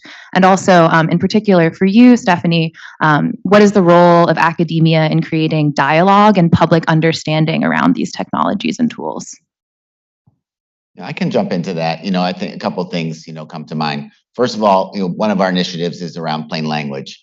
And I think if you look at these systems, there's an education bias and who can make their way through them. So putting things into, the proper, literacy level and education level that's needed to make it through. Education is also correlated with a lot of the challenges, that Jordan was talking about. Changes or flags or things that could come up. But we think that's, a key usability, feature. We are trying to really bring in user testing and user experience to the central of our work around technology development and modernization, and have that to be a continued, feedback loop. And we also think in talking to the private sector, one of the biggest problems we had was, what's the customer service behind these tools? We want them to get better, continually to improve, but we need to have, ability to be able to talk to a customer service representative in a reasonable amount of time. We are emphasized with our states that also for us, and that's why the public sector can be important. We will have due process rights if their identity is questioned, given notice, and some of the old technologies are real helpful here. U.S. mail. U.S. mailing something to someone's an address that someone has been known to live at, and they can respond and bring in their documents, to a physical location, that can be a really critical off-ramp. And I just want to tell you in my research where we're at in America, and I appreciate the representative and his comments about digital literacy and where we're at. But, as we think about, different generations, I remember in some of my research working with a woman, and she was saying, look, the only reason I have an email account, the only reason I ever use a computer is once a year when my factory shuts down in January, I have to file for unemployment benefits. And I would never be able to do it if I didn't have everyone around this table, her fellow union members, to walk me through every step. And so we have to realize there's still a lot of people like that out there in America today. And so we have to have the right kind of customer service processes, the right kind of due process, in these tools. And, one thing we saw certainly during the pandemic, and I think as we'll continue to see, within,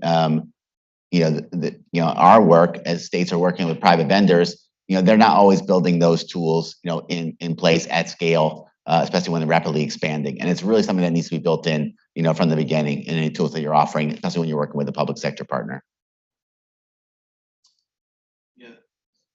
I'll take it from two different lenses in particular. The first being in like the tools and technologies that are being used in particular. So, the thing that powers how we approach identity is predictive analytics, and more importantly, being able to build machine learning models based on an identity string in particular. For that, we're identifying various variables associated or aspects, characteristics associated with an identity, and then in some cases doing testing to identify areas where we have to neutralize that variable and whether or not that is impacting a particular socioeconomic group for any known number of reasons.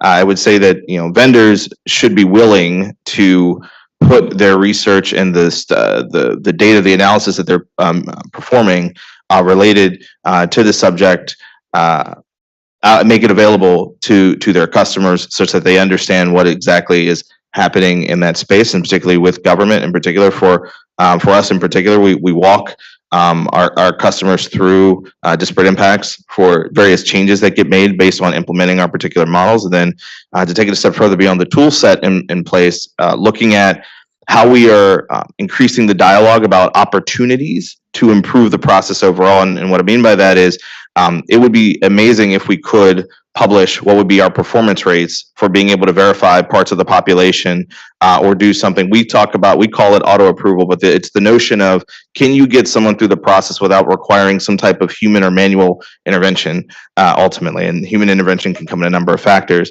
And, you know, we should all be striving for the highest rate in particular, right? If we're actually able to have a realistic conversation in public sector, be able to highlight that level of transparency, then you can see the differences where various solutions are being implemented, where you're not achieving, you know, high level of rates, where you're achieving, you know, 60 to 80%, maybe on a good day, approval rates versus what would be the ideal 95%, where then you're focusing on the 5% of the population that may not be able to get through your predominant mechanism or predominant channel. And instead they're the ones that actually don't have the identity evidence. They actually do not have the device that allows them to get through those parts of the problem. But unfortunately, we've taken this approach where complacency is okay, and we're not willing to be, I guess, really open about what needs to change there. And so I would say it definitely needs to come in twofold, right? What we're doing and putting out to the public about our performance and what looks there, and then also talking about what study analysis data is being used to analyze our existing solutions, how they're comprised, and making that available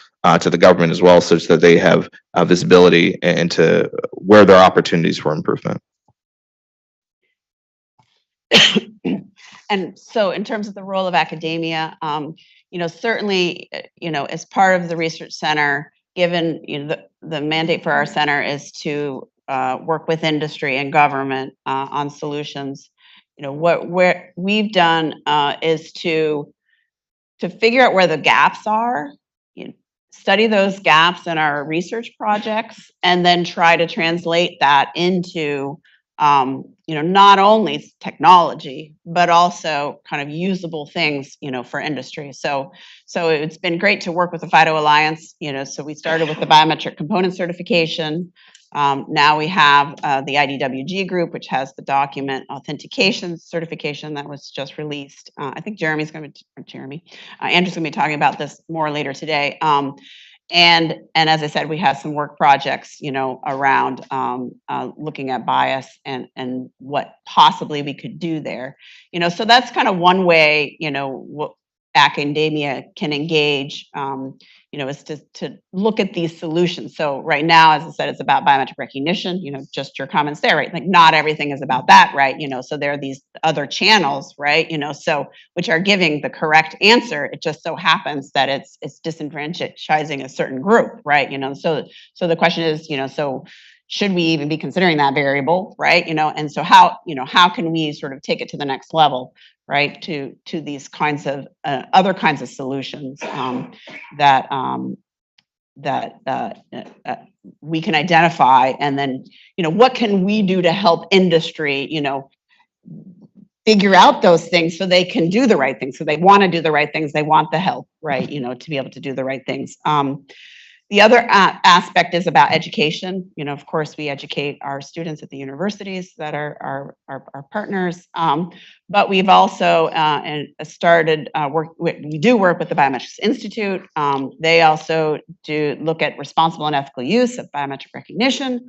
So look at the work they do, and we've just put out a draft infographic, you know, around sort of many different use cases for biometric recognition to help tackle sort of the confusion around, well, if I use a biometric for my iPhone, does that mean I'm going to be surveilled, right? You know, in the square here, right? You know, and so sort of talking about the different use cases and where the data rests and who uses the data, and, you know, just to give kind of a framework for the discussion to allow a more nuanced conversation. So take a look at those graphics, you know, and you know, things like authentication versus identity proofing, et cetera, et cetera. And then last, we have a video series of animated video from our CIDR affiliates, in particular DHS S&T, who help sponsor those videos. And I have a slide, so with the QR code, but basically it's on the YouTube under CIDR. If you just say CIDR, you probably won't find us. So CIDR, biometrics, and lovely, thank you. It looks like they're getting the slide queued up. You know, watch it so that way people, you know, will hit it. You know, the more views, obviously, the more likely it is in a search. You know, so please, everybody, if you don't mind going and watching it, just so we can improve our ranking. But we have one particularly on bias, right? That we just posted, and so I will be sending it out over LinkedIn. And so please forward and have people and it talks about some of the things that I was covering in my comments today. So there we go. Well, thank you all so much. I want to be mindful of the time, and great to see the slide up here. But I think if we have a few minutes to open it up for questions from the audience.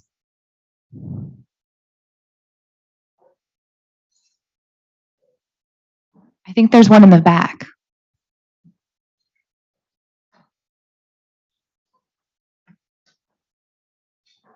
Hi, Kit with NBC again. When you are making decisions about which tools to use and keeping equity and access in mind, has there been any kind of side-by-side comparison of how these tools affect populations? Like, it seems like there's a lot of speculation, a lot of effort to take care when choosing these tools, but I've been looking for that kind of information and I can't find it anywhere. So I'm curious if that effort is going on behind the scenes, and if not, how decisions are made about which tools to use. Yeah, so I'm happy to start off with in public sector in particular, I would say that conversation does not happen the way in which it should today. We actually published, and it's available on our website, a digital identity, inclusion, and fairness report, where actually we did a side-by-side performance. Now, we didn't talk about who we were going up against at that moment in time, but we did a side-by-side comparison and our ability to get different parts of the population through. In that report, we were able to demonstrate for various parts of the population, 18 to 25, Generation Z, Blacks, Asians, elderly individuals across the board, we were able to demonstrate lift. And this wasn't something that we just put out individually. It was actually validated by our customers at that moment in time. And so the capability to do these things, we do data studies like this all the time, in particular because we view identity as a math problem. It's a data science issue, and we really need to be focusing it more on that lens. It is available, but it is not used widely enough within public sector. And there's definitely building blocks towards being able to take that type of approach. I talked a little bit from the transparency standpoint. There's also the ability to share information internally with the agencies in some cases, but then also with vendor community in order to have kind of the more robust conversation and, you know, to adopting more of this data science mindset when it comes to identity challenges. And then you're able to identify where there are disparate impacts. No, I would say we think that's a gap. And as I talked about before, it's something we've already put in our guidance to the states that they need to be doing that, asking the vendors to do that. And once they purchase a product, be collecting that data and use it to analyze it. And it's something we're going to be even stronger on as we go forward. The pandemic was a rush situation, but now we're looking forward, and you know, it's a huge priority for us and for this administration. Yeah, and I'll just add to DHS&T has posted their next biometric rally. Is going to be focusing on the document authentication piece of it, you know, and also I think there's been RFI information from GSA on some of the work going forward, and of course what we were talking about in FIDO. So things are happening. And if I could just ask one follow-up, what are login.gov's pass rates? I don't know those off the top of my head, and I think we're still evaluating our own, usage, of it. Any other questions?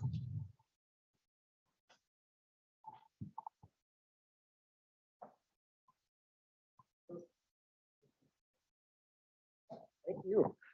So how much of the problem is continually having to go through the process instead of having, oh man, I finally got through it once, they know who I am, now you go to someplace else and you got to do it again? For me, I'm going to say that the reality is it depends on the user or the part of the population in which you are engaging with, right? I think to Andrew's point on the individuals who basically only engage in government processes or the ability to verify who they are once a year, that's quite a bit actually of the population. I usually pick on my family, mainly because they're not here to throw tomatoes at me in particular. But for example, my father-in-law absolutely hates all technology. He hates having to have logins, and he actually prefers in some cases to just do it differently and then delete the account immediately after.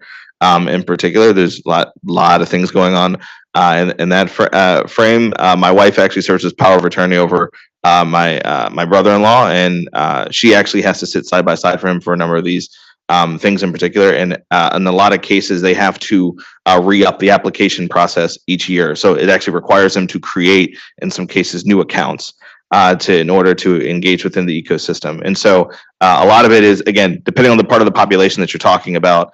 Some of them are in favor of reuse. Some of them are not in favor of reuse. Some of them don't want to even be known, want to be off the grid in particular. I think it's important that there's optionality that is available, that we're able to meet people where they are ultimately, and giving them the best path to get through the process, such that if they are asked to reproof or re-identify, verify who they are, they can do so in a manner that is seamless, it is simple, and it is quick.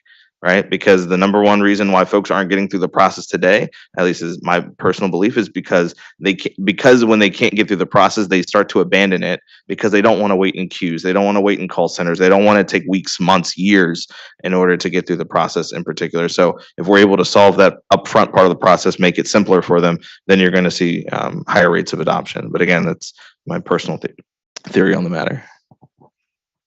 Yeah, I think one thing we're looking at it is, we see that not just verifying it more than once, but having to re-verify can be a big problem. And we have to figure out better solutions for and design better tools. Very frequent situation. You apply for unemployment benefits 5 years ago. You come back in, log in. I don't know my password. I don't have the same cell phone again. And when I call, I can't get through. So we have to figure out, we have to try to design these systems in a better way that we don't have those continual breakages, that we have with the system. So I do think re-verifying, is a big issue. And that's why I really appreciate the Congressman's, remark. Whether it's a national digital ID or secure state IDs, something through your phone, we're not there yet, but it's really attractive to get there, because in the absence of that, we're just in a very fractured system, which we think is super hard, for a lot of people. Well, I would like to thank our panelists. This is coming online, my microphone. But I'd like to thank our panelists for an excellent conversation. I think these are really important issues, and I appreciate the opportunity to speak with the three of you about them. Yeah. Thank you.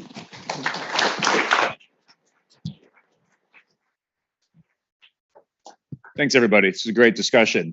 Now I'm going to invite Andrew Shikiar up. Andrew is the Executive Director of the FIDO Alliance. We need to just take a minute or two to swap over to his slides. But once we do that, we'll kick off with his keynote, followed by a panel looking at some different aspects of what's happening in the FIDO world. Thank you.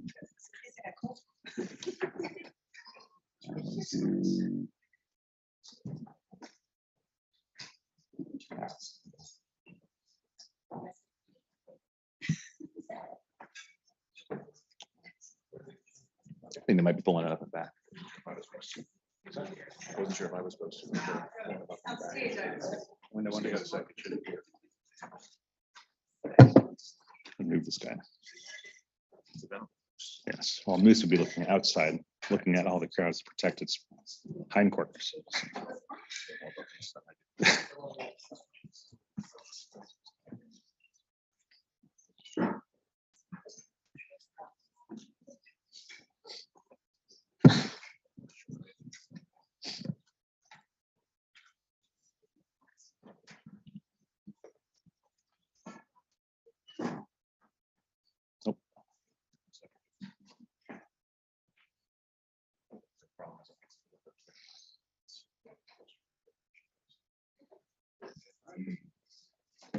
Okay. Thank you, Jeremy. Thanks to Venable for putting this on. As everyone's been saying, this is our first time doing this forum since 2019. It is an annual highlight for FIDO Alliance, and we're really honored to be able to co-sponsor this alongside Identity Theft Resource Center and Better Identity Coalition, and to engage with so many of you here today. So I'm going to talk to you a little bit today, in a moment, about what FIDO Alliance is up to and how our work plugs into the broader identity ecosystem. I think it's been a real interesting flow of conversations so far today, and hopefully you'll see how FIDO fits into this, starting with user authentication, but also touching on some of the other work we're doing around identity at large. First, though, I want to look back to, let's do this. Last year, this is our virtual summit, so we did this virtually, and I'm going to take a victory lap on some predictions that we made. The first prediction we made, brace yourself, is that phishing attacks will continue to succeed. Not listed here was the prediction that the sun is going to set in the west each year. But now, so we actually called that out simply because it's worth highlighting. Of course, phishing is going to succeed because it's too easy. It's too cheap, right? So if I'm a hacker sitting behind a keyboard somewhere in Eastern Europe, if I could buy a professional phishing toolkit for a couple $100 with professional support, buy a couple million names of credential pairs and try to stuff them or try to phish people and have a 2 to 3% success rate, yes, I'll keep on phishing. So as long as there are not controls to stop phishing, attacks will continue to succeed. But the other area we highlighted, which was a little bit more forward thinking, was that MFA bypass attacks will become mainstream. All right, so a lot of people, if you back up a year, was like, okay, I have SMS OTP, I have 2FA in place, yeah, I'm all good. The fact of the matter is, no, you're not all good. Right, and we saw a number of high-profile MFA bypass attacks happening throughout 2022, and it's going to be ongoing here in 2023. So, and I think the key thing when you look at that is a need to delineate between what I'll call legacy multi-factor authentication, legacy authentication, and modern possession-based unphishable multi-factor authentication. And in fact, this is something we've been preaching on for a while now. Right, we need to have a fundamental shift in the way that people authenticate from something that's inherently knowledge-based, so something that sits on a server, that sits in your head, that you enter and transmit over a network, to something that's more inherently possession-based, so something that you hold, something that you authenticate to locally, where it's it's not on a server, it's all local authentication, which makes it very difficult, if not impossible, to execute remote attacks. So really, our definition of unphishable multi-factor authentication is that it must be user-initiated and cryptographically secure. Right? Again, no human-readable secrets being transmitted over a network creates no window for a hacker to step in between.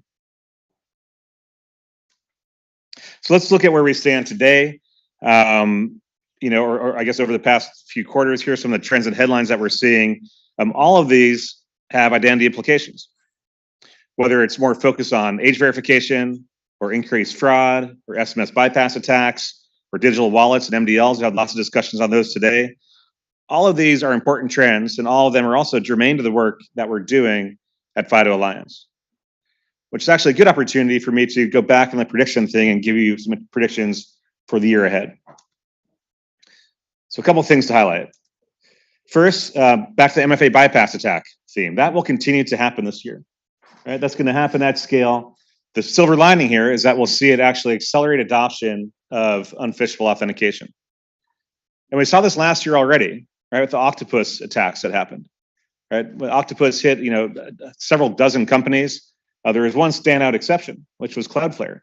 Right? Cloudflare is layering FIDO security keys on top of Okta instead of TOTP. They did not get hit by this attack.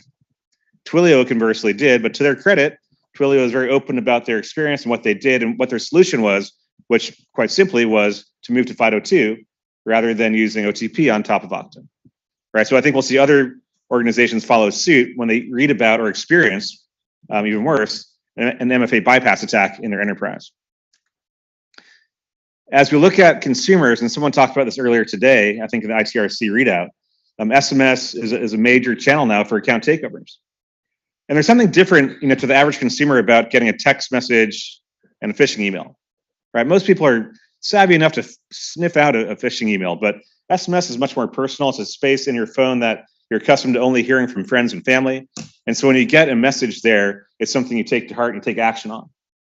But the fact of the matter is people are getting burned into this today, and they will continue to get burned in a pretty broad sense this year. So I think there will be one or two major headline earning SMS bypass attacks that will cause consumers to finally question how much they should trust SMS OTP for 2FA. And so I think, again, there's a silver lining there, which is that more and more consumers will start demanding better solutions. And service providers will move from check the box 2FA using SMS OTP to something that truly is unphishable and better protects their consumers and themselves. And the third prediction here is that identity verification will hit the mainstream, right? So it's already mainstream in this room. We've talked about it all morning. But Elon Musk brought this up to the common vernacular when we talked about Twitter Blue back in November, December, right? Or maybe you read about the requirement for age verification to view pornography in Louisiana and elsewhere. So I think the good news here is that, again, consumers, the average person on the street will start to understand what identity verification means and actually start to understand what digital identity means. And that's a net benefit, because the more people understand about what their identity means and the importance of it, the more steps they'll take to actually protect it and maybe make savvier decisions as they work to protect themselves. But I should note there, it should not be incumbent upon the citizen or the user to protect themselves. I strongly feel it's incumbent on the service provider to put tools in place to protect their customers. So let's pivot to look at what's ahead for FIDO Alliance in 2023. Before I get into what we're doing in user authentication, I wanted to highlight some other work we're doing in identity. So Stephanie talked on this a little bit in the last panel. Remote identity verification. We've been working on creating some standards and performance criteria around identity verification and binding for a couple of years now. And frankly, it's taken longer than we'd hoped, but it's also a really big challenge. It's a pretty audacious thing we're trying to do here. And the good news is we're making good progress, right? The market demand is that as the need for strong identity verification has grown, so has a number of solutions in the marketplace. We've heard from some vendors today, and implementers need a way to assess them. So the first thing we've released is the Document Authenticity Certification Program. This allows vendors to demonstrate how well they're actually doing authenticating government issued documents. All right. So is it a true document? How well are they reading it? This is part of our performance criteria. The next step on this front is adding face verification certification for liveness and selfie match. And at that point, then, which we anticipate releasing this year, we'll be able to do the full certification for remote identity verification vendors and processes. So that's important work. Biometric performance criteria. So we've had a biometric certification program in market for a couple of years now. We've certified dozens of products. This sits completely adjacent to what we're doing in user authentication. This was in response to industry demand for like a industry grade biometric certification program. And what we assess is literally the performance of different biometric components. But what we are now introducing to market based on market feedback is greater focus on PAD, so presentation attack detection, rather than false accept rate, rather than FAR. We're doing this in response to market demand. We're doing this because we feel like that's where the real threat is for the vast majority of use cases, and also because FAR testing is complex and expensive.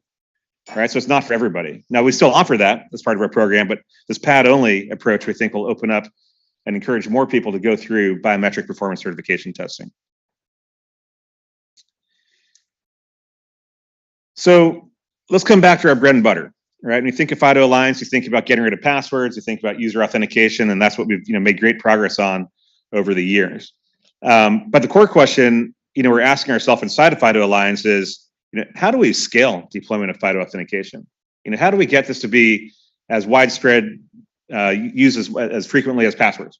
All right, that's the goal, is to replace passwords. And speaking of audacious, that's a crazy audacious goal, right? And you think about what do we need to get there? And I think there's two things it comes down to, right, at a very high level. One is ubiquity, right? If you think about passwords, you can use a password anywhere. And people know how to use passwords too. So there's already an incumbency effect there as well. You can enter a password on any device. It's no fun to do it on a smart TV, but you can do. You know where to look for passwords when you go to a new website.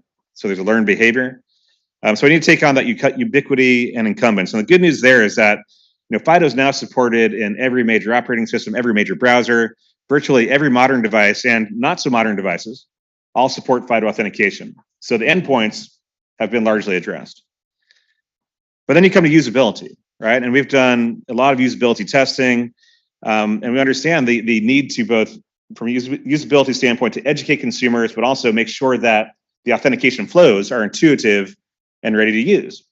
Because there's a long legacy of MFA technologies that were too complex and simply won't be used, right? So if your MFA is too hard to use, your employees will work around it. Your consumers will not opt in. So usability is of great concern. So when we look at this, the good news is that FIDO Alliance as a body is making sizable investments in UX, right? We uniquely have a user experience working group inside of FIDO Alliance that's comprised of designers and UX leads from some of the biggest brands on the planet.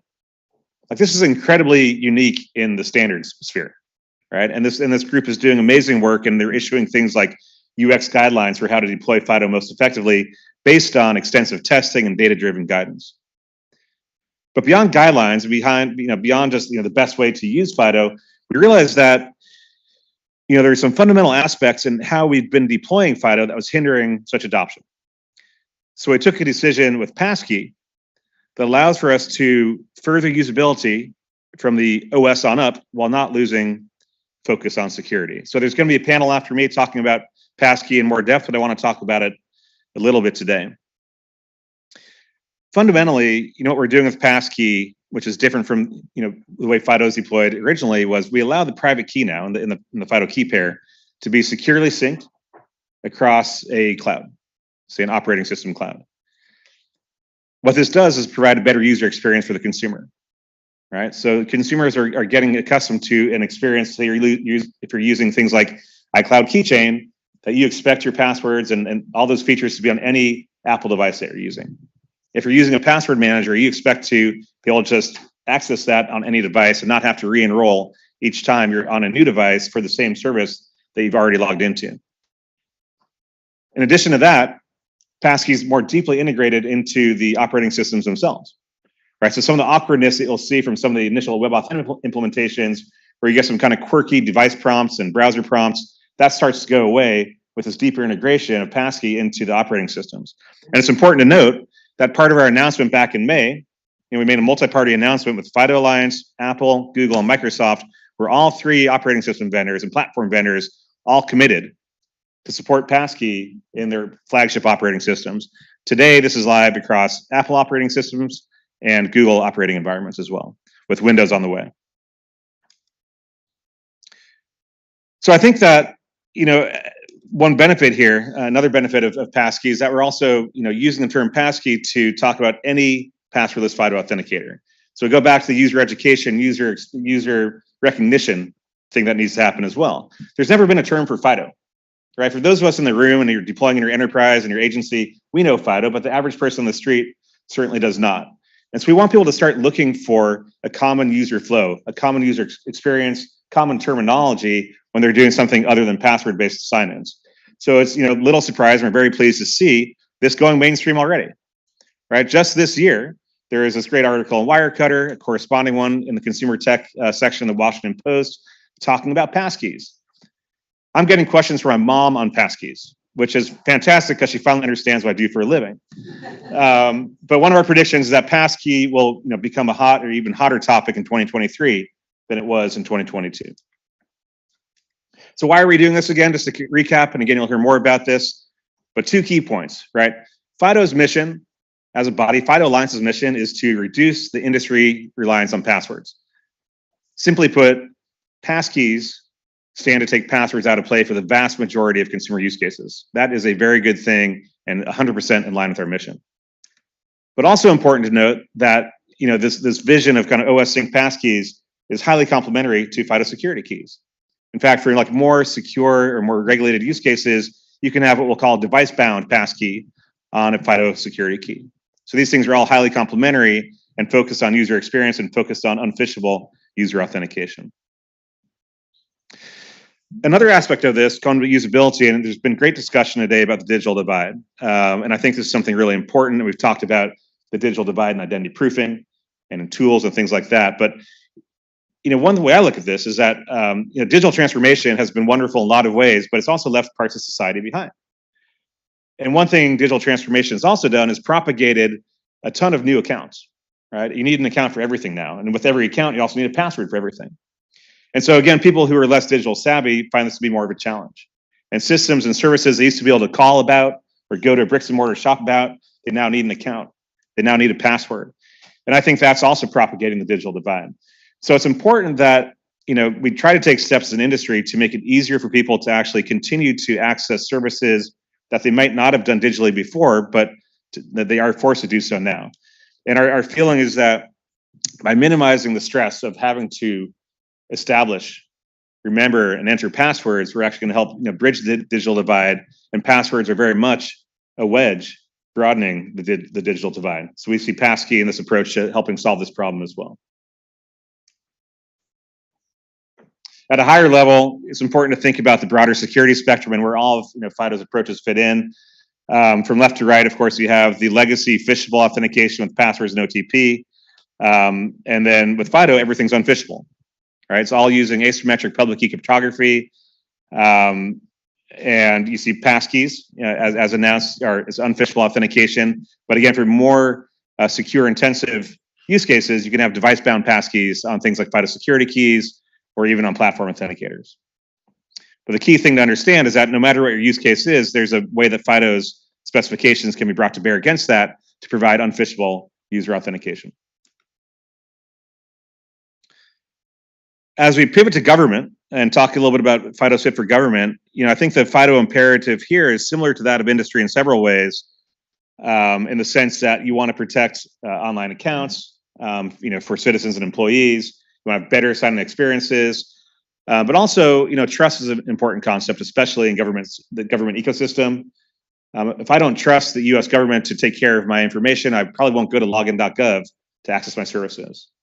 Right. Likewise, on the B2B side of things, agency side of things, that trust is absolutely important. But one prediction we're making this year also is that we'll see meaningful progress on reducing reliance on passwords in government settings. And we're seeing a lot of that happen already. And we'll talk about that in just a second here. Something we've been saying for years, and Jeremy's been doing this, thank you, Jeremy, predating 863-3, is that, when you present FIDO to government officials, whether it's someone like Congressman Foster or other people on the Hill, FIDO brings a new paradigm for user authentication. Right? People are accustomed to passwords. FIDO brings user-friendly public key cryptography, which is a new way of thinking about authentication. And so a key takeaway here, and something we've been preaching, is that as technology evolves, policy needs to evolve with it. And FIDO very much is an evolution of user authentication. And the good news is that we're seeing progress. And one such example of this is OMB, right? So government now recognizes the difference between legacy MFA and phishing-resistant MFA. And so one of the headline activities for FIDO Alliance and our broader community, has been the zero trust strategy from the Biden administration, which is mandating usage of unphishable multi-factor authentication. So it's mandated inside of agencies, and it's mandated to be available for consumers. Additionally, this calls out the option for agencies to use FIDO security keys rather than PIV and CAC. And look, PIV and CAC are great, but there's a lot of deployment and deployability benefits that FIDO security keys bring to the table. Some other great adoption we've seen and great endorsements from the government. CISA have called FIDO security keys the gold standard of multi-factor authentication. If any of you attended Authenticate or viewed it online, you saw Director Easterly give a great keynote, and she actually did a FIDO dance in the video as part of her keynote. So we're very blessed and fortunate to have this sort of endorsement from CISA, symbolizing how the strong support from the U.S. government for FIDO authentication. NIST, there was a great workshop here yesterday. Many thanks to NIST. I saw Ryan around here somewhere. Ryan and David and team for making time to actually engage with members of FIDO Alliance, Better Identity Coalition, and Kantara. We're excited about the updated digital identity guidelines. 863B calls out the concept of passkey, and we're hoping that this lands as AAL2 as they are indeed unphishable cryptographic authentication mechanisms. It's not just in the US, right? So we're seeing worldwide adoption of FIDO for government services. I think governments far and wide appreciate the fact that there's an open standard where the entire industry is working behind to give them a standards-based way to do strong user authentication for their e-citizen services and also various e-government services. If you Google or if you Bing FIDO government deployments and recognitions, it'll bring you to this webpage where you can learn more about how each of these governments is using FIDO authentication in a variety of settings.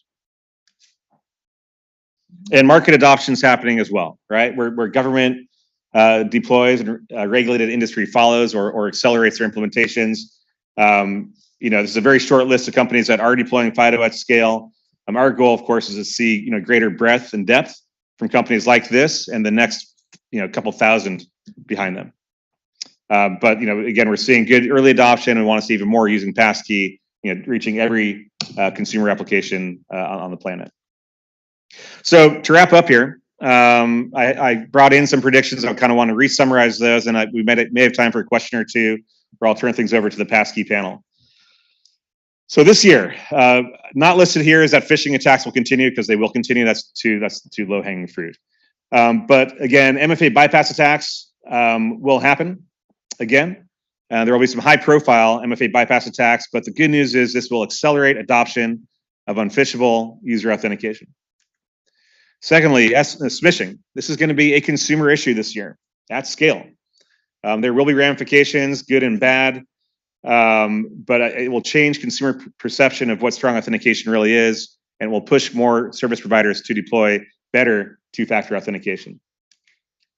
Identity verification will leave this room in discussion and reach the mainstream, which is a good thing. Passkeys will become a hotter topic. And last but not least, we've been on this mission for a while, and often get the question, when are we getting rid of passwords? And my kind of canned response, which is a true response, is that, hey, this is a journey, not a sprint. But I think that journey is getting shorter and shorter each year, right? And I think passkeys are going to accelerate that journey. So we're going to see, reduced reliance on passwords in government settings, but also in beyond in private industry in all corners of the world. So thank you so much. Jeremy, how are we doing on timing? Do I have time for one? Yeah. I'm happy to take a question or two.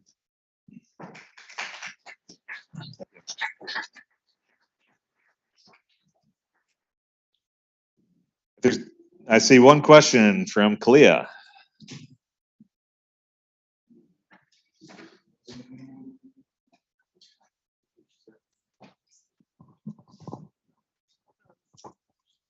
I was sent a video in the last week with a giant FIDO conspiracy saying, like, because CISA approved it, it must be, and Apple and Google and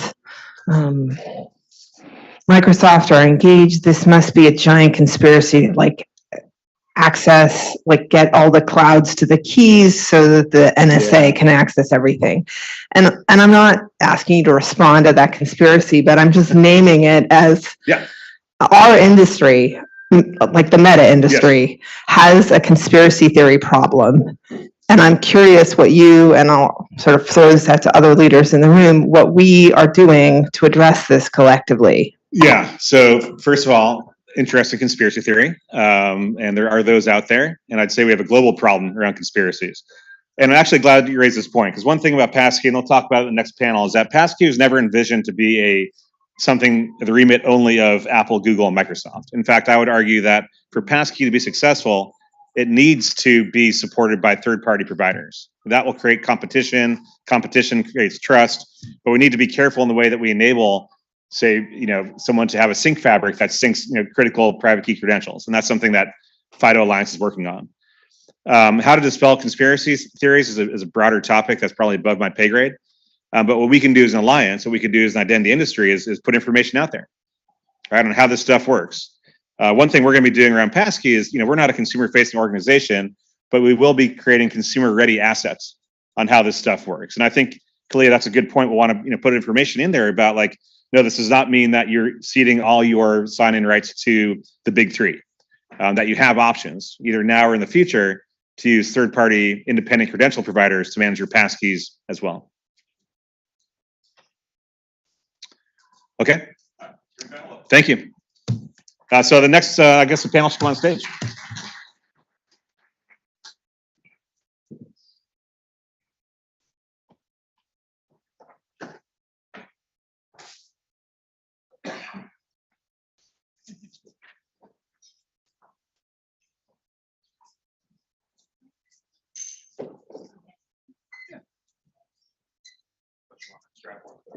I don't think I can. I don't know where I put it.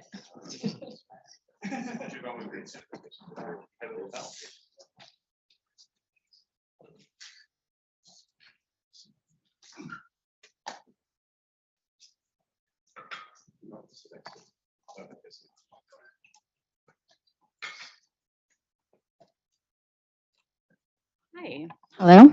Okay. Well, that was great, Andrew. Thank you. That leaves less of a preamble for me, so I really appreciate that. I'm Megan Shamus. I'm with the FIDO Alliance, and I'm responsible for our market adoption initiatives globally.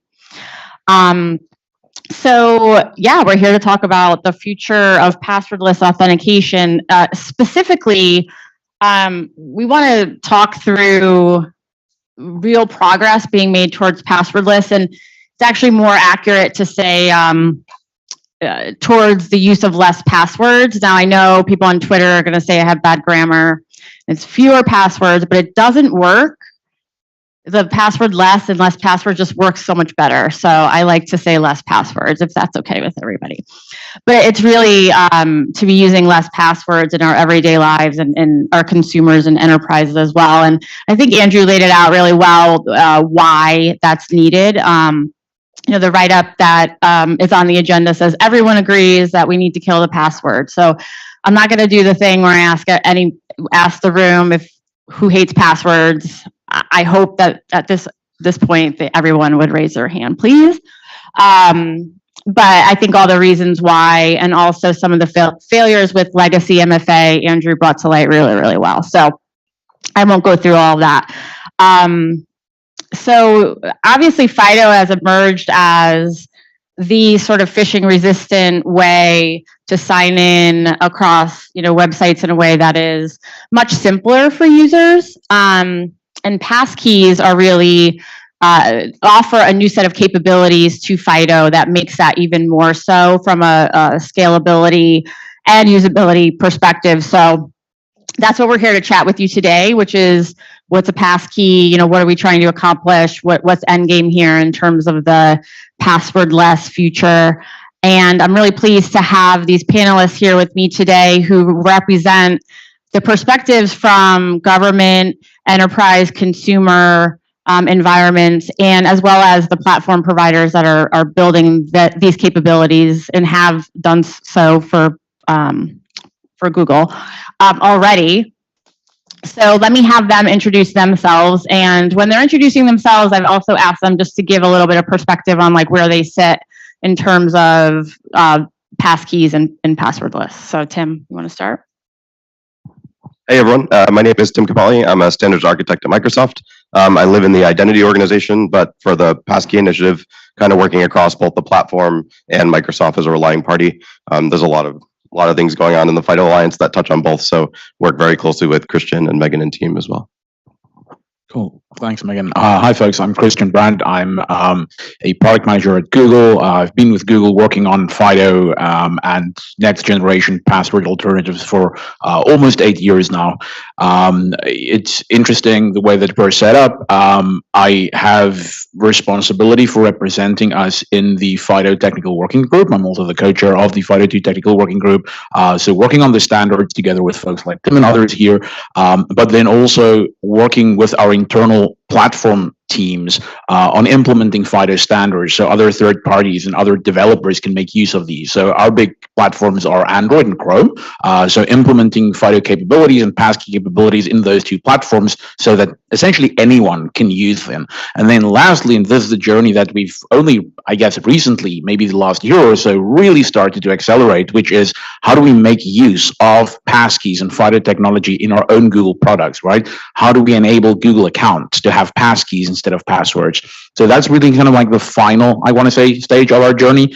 We've worked in the standards organization for, as long as I've been at Google, started then moving the stuff over into the platform pieces, Android and Chrome, and now finally at the point where within this year, I think there will be pieces of Passkeys that'll be starting to make their way into common Google products, and hopefully, start to proliferate that idea that, hey, this isn't only something for other third parties, this is really for everyone. Hi, I'm Andy Regenscheid. I am a project lead for applied cryptography at NIST, and I come here kind of wearing two hats. I am one of the co-authors of the NIST Digital Identity Guidelines, including the volume on authentication and lifecycle management. But I'm also the technical lead for NIST's personal identity verification card standards program. So, between those two, that covers both the kind of citizen to government facing transactions, as well as, how the government manages identity and authentication for our federal users, or our federal employees and contractors. In both of those use cases, having strong, user-friendly, and broadly supported solutions for authentication is critical. So, there's been a lot of really interesting, developments in that space for the past, really the past, 5-10 years, with Passkeys being, just one of the most recent examples of the things that we're trying to be able to take advantage of within the U.S. government. Good afternoon. I'm Paul Grassi. I'm with Amazon. I'm a principal in our identity services group. I'm also co-chair of the Identity Verification and Binding Working Group at FIDO.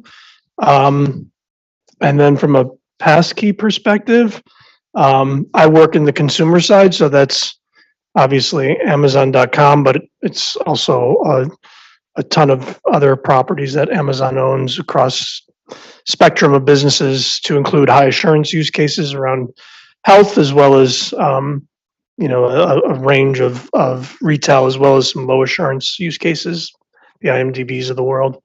So we are we're very active in FIDO across all the working groups, not just the one that I lead. And we are eager to adopt passwordless or less passwords or fewer passwords here in 2023, and passkeys are a key component of that strategy.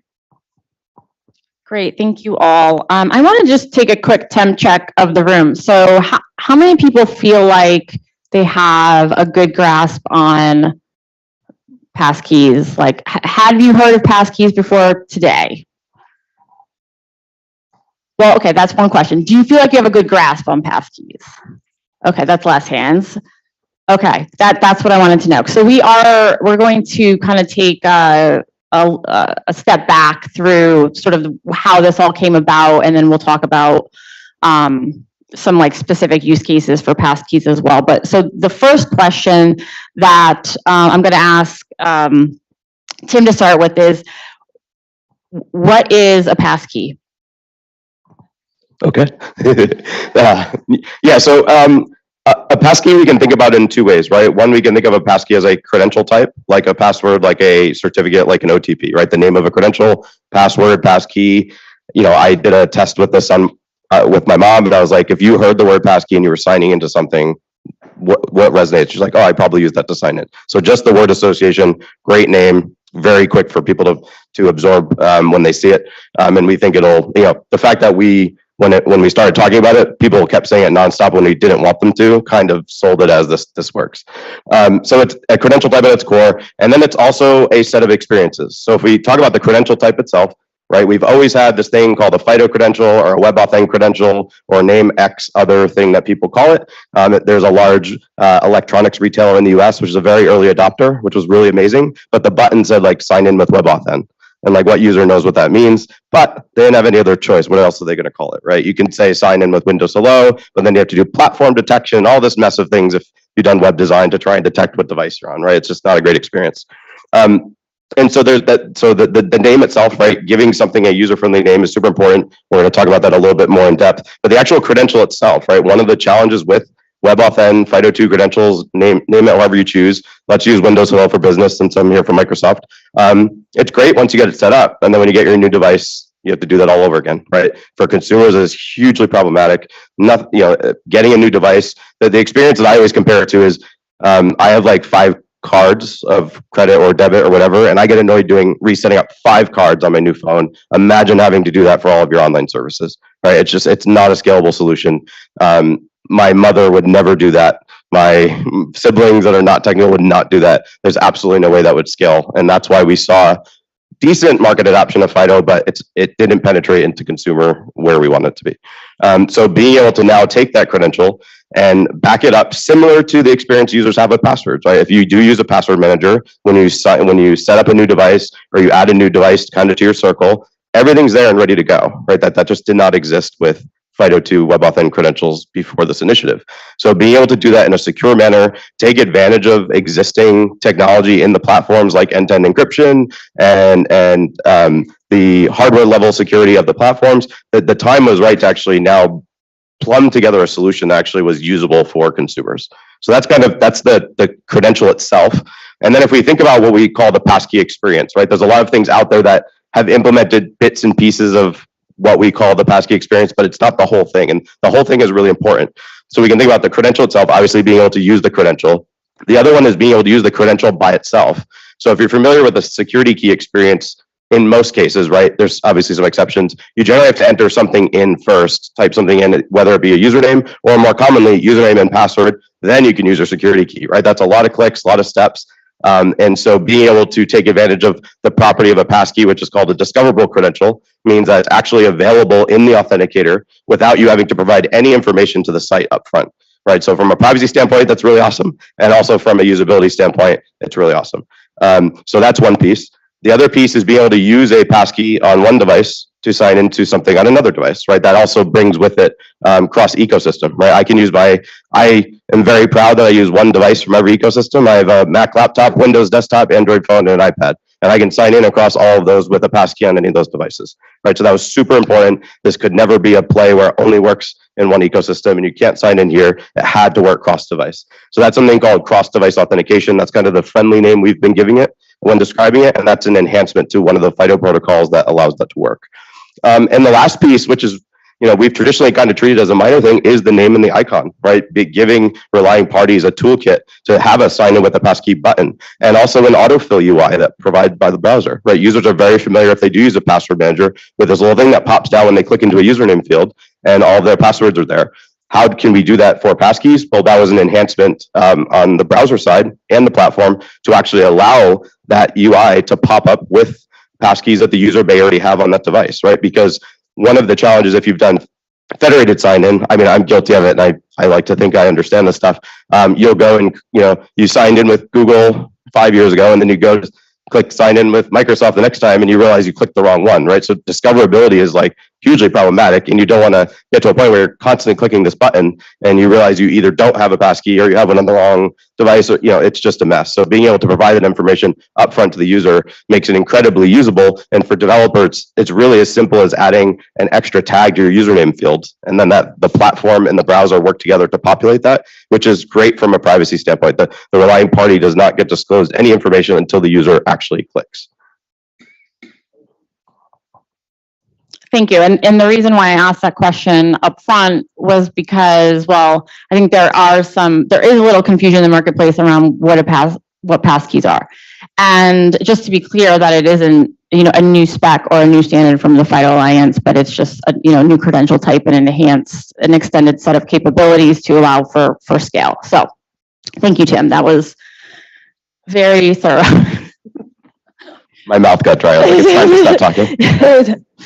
But I want to just kind of go back to the sort of the market imperative for phishing resistant authentication, so the FIDO model, and for Christian on kind of the industry side, and then Andy and Paul. So Paul didn't mention that he spent some time in NIST, so we're gonna ask for his thoughts from a government perspective from when he was there back in the day.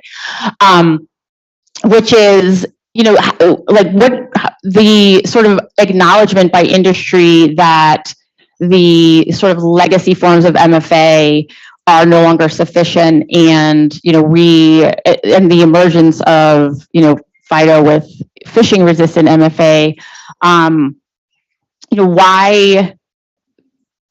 I mean, I'm using the word phishing, so I feel like I'm baiting for an answer. But what were we seeing, and why was there a market imperative for this, and then now for Passkeys? Yeah, that's a great question. I mean, I alluded to this a little bit earlier, right? We've been on this journey for a long time. Our journey with FIDO, or at least the precursor to what today we have in terms of like FIDO, the U2F standard, and now FIDO 2, actually started back in 2009 when Google had an event and there was phishing, and essentially, what happened last year happened in 2009 to a bunch of companies, right? Google being one of them. And we vowed that we don't want to have phishing cause issues for us internally ever again after that. And that's where Google's journey with FIDO and with the technology started. We wanted to develop a technology which at the tech layer solved phishing, right? We don't want to depend on users having to figure out whether something is phishing or not phishing. I know that's a big thing still. That doesn't really work, right? And I think we have some data, actually, maybe as an aside on that. I think Andrew said something a little bit earlier, percentage of users, like, who falls for phishing. We have data. If you send users a, phishing email or a message that looks good, and there's some time that goes into crafting that, 46% of users will fall for that phishing attempt. Not 2%, not 3%, 46, right? So for us, it was clear that we needed a technological solution to this problem, and that's where we started. Over time, we deployed this technology internally, then we decided this is so cool, we want the rest of the world to be able to use it as well, and we exposed security key support for Google users. But in essence, we were still bound by having physical hardware in a user's possession, an additional thing that they have to manage and buy and think about. So to get the scale that we wanted, we really had to wait for powerful processing devices to be in everyone's pocket. And hey, that's what we have in the smartphone today. In 2009, it wasn't completely a surefire bet yet that is where we were going to end up, but we're glad that is where the world moved to. So to kind of get back to Megan's question, phishing resistance has always been the number one thing for us when we think about like why we're on this journey. However, it's interesting. We've done a lot of research, a lot of UXR, user experience research on this topic. How do we present Passkeys to users? How do we present FIDO to users? How do we get users to engage? They don't care about phishing resistance. They don't really care that much about security, right? They care about ease of use. They care about simplicity. They care about like getting in as quickly as they can. So our value proposition around FIDO and Passkeys to users is going to center around, this is going to be fast. This is going to be easy. If you think about like using Face ID or Touch ID on an app, Face ID or Touch ID on an Apple device, right? I've got an iPhone right here. Hey, do you want to just use your face next time? It's about simplicity, not about security. Because remember, you can always fall back. If you don't want to use Face ID or Touch ID today, cancel out and type your password. So there is no security benefit to using it. It's a usability benefit. So for us, presenting this as a usability enhancement is going to be critical. But then the real business reason why we're doing this internally really is to finally get rid of phishing. We have multi-factor technology, of course, at Google. The one that we recommend, that we want to push most users to, our most advanced version today, outside of Passkeys and FIDO and security keys, essentially, is what we call Google Prompt. So you sign into a Google account. If we think something looks risky or you're a multi-factor user, we'll send a push notification to a phone. There's a lot of things that we can do around that technology, but ultimately it's still phishable. And at our scale, that technology is being phished. Users are getting phished with multi-factor, with push-based multi-factor turned on. That's the pinnacle. That's the top end of what exists in mainstream MFA today, is push-based, application-based multi-factor.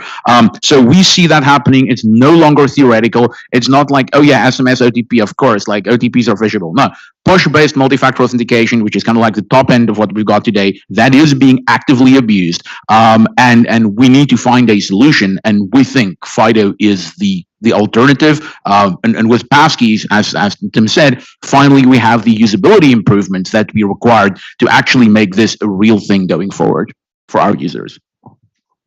Thank you. And just to touch on the usability of the actual experience of Passkeys, Andrew mentioned we have this focus on usability, like with our UX committee, and they're starting to commence research around the optimal flows, prompts, terminology around the passkey experience. So we're excited to get that started and kind of see, what the users' kind of feedback gives us. And then on the government side, Andrew also had some great slides around sort of the evolving acknowledgement from government about the distinction between sort of legacy MFA and phishing resistant MFA, which, kind of came to light with 63-3 and has evolved even further with 63-4. So I was hoping that you two at the end could help us out with sort of the thinking around how your thoughts evolved, because Paul was an author for 63-3, and Andy's of course an author on the 4 draft.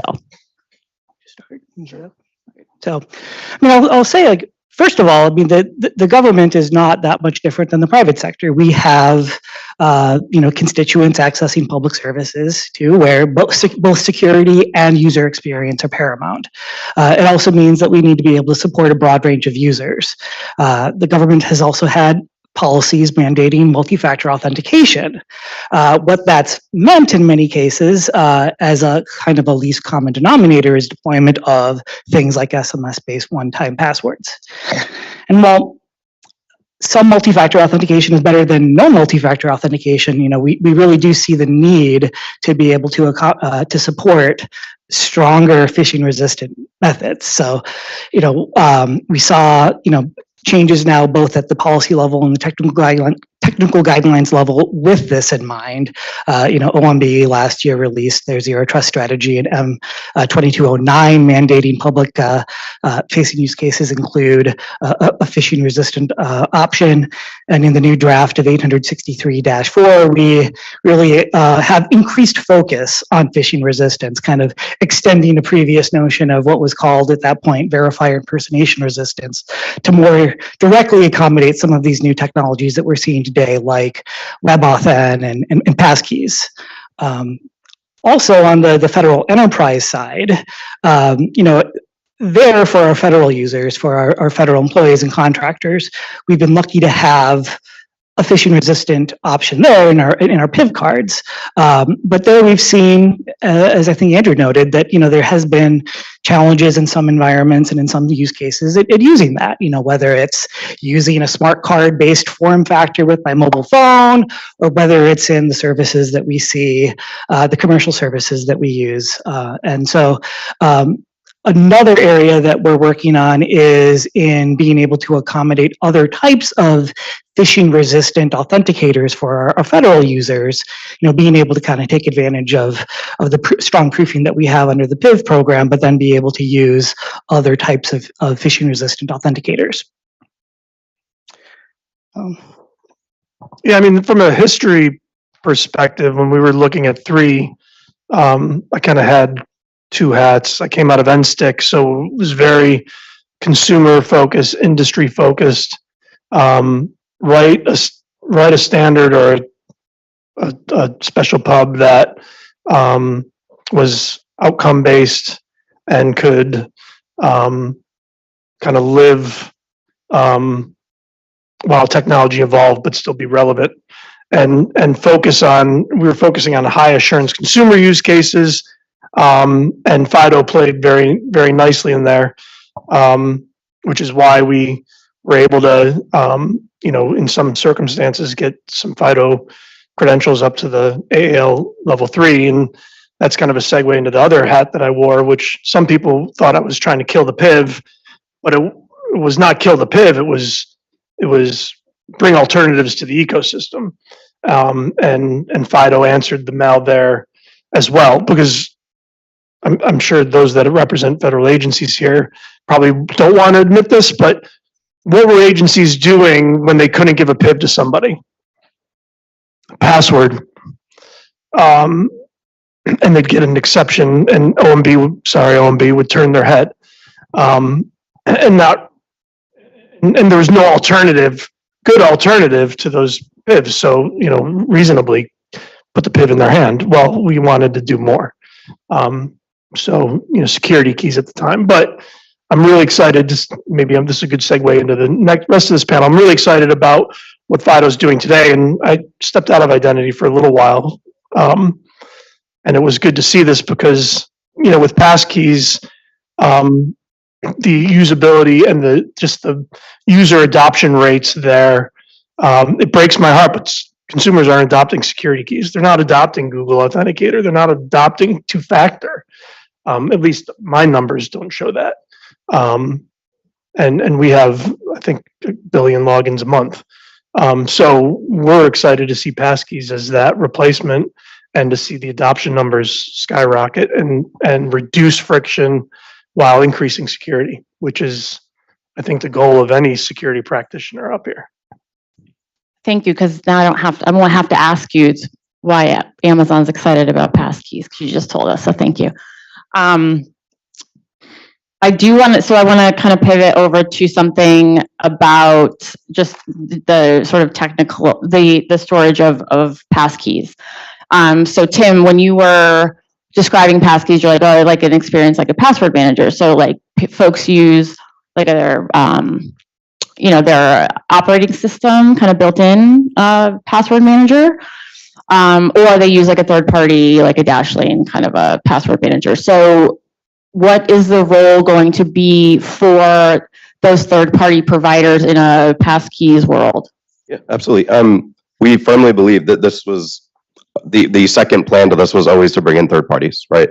The platforms had features available today. Windows Hello, Android had full biometric framework, Apple had iCloud keychain, right? That was easy, right? We already had it. We needed to extend it, clean up some UI, and now we have this amazing solution. The next step that we're venturing into right now is actually opening that up. So what we call a password manager today, we're calling them pluggable passkey providers, most likely the technical name. We want to provide a way for them to securely plug into the operating system, right? A lot of things get done today via ways we don't love.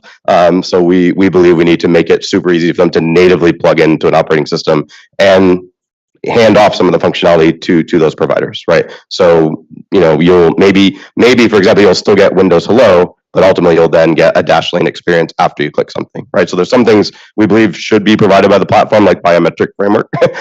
But ultimately we think the passkey providers, if the user chooses to use them, should be able to plug in and be a first party citizen into the operating system. And so Microsoft, we will be doing that with Windows. Can't commit to any timelines here, but we are, we're committed to doing that. Did you want to add anything for Google? That'll briefly say, there we go, 5 seconds delay. The only thing I'll briefly add here is that, yes, we're committed, right? We've publicly said, there was a blog post at some point last year when we announced some of this functionality around Passkeys on Android, that yes, in 2023, we will add support for third parties. I do acknowledge that adding support for third parties brings with it additional complexity though, right? Because today, if you use Passkeys on Apple devices, you know what you're getting, right? You're getting a passkey, and Apple has publicly said the passkey is end-to-end encrypted, and they've also said that all their users using Passkeys have multi-factor authentication turned on. I think that is something that they've also said. So anyone getting a passkey from an Apple device know how to reason about the level of security and the provenance kind of attached to that passkey. Same goes for Android today. If you're on Android, you get a passkey, you kind of know what you get. The moment we open this up to third parties, which we're definitely doing, but at that point in time, what you're getting back, Dashlane, 1Password, LastPass, pick your favorite provider, they might all have slightly different security properties, ways of doing login, ways of doing encryption, ways of recovering accounts. So I think that is where we're really soliciting also feedback from industry as which of these things are important. Like, should we surface some of this information? Should there be, I know there's something that we've not figured out completely yet, but something we're open to and discussing inside of the FIDO Alliance right now is, should there be some minimum bar, right? What are the sets? Like, does it map to AAL levels? Like, what happens? Like, I think that is the complexity. And that's one of the reasons why we introduced it first. Kind of the easy one was, okay, let's just get a baseline baseline implementation out there that works. The very next thing we want to do is we want to open it up. But with the opening up, I think it would be great if we had some ideas around what relying parties, what industry needs, so that they can reason about these different things. I mean, at some level, we have folks saying, well, it's all better than passwords, so just accept everything. And that might very well be true for a large population, right? For a large size of relying parties. But there might be others where there is a requirement that needs to be satisfied. And the question is, what is the minimum set of information? What is the minimum bar, the minimum thing that we have to do to be able to get those relying parties to also adopt the system? Thank you. So you can feedback directly to Christian. We'll give you his email address after the panel. They thought I was kidding. It's funny. Just what Yeah, I mean. go I think it's just important. That is probably the top thing we're thinking about for 2023. Right, we're starting to see passkey usage increase. The password managers that you may have seen join the FIDO Alliance in like full force, right? When this happened, we were seeing the announcements every week. And so this is top of mind. And I want to thank the password managers that are out there for engaging, for challenging us, they're super engaged now, which is really awesome. Yeah, it's really important that, like, it's clear that these are active conversations happening within the FIDO Alliance and outside of it as well. So, I want to kind of talk a little bit about use cases. So Paul touched on some of the benefits of passkeys that make it appropriate for large scale consumer deployments. And like, for example, PayPal is in the midst of rolling out passkeys. Yahoo Japan has rolled out. Docomo is going to roll out. So these are larger scale consumer bases. So I think it's fair to agree that passkeys, are appropriate for that environment. But what I wanted to ask was about those environments within like enterprise, for example, or those environments that require higher levels of security at times, or for certain individuals within the enterprise. What's the your current thinking? And I'll start with Andy around the appropriateness of passkeys in those kind of environments, and the question applies to the synced, so not device-bound passkeys, but those that sync across OS. Yeah. So, I mentioned earlier, right, that phishing-resistant authenticators and authentication are, a very critical focus. So, we want to be able to make use of these new innovations like passkeys across both our public-facing use cases as well as our internal enterprise use cases. As part of the new draft digital identity guidelines that we put out, we've taken some steps to I'll say, try to accommodate the syncing of credentials between devices. But this is one of those areas where I think we've made some changes right now, but we're really interested in getting feedback from the implementers and the users on, first of all, are we addressing the right technical issues, and are we in the right way, and are there other things that we should be bringing up? And I say this because this notion of syncing starts to change some of the foundational expectations that we had for cryptographic and physical authenticators, where it was like possession of a device that was what you were verifying, and now it's not quite that anymore. So we're looking at all right, what are the characteristics now between say, like, what are you getting now when there's credentials that can sync between different devices that might belong to the same devices that belong to the same user? But then also, what are the characteristics now if someone can go and share one of those credentials with a completely different user? Generally that would be something that would, like, the process of, say, enrolling or onboarding some additional authenticator would be between, say, the user and the relying party application or the verifier. But in this case, now that they're kind of out of the loop there, so we're, I think all of the building blocks are there to be able to accommodate this, but a lot of this is ultimately going to come down to how we see the ecosystem evolving and where we see the implementations going. Like we're very interested in, not just using the device-bound like tokens, but also say the extensions that allow you to give some signal that a credential has been synced and is now being used on a new device. So having that as an option that that would be available for aligned parties to use to establish their own policy, to get a little bit of that, I guess, control back for them to be able to make the decisions that make sense for them given their use case. But I think those are kind of, that's bigger than just what's in 863, but ultimately, where are we going to see the services and implementations, go and evolve? That's great insights. So Christian and Tim are also relying parties in addition to being platform providers. So I just was wondering if either of you had a perspective you wanted to share on just use cases and appropriateness for different environments. Yeah, I'll speak a little to the conversations we're actually trying to have with Azure AD enterprise customers, right? Outside of federal enterprise, I will make the argument and stand by it that every organization has a group of users where a passkey by itself is more than adequate for what they're doing today, right? You could drop that in. We've traditionally, when we look at how people configure FIDO and their tenants and like they show us what their policies are, right? Like it's very much a binary thing, right? We got to do it for everyone or we got to do it for no one. We have to get away from that. We have to start looking at these assurance levels and does your person who just needs to access their paycheck that doesn't have access to any other electronic services from your organization, do you really need to buy them a security key, or is a passkey good enough for that user, right? So we're trying to like restart the conversations I've been having for a decade, but that maybe come to fork that conversation into different paths, right?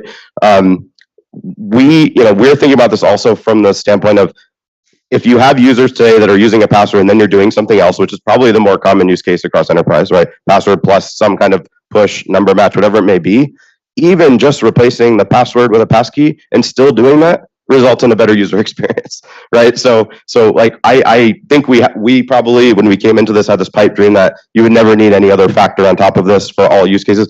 That's obviously not true in these higher security organizations, but dropping in passkey as it sits today, and you can leave that other stuff in place as we work through, like, how can we get you to a point where a passkey by itself is enough, right? That's the evolution piece of this, because we're really in, from a spectrum standpoint, we're really in this interesting gap between fully unmanaged devices accessing a service and then fully managed devices, right? There's this gap in the middle, which is very problematic. If you've ever worked in enterprise with MDMs, like, even the MDMs have gotten better. I hate using the word because people are allergic to it. But the MDM has gotten better, right? There's Android work profile where the company doesn't have any access to the rest of your device. What can we do in those areas as well? Like, could we give could we give some more hardware bound signals only in the case where it's a quote unquote enterprise reliant party and you need that assurance, but allow a regular synced passkey to your consumer account to still work for other cases, right? So it's really, it's complex, as everyone in this room knows, and we're just trying to restart that conversation because it kind of came to a halt at one point where it's like, oh, there's no way we're going to deploy FIDO to our whole organization. So I'll say something briefly here. Like Tim addressed this mainly from kind of like security and compliance perspective. I'm going to look at it slightly from a different perspective of usability. There is a lot of questions around, will this really be easier for users to use, right? This technology is, I don't want to say unproven, but right, it hasn't been deployed at scale yet, not at least not at the level of passwords and other things. So the question is like, how big should the bet be in 2023 that we put on this stuff, right? I think for us, we're looking at kind of like, for lack of a better word, like the no-brainer stuff, right? That is, if you have a passkey already on a device and it is there and it's ready to use, don't serve a password, serve the passkey prompt. What does that mean? It tells the user to touch their fingerprint or show their face. Any user today, any user with a modern smartphone today is used to that experience, right? They get confronted with it when they open their banking application or any application that needs constant reauthentication, right? They're used to that already. How do we present that to a user? I think there's, again, work that FIDO is doing in our user experience, like the UX working group, in how do we message this to users, because now suddenly this experience is available on web, where it traditionally has only been like an app-based thing, but those are minor details. I think for us in 2023, we should get out the door the mechanism to use a passkey whenever it's available to a user. It should just be served when it's there. The harder one to wrap our heads around a little bit is the cross-device experiences, right? What if I'm on a device and I don't have a passkey yet, right? But I'm maybe the user has a corresponding Android phone that does have a passkey, right? When should we surface the passkey experiences? In what way? I mean, folks have probably seen, but there's some QR codes involved. There's scanning. 2023 is the year where we'll learn a lot about like how hard should we push those things. Remember, users today already in most circumstances have to go grab their phone anyway when they log in on a new device. A password is no longer enough to give a user a secured session. We need to get them an SMS to their phone, or we might need to send a push, notification to a device anyway. So I think sometimes we're kind of like wrapping ourselves around the axle and saying, well, but yesterday it was just a password that was auto-entered. Now I have to go grab my phone. You already have to go grab your phone today for most high assurance, use cases. So that's the thing that I think we're trying to figure out this year. But there are definitely 60 to 70% of use cases today that can and should be addressed by passkeys because it's just a pure no-brainer win, I think, in terms of UX. Yeah, but I think the user experience and even I think the security benefits of having say embedded credentials that you can use are very real. I mean, we all probably in this room have a device that's probably accessing our email, that's always online, always connected. Having some ability to then be able to very quickly and easily authenticate to get back to our, whether it's personal services or our enterprise services, is really useful. So I mean, I think I've long been very interested in using those, embedded platform authenticators, as you call them, in high assurance applications. I think there is a role for them in many environments. It's not always good. I don't think it needs to be I don't think there needs to be a separation, say, between, platform embedded credentials or passkeys versus, external USB security keys. Like I think they both have a role in public-facing environments and in enterprise environments. And just a quick comment, something Christian said. The interesting thing about the cross-device flow is it long-term for consumers is a very temporary thing, right? Like we imagine like 5 years from now when you have a passkey on all your devices, the only time you're using the cross-device flow is you're signing in on a friend's device or you're signing into a kiosk right, at the airport where there's some secure thing where you need to sign in. Like once a user has a passkey, if they decide to use the platform's passkey provider, once they have one in each provider, that's kind of the end, right? They don't need to do that anymore. And if they're using a third-party passkey manager, even better, they may never do cross-device flow. So it's actually challenging to measure in many ways because some of these are also temporary, right? Because they're new. So we have to pay a lot of attention to how long these experiences will last and how often the users will see them. I think that's a good place to wrap. And because Jeremy's going to get the hook out in a minute, but I say that because you say, because it's new and just to like remind folks, this is new days and discussions are being had and this needs to be iterated on and the feedback is really appreciated and discussions like this are fantastic as well. So please just help me to thank our panelists for joining me today. Thanks to our moderator. That thing goes. Thanks, everybody. So because we had an extended conversation with Congressman Foster earlier, we're running about 15 minutes behind, as folks have noticed. I'm going to suggest we take a 10-minute break. We'll come back here. We'll do a 12-minute break. We'll come back around 3:20 for a panel talking to some folks from the government on both the Hill as well as the legislative branch about the legislative outlook for 2023 and also what the executive branch may do. And then we'll wrap up with our final panel looking at some identity issues in financial services. Thanks, everybody.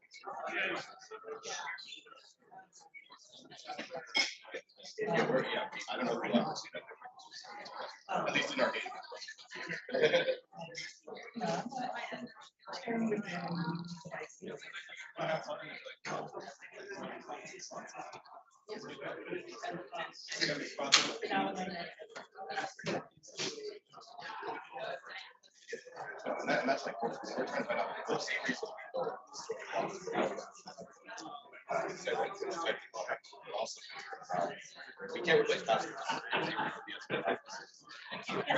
And that's what I'm saying. The thinking we have now, and things like that. Good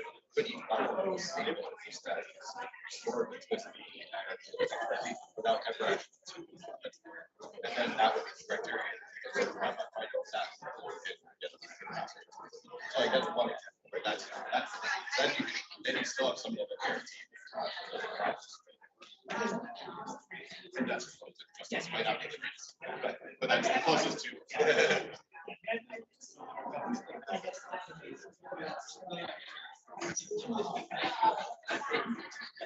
It was the path, but it was the part about using it. And like you don't like if those are requesting work access, honestly, will give it to you. It's nothing changing there. But again, it's just expanded for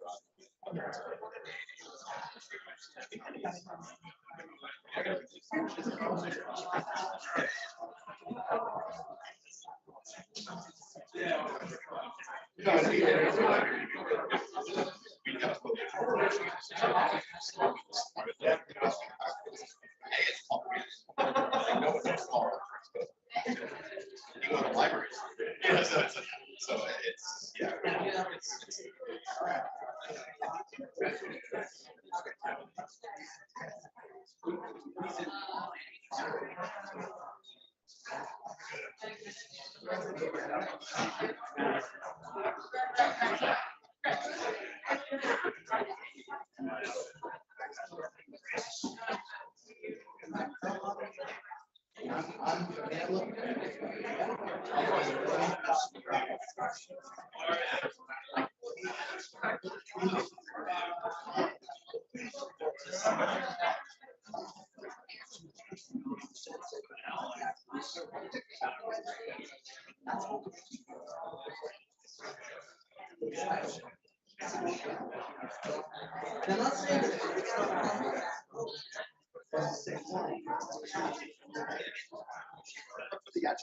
The attributes of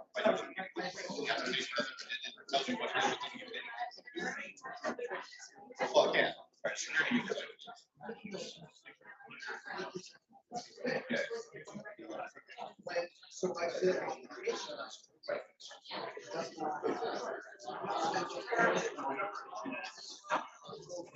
and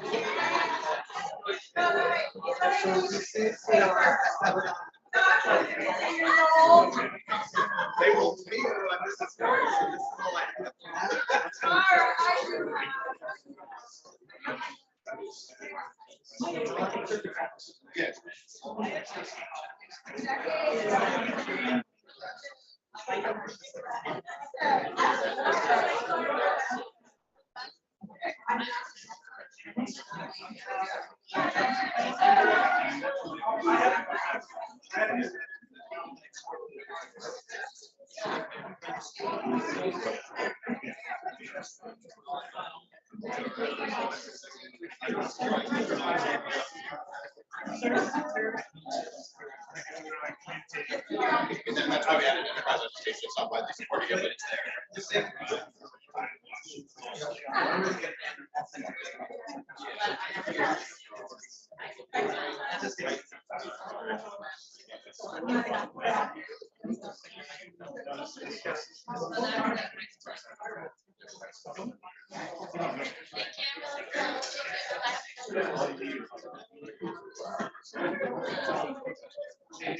And like I think one thing I know about know there out there few people it's like we're not gonna security is gonna have the same level of UI as the platform. We think there's value in this. Like we're not gonna take it. We're make it part of these.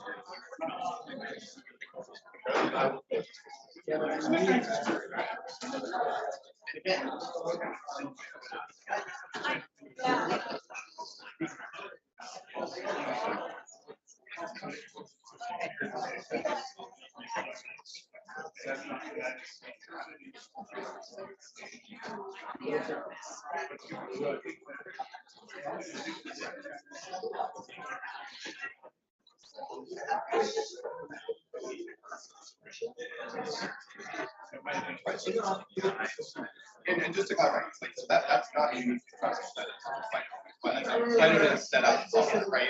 Okay, no, so that's something. When you first started, I was like, no, it's all good. Yeah, right.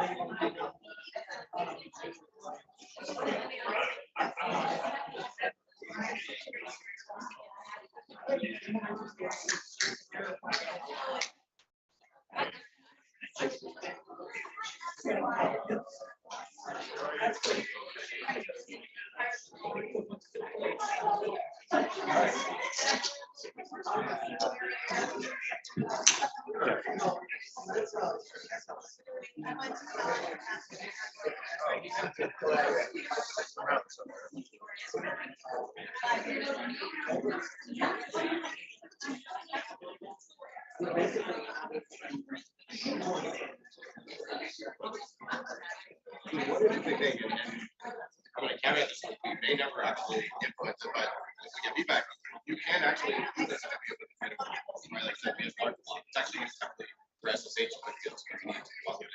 There are things in there, they're not all puns or all the things, but there are paths to module that direction. Right? And it was never, I don't think it was ever FIDO's position to solve it. So that there are pieces, there are people with a lot of information about these are involved, even though you have to enable it, you have to flag the policy. There are some who want to check boxes, just that.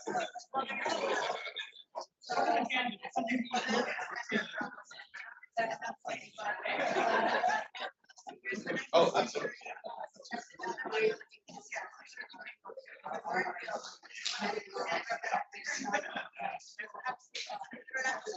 That's probably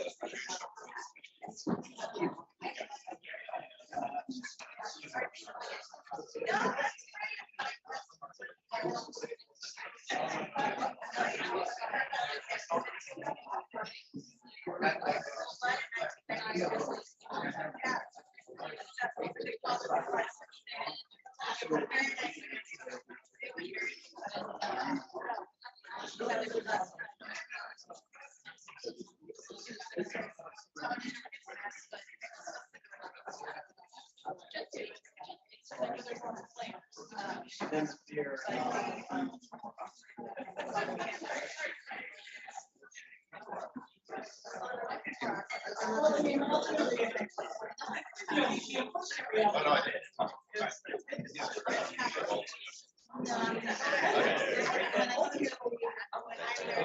can turn it off. You can keep whichever. If you're not talking, just keep it on. Because it's gonna have a delay. Yeah, I'll just keep it.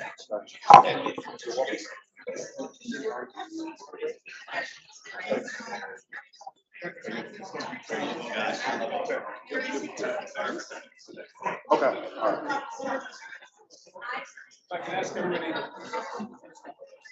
If I can ask folks to take a seat, we'll get started in just a minute.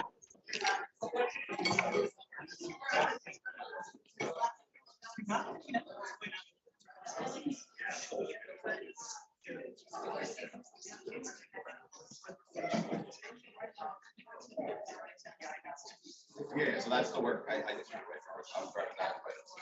Yeah, we're trying to build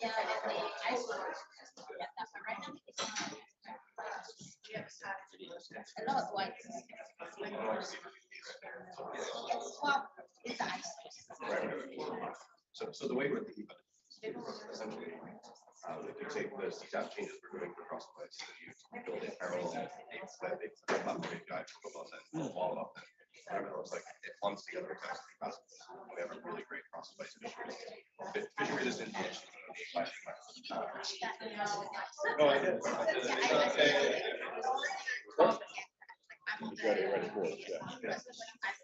Welcome back, everybody.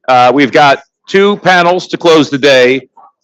This panel is Better Identity in 2023, looking at what we need to do to make it happen. So we unfortunately lost one of our speakers, Chris Land, who is Senator Lummis's general counsel, had an issue. Can I ask folks outside to either leave and close the door or come in and take a seat? Thank you. Anyways, Chris got called into a last-minute meeting and was not able to get over from the Hill, but I'm thrilled that David Dorfman's here from the Senate Homeland Security and Governmental Affairs Committee, the HISGAC as it's known, and then providing an executive branch perspective, Jason Lim from TSA and DHS, who serves as our Identity Management Capability Manager and has been doing some really interesting work, particularly as it comes to mobile driver's licenses, is here today.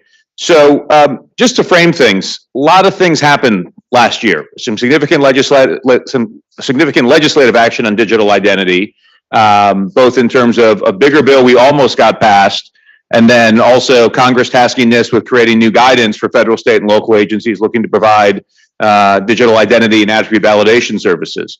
On the state side, we're starting to see a number of states take the plunge in terms of launching mobile driver's license apps that can be a digital counterpart to the plastic IDs we've been using.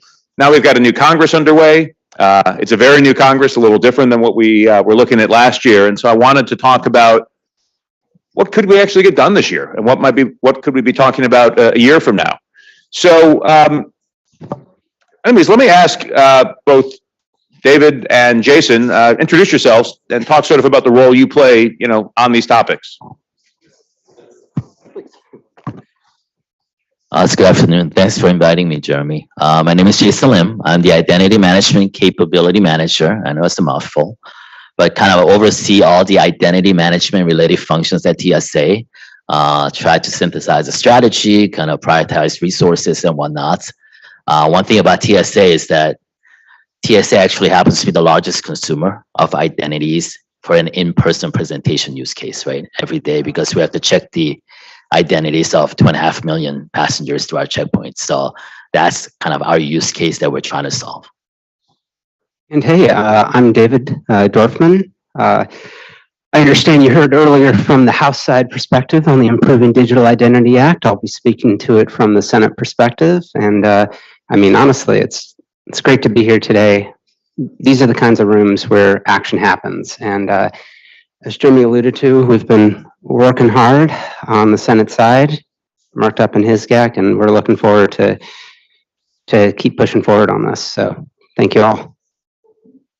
So let me throw an opening question to you, David. You and working with Senator Sinema and Chris, with Senator Lummis teamed up on a bill last year. Talk a little bit about the legislation. Where'd we end up last year? Yeah, well, it's kind of remarkable.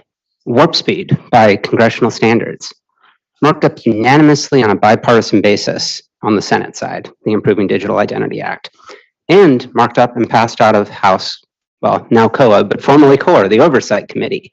I mean, truly remarkable. And as Jeremy mentioned, this close to being signed into law. And really, I think that speaks to the uniquely bipartisan and critical nature of this issue. I mean, this is not some abstract academic exercise, some thought piece. This is real. This is real people's lives. I think there's four things that, well, there are many things, but four really important things to think about in the context of this legislation and digital identity efforts writ large. Stopping identity theft, stopping this rampant benefits fraud we saw. I mean, protecting taxpayers, frankly, enhancing people's privacy and their civil liberties, right? This is privacy enhancing, not privacy reducing. And also, it's common sense.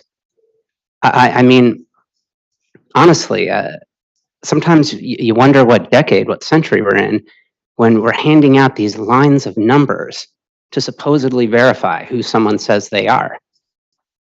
I mean, it's not secure. I mean, it's not security, it's insanity.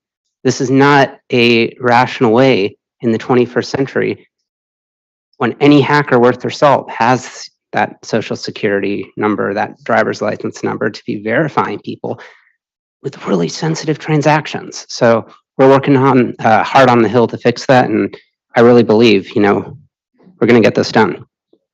So we came close last year, and I know Congress is just starting to get organized right now in 2023. The question I keep getting is, what's going to happen next? Does the bill get reintroduced? Do you all take a different twist on things? Anything you can share in terms of thoughts on that? Yeah, certainly. Well, I'm here to speak on behalf of myself and not, not the principals. But what I will say is we came really close, and we have a really promising path. And I think if you look at the landscape of this issue and we continue educating people, making sure people understand how important this issue is, how it relates to everyday people's lives, we'll get it done. Jason, you've been focused a lot more on the implementation side. Although your work was actually guided heavily by legislation that was passed in 2020, the Real ID Modernization Act, which, tell me if I don't describe it quite properly, but it basically stated, among other things, that for Real ID compliance purposes, an ID does not need to be a plastic card. It could also be a digital credential. So can you talk a little bit about that law, how it's guiding the work you're doing, and also how it's going? Sure, absolutely. Thank you, Jeremy. So yeah, that law said the TSA Mod Act basically said that Real ID has to be MDL compliant, but we don't know what that means, right? Because MDL, Real ID was written with a physical ID in mind. So what does that mean? So it's up to us, and we are trying to figure out what that means from a Real ID and MDL perspective. Do you have that slide by any chance, Jeremy? I think we do. Yeah, so this is basically our worldview in a nutshell on how we are thinking about this issue, right? So you have the issuing authority, which is from an MDL perspective, as an example, are the DMVs, right, the states. Then you have the credential user, iPhone holder or, Google phone holder, Samsung, right? Then you have the relying party. For us, we are the relying party for in-person presentation, right? And that's defined by ISO standard 8113-5. Everybody here is familiar with that. And that's what we're building on, because that's the only standard that really defines the protocols for a in-person attended use case, which TSA is. Having said that, if you want to define the whole ecosystem to ensure that Real ID MDL can be trusted, secure, privacy-friendly, address the equity, as well as interoperability, you have to start thinking and defining all the other nodes and the legs of this triangle, right? So these are the foundational kind of standards that's really guiding our thinking around how we want to define these to ensure that all those four key components, right? Security, privacy, equity, and interoperability are met and in an open and equitable way for everybody to play in. Having said that, I know a lot of people here are also waiting for the publication of Part 7, which would define the non-attended use case. TSA is not as big, as large in that use case space. We have some marginal use cases, but right now we're focusing on Part 7, the attended use case. So basically, Jeremy, in short, this set of standards and guidance documents and kind of derivatives from these will really inform our thinking and eventual real ID regulations, requirements that define what an MDL, that's real ID compliance, really means to us. Thanks. Now, this is a helpful slide, I think, to show how the different standards fit together. Can you talk a little bit about the progress you're making so far? I know you've had some pretty high-profile rollouts in a couple states and airports.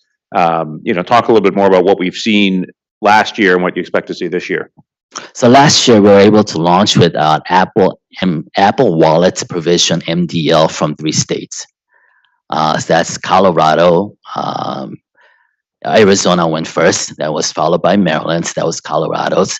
At 3 different locations, right? 3 different airports. We're limiting them to pre-check customers at this point because really we're still in kind of a testing pilot stages.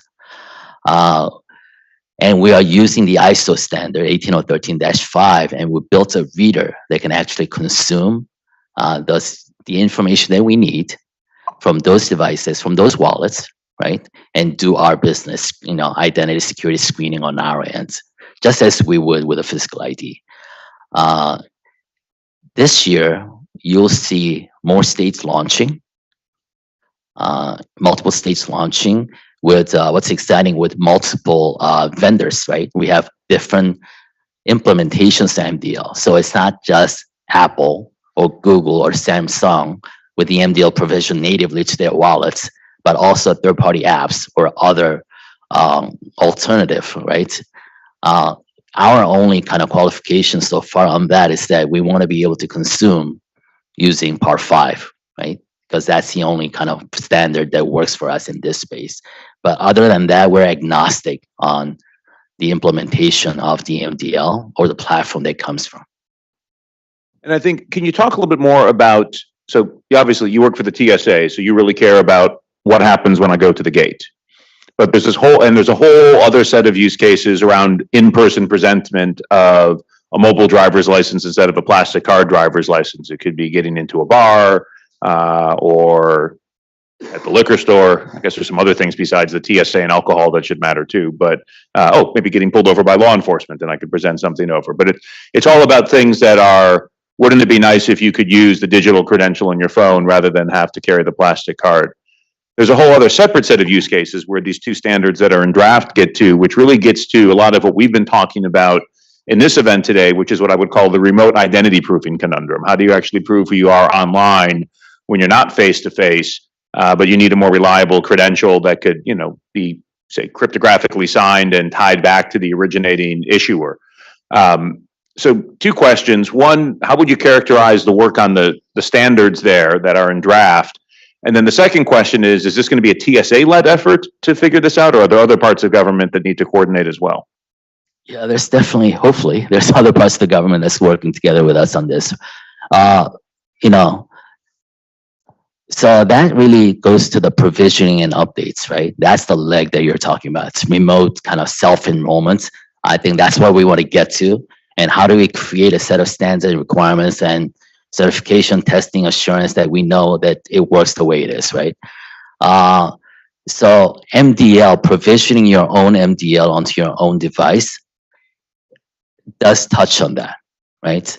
And will be guided by the 63-4 part, revision 4 that NIST just put out as it kind of matures and finalizes, as well as 23220. There are overlapping aspects of it that kind of both kind of speaks to the provisioning updates leg. Having said that, there are 3 key components that you see in that provisioning activity. They're foundational. One is you have to authenticate the legitimacy of the physical ID that you start with, right? You take a picture of your driver's license front and back, or you open up the chip on your passport, for example. So you have to authenticate the physical ID from which that kind of trust derives from. Then you do a one-to-one off the source photo against a live selfie, right? That's usually what happens. Then the liveness, has to be a live person, right? There's a lot of presentation attacks that happens. So how do you ensure that the face that you're taking a live selfie on is actually live? So we are very excited that we are partnering with DHS Science and Technology Directorate with Director Arun Bemuri, in which he is going to kind of host a rally. He announced it last year, right? In which we test each one of those functions. So basically, authenticating the physical ID remotely using just your phone's camera, doing a one-to-one, and doing a liveness. So and that's the first time that I think that we're able to kind of baseline the performance of those functions and really compare that against the claims that's made by a lot of vendors in the industry, so that we have a baseline by which to judge the performance and the maturity of those functionalities.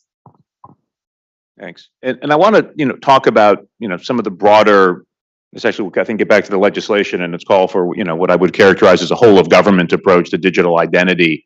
In that there's, a lot of what I would call pockets of excellence happening right now. The work you're leading in TSA with mobile driver's license for in-person presentment, DHS working, also with NIST on, the standards for what will happen for some of the digital use cases. Separately, we've got, even within DHS, and we heard at the FedID forum a few months ago about what CIS, Center for Immigration Services, is doing to issue credentials using the W3C's verifiable credential standard, which is different from MDL's. And, for government services, we have login.gov creating a service where they're trying to figure out identity proofing, and then we have SSA offering attribute validation services, but only for financial services. If I'm applying for credit, I can match, is there really a Jeremy Grant with this date of birth and SSN who's not dead, but not say if I'm trying to get into login.gov, although there was an announcement in Politico a couple of weeks ago that maybe they're going to have a new reg to update that. And you can see the list goes on and on. And this is maybe a question for you, David, from the Hill side. Are you all seeing a coordinated approach right now across the executive branch to tackling what I would call the digital identity challenge writ large with, a broader strategy? Well, I think the question you pose speaks directly to the need for the Improving Digital Identity Act. I mean, fundamentally, this task force is going to bring together all those agencies and many others you talked about, as well as the private sector, non-governmental stakeholders, basically everyone who has a stake in this conversation, from victims of identity theft to agencies who may not be thinking about this at the moment, to vendors, to technology experts, everyone who has a stake in this conversation. We need to get these stakeholders in the same room because there are fundamental technological questions, frankly, that we have to agree upon, right? Standards require cooperation. Standards-based architectures require cooperation. We need to be together in the same room. We need to be hashing this out to make sure those principles up on the slide, if it's still up, yeah, it's still up, to make sure those principles are upheld. And look, the legislation, even where it stands today, I think we've been playing a really significant role in making those conversations start to happen across government, right? People in the executive branch are aware that this is no longer a backwater. Congress is paying attention. Digital identity is finally being talked about in the way it needs to be. And, that in itself can be a trigger for action. So let me ask, politically, this touches on a lot of issues where it seems like there's opportunities for good bipartisan cooperation to build on what we saw last year. I think everybody wants to reduce cybercrime and fraud. You don't get a lot of people going saying, no, I'm for more cybercrime. Everybody wants to seem to help people protect their privacy. How they want to do that, maybe they have different ideas, but the objective is sort of high level. There's a good agreement. Everyone seems to want to make digital transactions easier. Everyone, I think, wants these kind of tools to be easily available to anyone. We still don't have agreement on how to move forward. So where do you think more work needs to be done over the next year? Well, first, if I may, I'm going to respectfully disagree a little bit. Not everyone agrees we should reduce cybercrime, enhance privacy, make the world a better, happier place by passing the Improving Digital Identity Act. Let me tell you who some of those people are. The government of the People's Republic of China, Vladimir Putin. I don't think Kim Jong-un's too big of a fan of our legislation. I mean, I could go on. Iran, that guy who scammed your grandmother. All these, disparate actors are united in imposing this common sense bipartisan legislation. All jokes aside, look, obviously, I'm really proud that the Improving Digital Identity Act passed the Senate Homeland Security Committee on a unanimous bipartisan basis last year. That's huge. That does not happen every day. And I think that's a testament to that, yes, there are some differences, but we can work them out. And I think we can replicate that success and move the ball even further forward. I'd also just, add that, well, I think all of us in this room have to get that message across. As I mentioned earlier, this is about enhancing privacy. This bill promotes civil liberties. It makes people's lives easier, and it protects some really vulnerable folks. Look, I love meeting with all of you guys. I've had some great meetings with many of you. Keep them coming. I love talking to you guys. But one of the most impactful meetings I've had on this legislation and on this topic is with a woman who was a victim of identity theft that was completely preventable with the common sense solutions we're advocating for. I mean, she lost a good portion of her life savings, and all she wants is Congress or the executive branch to do something to make sure someone doesn't have to go through, I believe the congressman earlier mentioned, just the hassle of calling your credit card company. For a lot of folks, it's a lot more than the hassle of calling your credit card company. It's years of trying to climb out of the financial hole you found yourself in when your money has disappeared overseas. We gotta come together. We gotta stop that. Nice. I wanted to flag, so earlier this week, so by the way, for those who missed it in December, the Better Identity Coalition published a new version of its policy blueprint. This one focused on state policymakers, looking at a lot of new governors coming in, new state legislators coming in. We've had some good attention, some good inbounds from folks in a number of states who've been asking about it. We were really excited in that we saw there was a hearing in the state of Washington that happened on Monday on Senate Bill 5105, which would require the Washington State Department of Licensing, the DOL, to begin issuing digital driver's license to everyone by, I think it's about a year and a half from now, September of 2024. And the big takeaway from the hearing was, it was a little disappointing in that everybody said, we're really excited about the potential of these driver's licenses that could be digital, but they don't want to move forward in the state because they don't see that there's standards in place yet in the US for digital identity. And I mean, Jason, I kind of wanted to get your take there. You've talked about, there's a few states who've been leaning forward and are piloting this right now. Are states in a position where they can move, or should they be hanging back? Yeah, well, so there are a lot of states that are already moving, right? So they're known and not known. So, that's each state's choice. But having said that, going back to what David just mentioned, as well as you, Jeremy. So as the largest kind of consumer of physical IDs, right? So driver's license. As a centralized and largest consumer, what you realize is that that physical ID ecosystem is fragmented. And, and fragmentation is not good for security, privacy, equity, or interoperability. So it's TSA, we're finding issues, right? Kind of the negative impacts of a fragmented ecosystem kind of means, right, to address all that.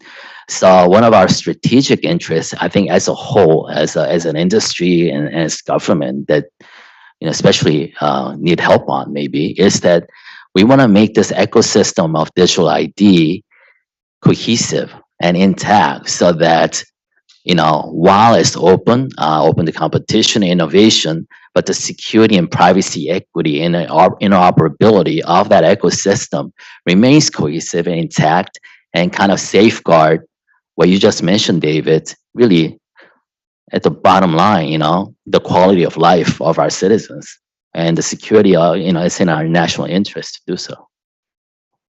Thanks. Well, let me get into, I know when Andrew Shikiar was up here from FIDO before, he made a bunch of predictions for 2023. So I'm wondering, I guess starting with you, Jason, what does the mobile driver's license ecosystem look like a year from now? What are we going to be talking about at this event in 2024 in terms of what's happened over the last year?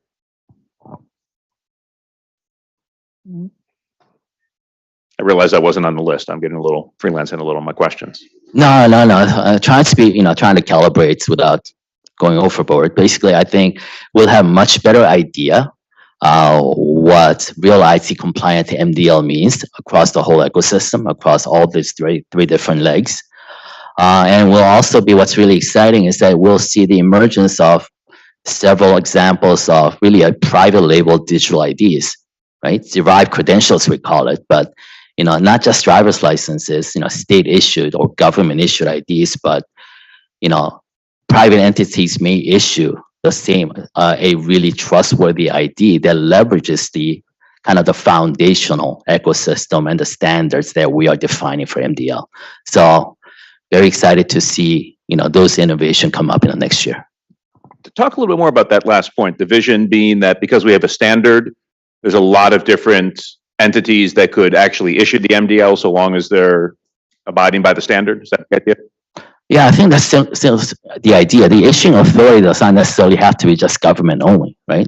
So if you define through an open standard system a way that you can secure and protect privacy and equity and interoperability, you already have a lot of entities stepping up and trying to issue an ID, that can actually be more trustworthy or that can be specialized for different use cases. So we're excited to see that. David, predictions on your side. What are we talking about a year from now? Well, for better or for worse, Congress tends to operate more in weeks than years, but sometimes a week can feel like a year when you're working in Congress. Tell me about it. But look, I can tell you what the immediate term needs to hold. This conversation we're having today, we need to be beating this drum anywhere and everywhere we can. Ultimately, this legislation and this digital identity effort we've undertaken, it's not requiring anyone to do anything. It's about empowering states, empowering individuals to make choices if they want to make them that will enhance privacy, enhance security, and make our lives better and more secure. So let's make people understand this is not just an esoteric issue.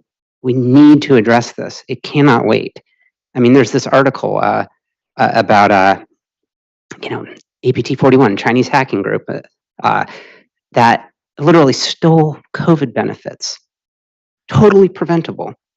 Completely not necessary that could happen if we got our Digital Identity Act together. That's bipartisan. Okay, if that doesn't trigger action, I don't know. But we need to make sure people hear about that, make sure people understand.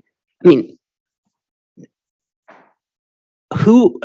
your hand if you like the idea of the Chinese government stealing benefits that belong to the American people. I'm glad no one raised their hand because I'd have to call the FBI. I hate to make it interactive and turn this on people, but just listen to these statistics. Anyone have a guess at how many Americans were impacted by data breaches in 2021? You missed when they released the 2022 data breach report this morning. So, oh man, I should have been tuned in. Well, here, the floor is yours. A lot. 293 million in 21. Mind-boggling. We got to get these stats. We got to get these stories out there being talked about so people know that this bill needs to be passed now. And hopefully a year from now, we do that education now, we'll be in a good place. Thanks. I know we've got a few minutes left. Jason's got a hard stop just before 4, but we've got time for a couple questions if anybody has.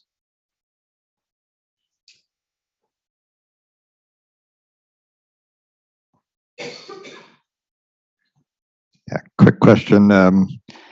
So one of the technologies used to secure this is biometrics. And as a biometric vendor, one of the challenges that customers have right now is the patchwork of state laws, the BIPA, like in Illinois, CCPA, California. How does if the Improving Digital Identity Act gets a second life here, what is it going to do to address that? To ensure some uniformity, or is this going to throw it into the federal versus state court problem? So can you make a comment on that? Yeah, certainly. Well, look, the Improving Digital Identity Act is not in the game of picking winners or losers in this space. Congress should not be, in a lot of cases, deciding what the best technical standard or a technical tool to use maybe 10 years from now might be, right? Statute is more or less forever. But I think something we really that's helping drive the conversation behind the legislation is that it ensures that whatever technology is deployed, there is oversight, right? The American people, everyone's constituents deserve to know that whatever tools are being used, experts in the government, NGOs, are taking a hard look and making sure the principles we all agree on are embedded in those technologies. So I think that's a really important part of this conversation. It's certainly a part of this conversation that applies to biometrics, and I think it's something that we need to continue talking about and is definitely addressed by the legislation. And I'll just say, on that point, I mean, what the bill really does is, requires the White House to set up a task force to figure out how to tie these different initiatives together and address this problem holistically. There is an issue, though, which is whether it's federal privacy legislation, and does that include biometrics or not? That's not happening right now. And there are some people who thought we came close last year. I actually don't think it was that close. I don't think it's going to happen this year. And so my personal view is, I don't know if you're going to see anything that's going to stop the proliferation of state laws on this topic, but that doesn't necessarily mean that that is going to preclude progress in the digital identity front. I think there's ways you can narrowly scope things in terms of what we might see from a whole of government effort that isn't going to really trip some of those barriers over there. But it's definitely something that all it takes is one state to act, and then you have a whole new set of legal challenges, and that could be a little kinky. Yeah, and I just do want to be clear, when I was saying we're directly on point there, I was speaking to, the technologies. Privacy, that's a different committee, a different conversation. So just to add to that, though, that's a great question. For us, that question is very salient because it's a photo ID, right? So even a digital ID is a photo ID, which means CSA has to compare the ID photo to live face. So we're trying to automate that process using facial recognition technology, as I think I'm aware. So we are very mindful of the privacy and the civil rights implication of that, and I think we have been building a lot of safeties, a lot of policy wrapper that kind of addresses those considerations, at least for our use cases.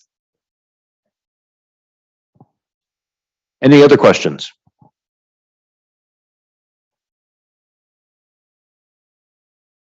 All right. Well, I think I can let you go a couple minutes early, and knowing both of you got other things you have to still do today, that hopefully helps us make up a little bit of time.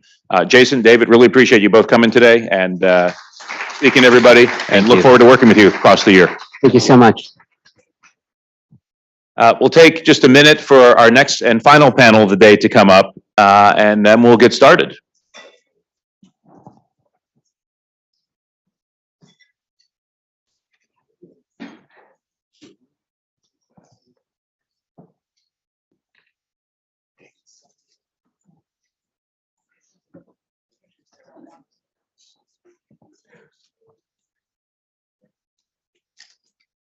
Come grab a seat wherever you like.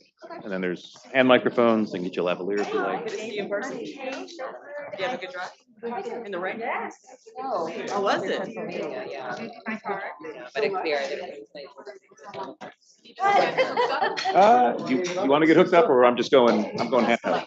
Handheld. Well, there's 3 handhelds, 4 handhelds, I think. There's one up there. Oh, one more. Okay. Yeah. All right. Unless anybody wants to have one, chat to them. So. All right. All right, everybody. If I can ask folks to just head outside for side conversations. Thank you. Our last panel is on the role of better identity in enabling personal control of financial data. So I think I mentioned in the opening, Ross. Thank you. Today's the deadline for industry comments to the Consumer Financial Protection Bureau on the proposal to create regulations under Section 1033 of the Dodd-Frank Act to strengthen consumers' access to and control over their financial data.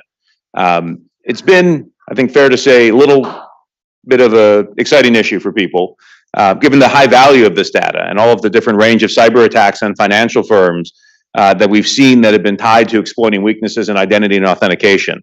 So, a lot of focus really on how do we actually make sure that CFPB, as they look to regulate here, gets the identity and authentication, and I'd say the authorization layers as well, as we're focusing on identity.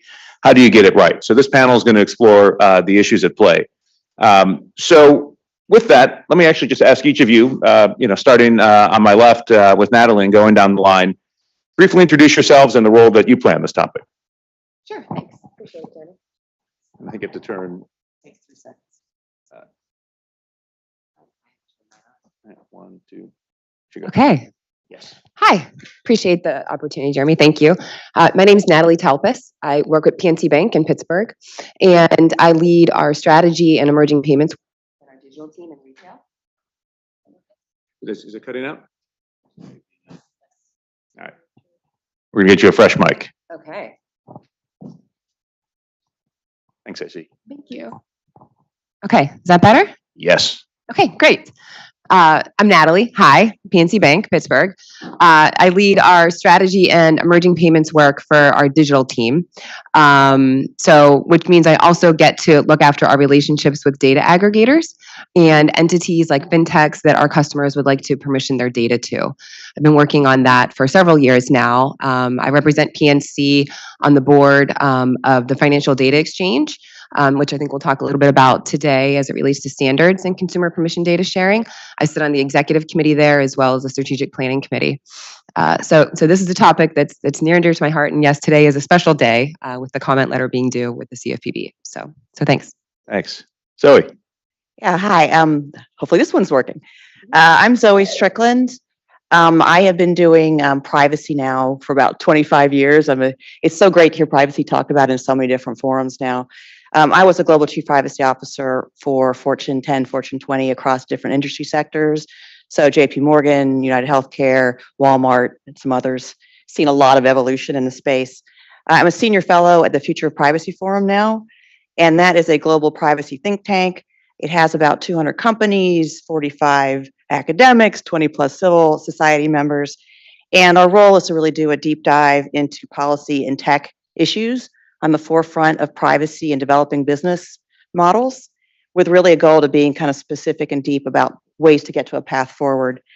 And why we care about this, likewise, we submitted our comments today on the CFPB Dodd-Frank proposal, which precedes its rulemaking. And I lead the open banking work group for FPF.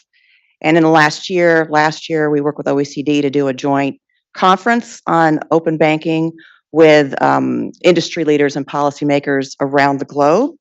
Again, submitting the comments today on data portability. And I will say the conversations today have been absolutely fascinating. The identity component of data portability, it's central, it's foundational, and I think it's going to have more interplay as data portability gathers steam across all sorts of industries, not just financial. Great. And hi, I'm Gail Hodges. I'm the Executive Director of the OpenID Foundation. And what some of you who are familiar with us around OpenID Connect and login and enterprise use cases may not know that we also have one of, if not the leading standard that enables open banking and open data implementations in more than 9 countries so far. And we work very closely with those managing entities, be they private or public entities, to enable the standards and in many cases enable conformance as well.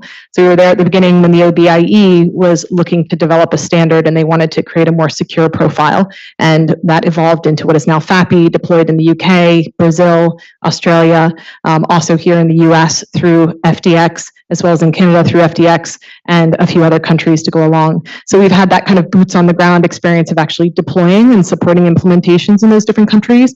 And my eyes are a little blurry from the submission last night, confirming those last few comments from the working group to really help the CFPB make wise decisions, learn from other implementations around the world, and ultimately serve residents here in the US. Thanks. So realizing we might be talking sort of an abstract level about what we mean with personal control of financial data. So I wanted to sort of lay out a scenario to get to the point of what we're specifically talking about. So to lay the groundwork, for years, I mean, I think collectively between industry and government, we spend millions of dollars on cybersecurity education with consumers every year. And we, one of the things we tell them is, whatever you do, don't give out your password to anybody, especially your banking password, because, that's like where there's some real stakes.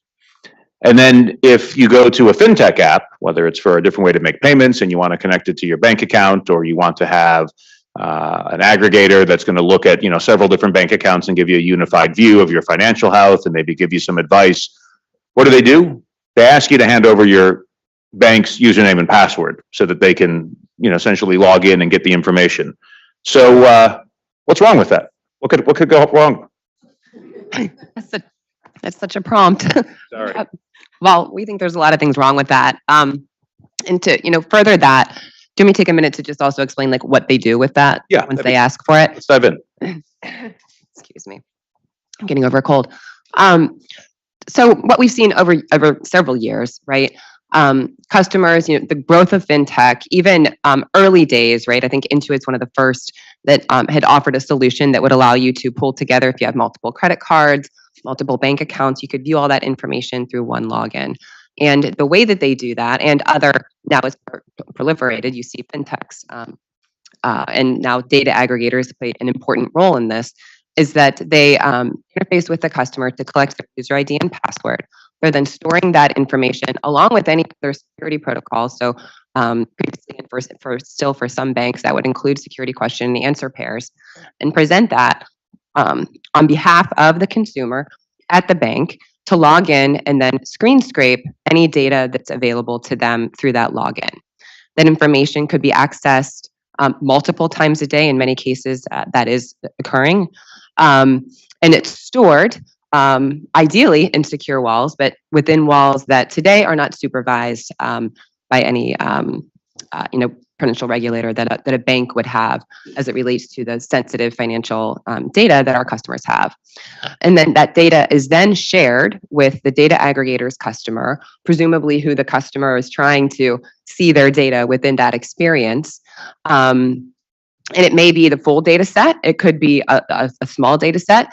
The point is that the customer doesn't know exactly what data is being shared. They think they only need their balance to verify that they can make this payment on the site or qualify for a loan.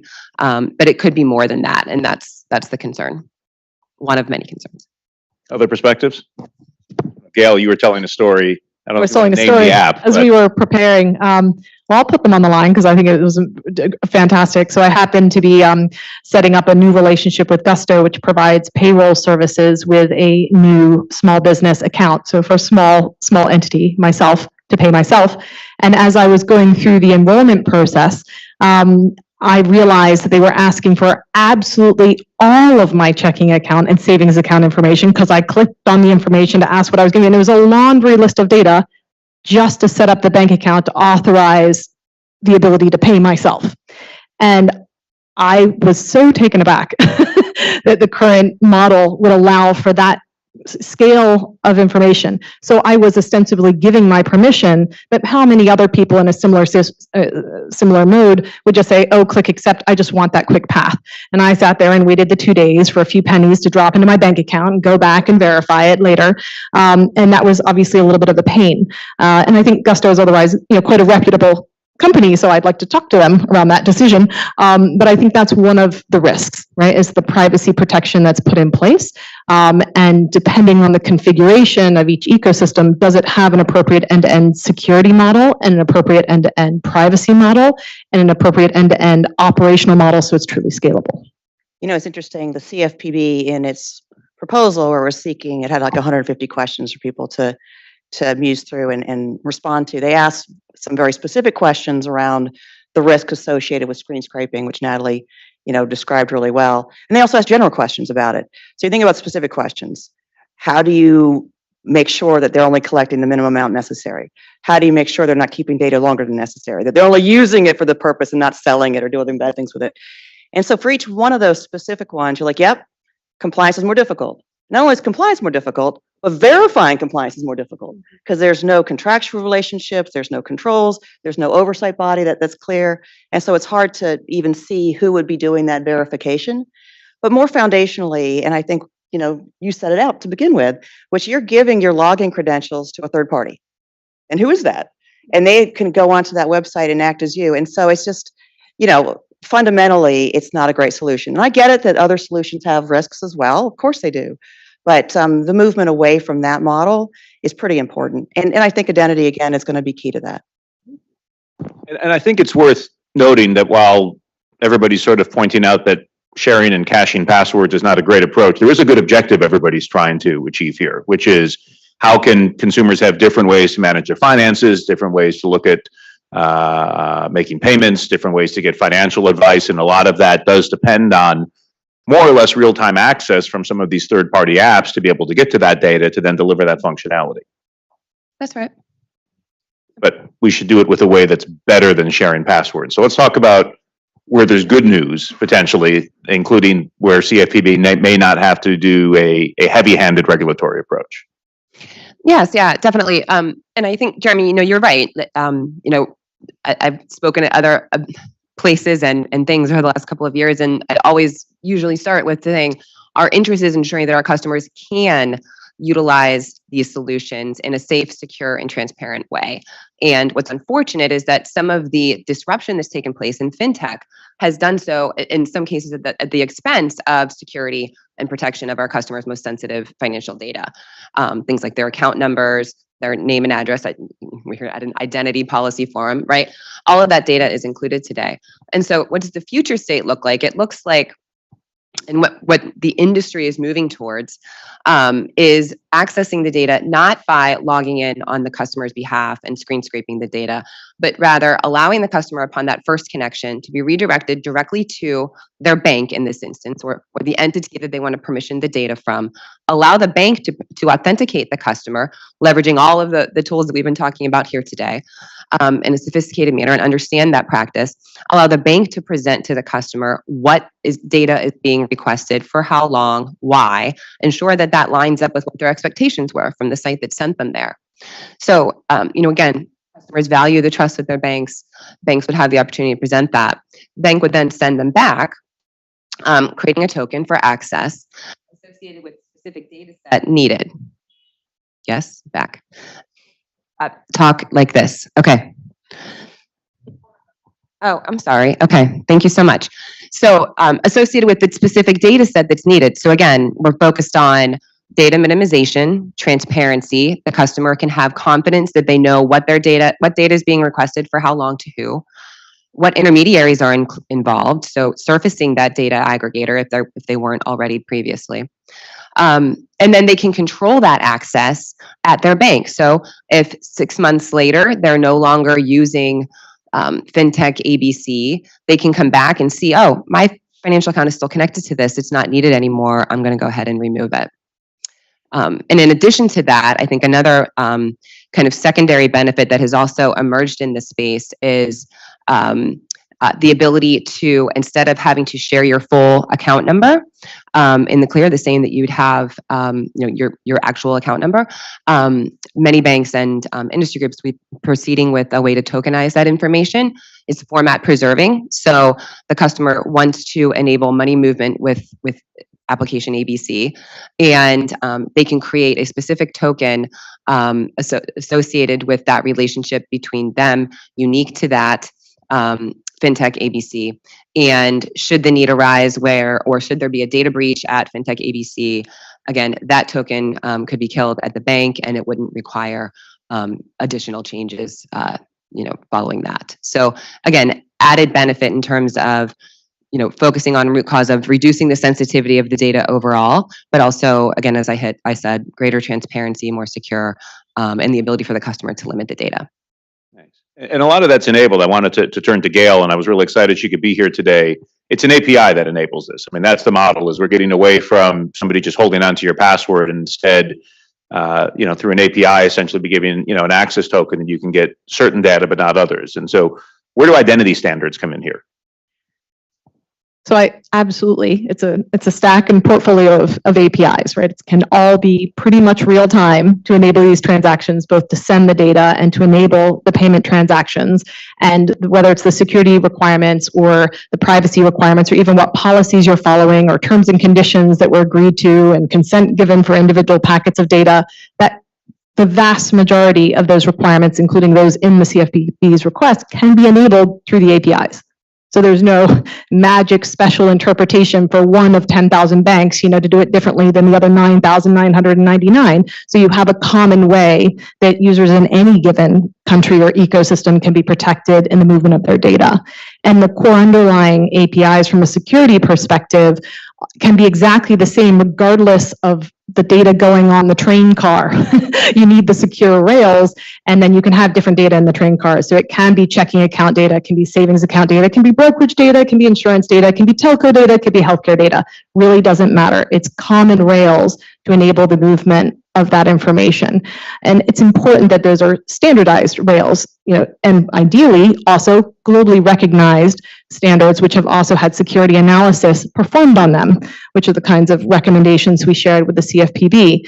That's being kind of grown up and looking at the problem and saying, no one bank can instantly come up with fantastic, rigorous APIs that are going to work in a consistent way. We collectively have bad actors looking to interrogate, infiltrate, try and disrupt those transactions and our economy, right? By interest, putting themselves in the middle of transactions.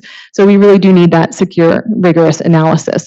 And digital identity, we can turn it right back to you, Jeremy, if you'd like to talk about, the role of identity. But one of the critiques that we observed in the CFPB's ask was to explore the third party or the data provider kind of owning that authentication transaction with a user, and that actually contravening what we've seen in all the 9 countries that we've been supporting up until this point, where that's a relatively trivial act for the bank or the data holder to provide that service and that relationship with a customer, and moving that over to the TPP or the relying party could be a very high risk exercise. And in fact, you're missing the digital identity infrastructure. And I'm one of the biggest fans in the room of having digital identity infrastructure.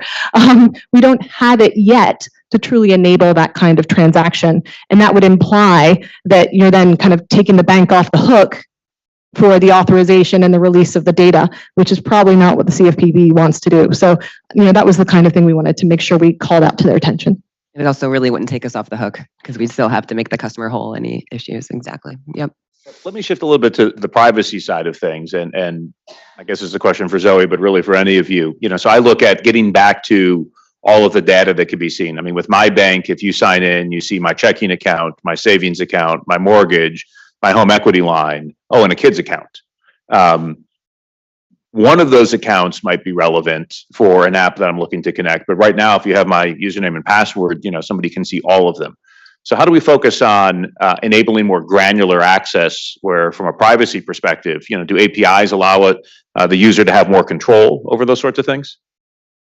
Do you want to go first?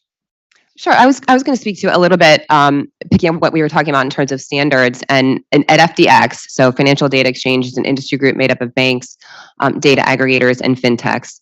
So both data providers, data recipients, hopefully both become both at some point in time. But the part of the standard is a standard associated with the API. From a security perspective, we're leveraging FAPI. But what's also being contemplated are different use cases and needs. So for a lending use case, for example, there may be a need to view however far back in transaction history the bank would provide, right, to be able to support an underwriting decision. But if you're trying to verify a balance, to your point, it's perhaps just verifying your savings account balance versus everything else associated with that relationship. So identifying use cases and ensuring that that's something that's considered through the permissioning that's being granted is certainly something that I'm and my peers at other banks are advocating for.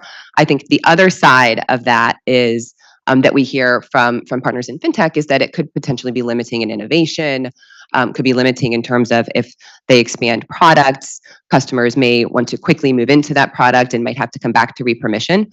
We feel like that friction would be welcomed. We've conducted research that verifies that. And so again, as I'm sure my colleagues that focus on identity would recognize, a certain amount of friction is good and helps the customer understand what they're really doing. So yeah, obviously we were preparing, privacy has been my focus area for decades. And so how do I sort of go over it sort of very succinctly and saliently for this group? I thought it was worthwhile to talk a little bit about background before some of the high level comments on CFPB, including APIs, because I think that there's definitely issues there, but also broader issues. I think, Jeremy, as you've been alluding to as well. The other factor for open banking and maybe other data portability issues as well, because there have been several examples talked about today in terms of driver's license, et cetera, is that the regulatory oversight is just so different. And I think Natalie alluded to it. Banks are highly regulated in every aspect, from making the customer whole, to know your customer, to significant security standards, to privacy rules. And the data fintechs and aggregators, unless they're regulated by that, are typically more general digital companies with FTC and other oversight. And I'll specifically focus on the differences around consent and choices that relate to portability. So for banks, they've had this law, language blithely forever, which provides opt-outs or opt-in if you're in California, relating to sharing with third parties. And those rules were written back, years ago, when consent related to, well, does the consumer want to opt out or in, to what the bank wants to do with that data with their business partners. It's not so much a consumer control issue.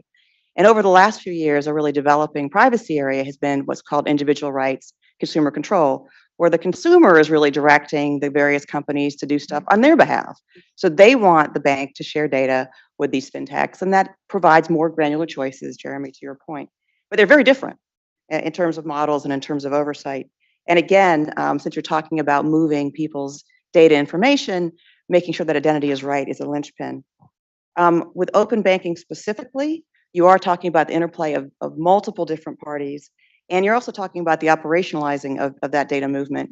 So privacy tends to be very principle-based, notice, consent, transparency, things like that, and that's wonderful. But you actually need to get more specific to make these things actually work in real time. And those risks are real.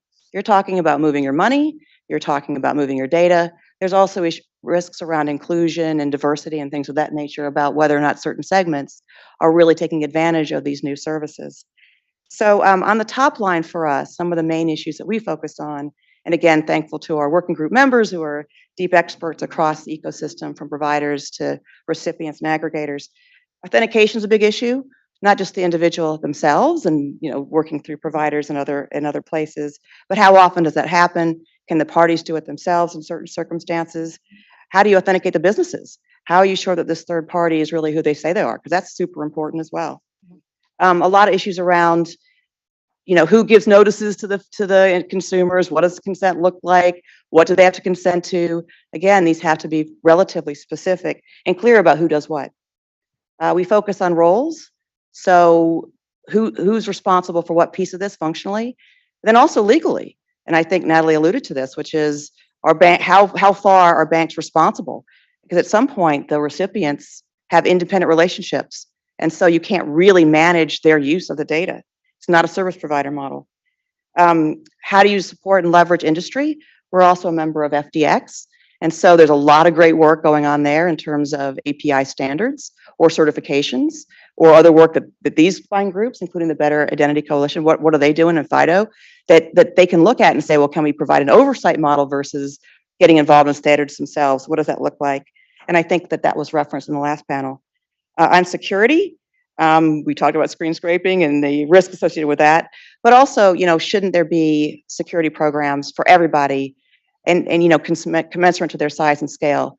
That doesn't mean they're going to be equivalent. And I think the remarks this morning about, supply chain data risks, smaller companies, they are going to introduce risks. We've got to be able to manage those. And we have a section on data retention and retrieval, which is pretty dense for those who are really expert at that. But I do think the bottom line is, as you talk about moving data between different parties that impact consumers, again, the identity piece has to be figured out. And there's a lot of conversations now around open data, not just open financial data. And a lot of jurisdictions throughout the world are moving to that space and impacting other industries and creating rules there. So I think, we fast forward, this will be an issue for many industries that needs good solves to reduce risks and empower consumers.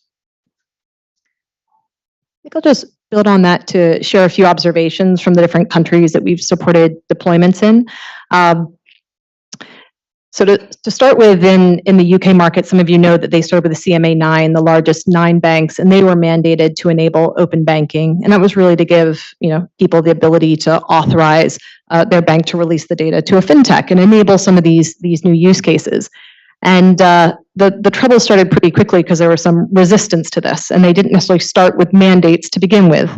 And then they gradually mandated the banks, but they still have not mandated the relying parties, which surface some real tangible issues. There were some small startups who shared their private key as part of a transaction. All the geeks in the room can be traumatized that someone was silly enough to share their private key.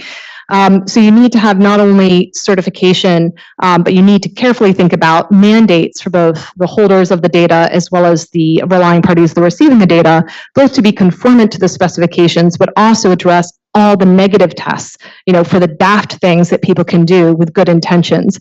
Because whether it's one of the 10,000 banks or whether it's one of what might be 10,000 relying parties or more receiving information over time, they're all human beings that are going to be prone to error. So if you truly want to enable privacy at scale for an entire ecosystem, if you truly want to enable security at scale, it's crucial to have both the conformance tests as well as to make sure that there is mandates alongside that. And there's obviously a resistance to mandates, but in this case, the risk, the business risk, as well as the other risks, are so sizable that it's really a low-cost way of making sure that you don't realize those problems. Some of the other challenges that we saw was it was taking a lot of time just to figure out how to break the back and solve the problems we've discussed here. But many other countries have now solved those problems. They have those playbooks on how to think about the operational issues, the privacy issues, et cetera. And we're seeing country by country the time horizon collapse. So what might have taken a couple of years for the UK market has turned into the Brazil market, taking about 18 months for their first open banking implementation, to about a year for open insurance to go live. Now we're seeing Saudi Arabia go from I'm selecting FAPI as my standard into going live with the first banks is probably going to be about 9 months to 10 months. So it can, really accelerate. And it's a question of the motivation of the stakeholders in the community to realize those faster timelines if they want to.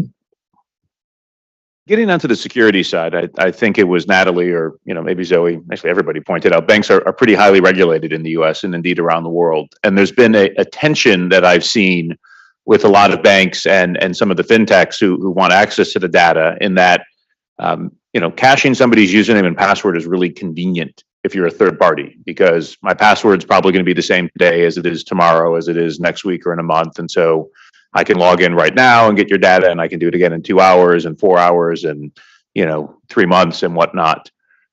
But banks are also, both because of regulatory pressure, but also because of their own internal security concerns, looking to add multi-factor authentication. And MFA usually breaks a lot of the screen scraping arrangements in that if I'm suddenly asking somebody for a one-time code that's only good for 30 seconds, but my business model is a fintech because I want to have that data 6 times a day, Well, I'm pretty sure you don't want to be asking a consumer to give their one-time passcode over 6 times a day. In fact, we've talked earlier about MFA fatigue attacks and how that's been a real challenge. So, and it's become even trickier with certain banks moving to FIDO, where we're now looking at a private key that you really can't share. Talk about ways that APIs, whether it's FAPI, the FDX implementation of it, enable you to use strong authentication like FIDO or other types of MFA, while still enabling that data to be, readily accessed as needed. I guess I can start. So adding that multi-factor authentication or FIDO authentication to the beginning of a transaction is a sensible thing to do, right? And I think there's a lot of us in the room that would be supportive of that. That can be kind of decoupled to the frequency that you're actually sending the data across. So what we've seen in some markets is they're setting a business rule effectively to say on certain kinds of transactions, you're allowing it to persist for 30 days or 60 days or 90 days, and that it can continue refreshing. So using my use case, I want to continue having my payroll payment to myself to come on a monthly basis. I don't really want that to expire in 90 days and have to force a refresh. If I have 10 accounts all going to Intuit, I don't necessarily want to sit there going refresh for every single one of my accounts that are going over to Intuit every 90 days. So these are important business rules for any given ecosystem to determine what good looks like, but then you can configure that in the APIs. It's not rocket science, and you need to think through those user experiences so as not to disrupt one's bank customers, one's fintech customer. Yeah, I think the opportunity is in that first setup. And then, so in the example that I described of the ideal state where the customer is redirected to the bank to authenticate, right? But once that token is created, then it's set for whatever term it was created for. And so there is a little bit of a blind spot in terms of, for the bank at least, to understand and confirm that there wasn't some type of account takeover at the fintech that would then still be facilitating that connection. So hence, which is, I think we'll get to talk about some of the barriers, but I think some of the challenges is in educating and ensuring that entities that are, encouraging consumers, small businesses to share their sensitive financial data, take their security controls seriously and understand, the risks associated with what they're doing. Yeah, the only thing I'll add is that I do think industry is incentivized to, obviously minimize security concerns. Data breaches are undesirable on every level, and especially when there'll be conversations about, well, what was the cause of it and who's responsible for those notices, whether they're good or bad. And I do think when you look at some of the industry efforts that Gail's been leading on, that FTX is leading on, a lot of very sophisticated and a large number of companies been working on those security protocols and really trying to drive down the risk as much as possible. And so the more that you can support those industry efforts and support certification, I think that makes the ecosystem stronger. If I could just add one more point to that. One of our partners is the Australian government, the Treasury and the ACCC that works on certification, and they're members of the OpenID Foundation FAPI working group. They've also been co-funding security analysis of the protocols we're using, which FTX is currently using, in order to level it up when they go from FAPI 1 to FAPI 2, which has even tighter kind of security framework around it.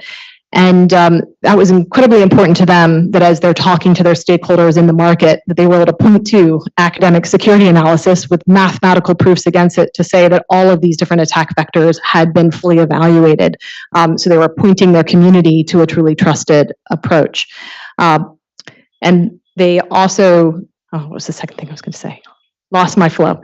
But anyway, they're thinking of Optus, that was it. So the Optus breach in Australia that some of you have heard of was a major breach where driving license information, other stuff, it was requiring the reissuance of driving licenses in some of the states out there. It was a very painful process for them, and as has been in many other countries.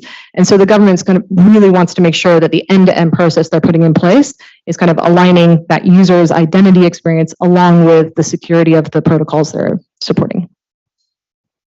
So I wanted to throw out the idea that, from my perspective, I think the U.S., the fact that we're doing this in 2023, looking to regulate rather than some of the countries that went first, actually probably puts us in a good position. And, I go back to a lot of my previous experience on this issue was in Europe, where the European Commission, I think it was 2014 or 2015, issued the Payment Services Directive 2 regulation, PSD2, which, you know, at the time, banks and fintechs didn't have something like FAPI. There was no FDX there.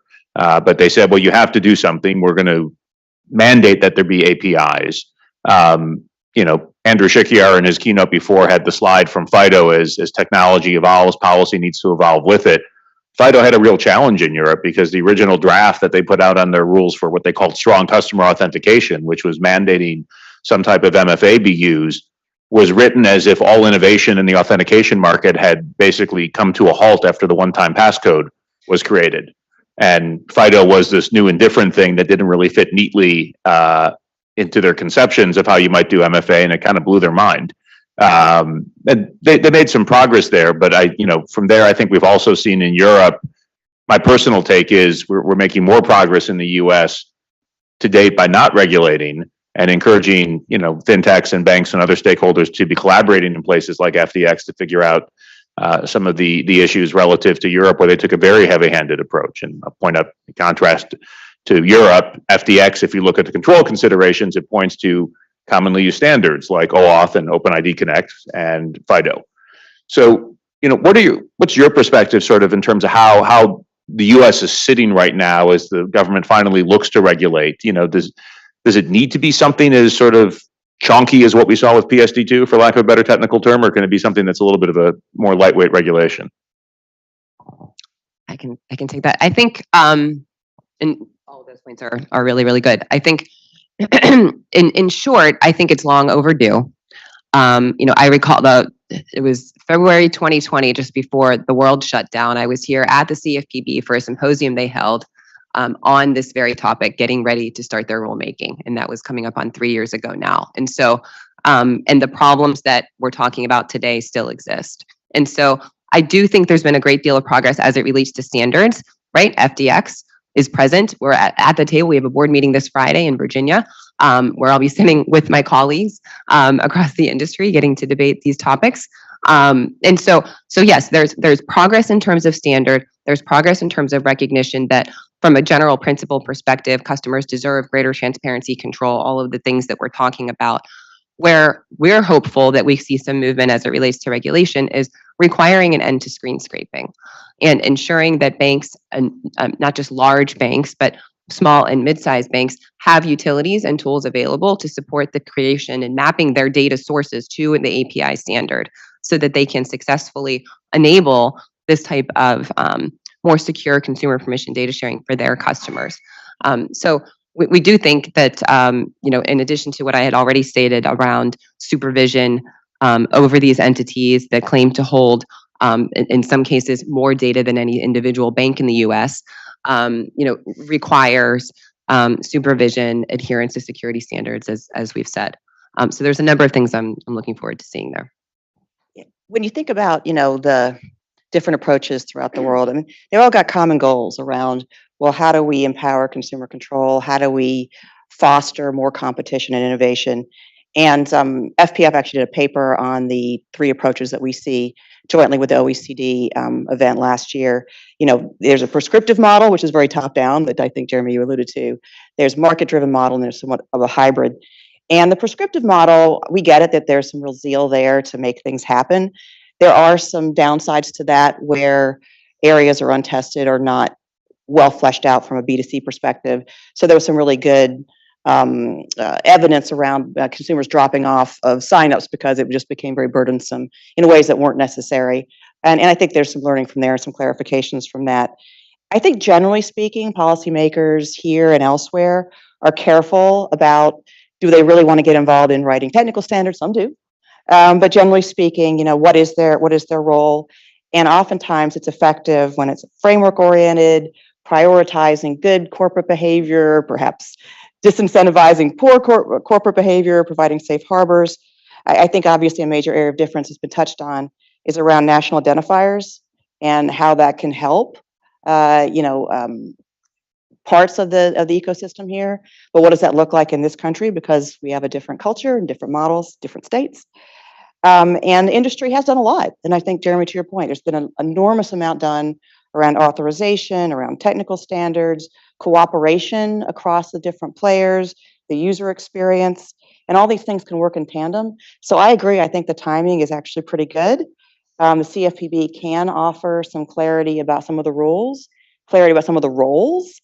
And I think they've been pretty thoughtful about it, even issuing a proposal in advance of a rulemaking. I think they'll get a lot of very deep and insightful comments, which I think will be posted, in the next few days. So we'll see what bears there. But I do think the timing is good, and I think the process has been pretty effective, and industry has been stepping up. So on the foundation side, we support countries who've taken both approaches, a top-down government-led approach as well as a bottoms-up market-led approach, and both can work.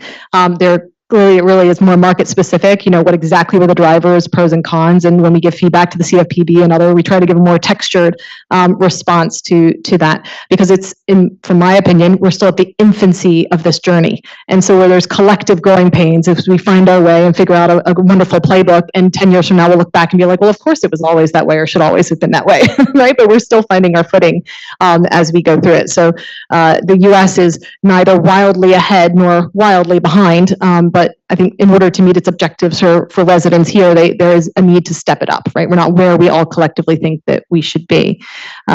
So I think the big picture for some of the smaller markets is when they are very motivated and they say we're going to mandate something, there can be that tremendous momentum. I talked about the 18-month to 9-month horizons. They can really execute very quickly. And where they might have stumbling blocks, they sometimes have those relatively modest teams to reframe, close the gaps, come up with a better user experience, and execute it really quickly. And clearly here in the US, there's a much wider array of stakeholders involved in the conversation with very vested interests. And so, it's a longer conversation to find the right path in this market. So at least from our point of view, we're happy to support in any way that's helpful to the CFPB as well as to stakeholders here. And their complication is, as we know, is that they've got to coordinate with other regulators and the FTC. And so there's a lot to do.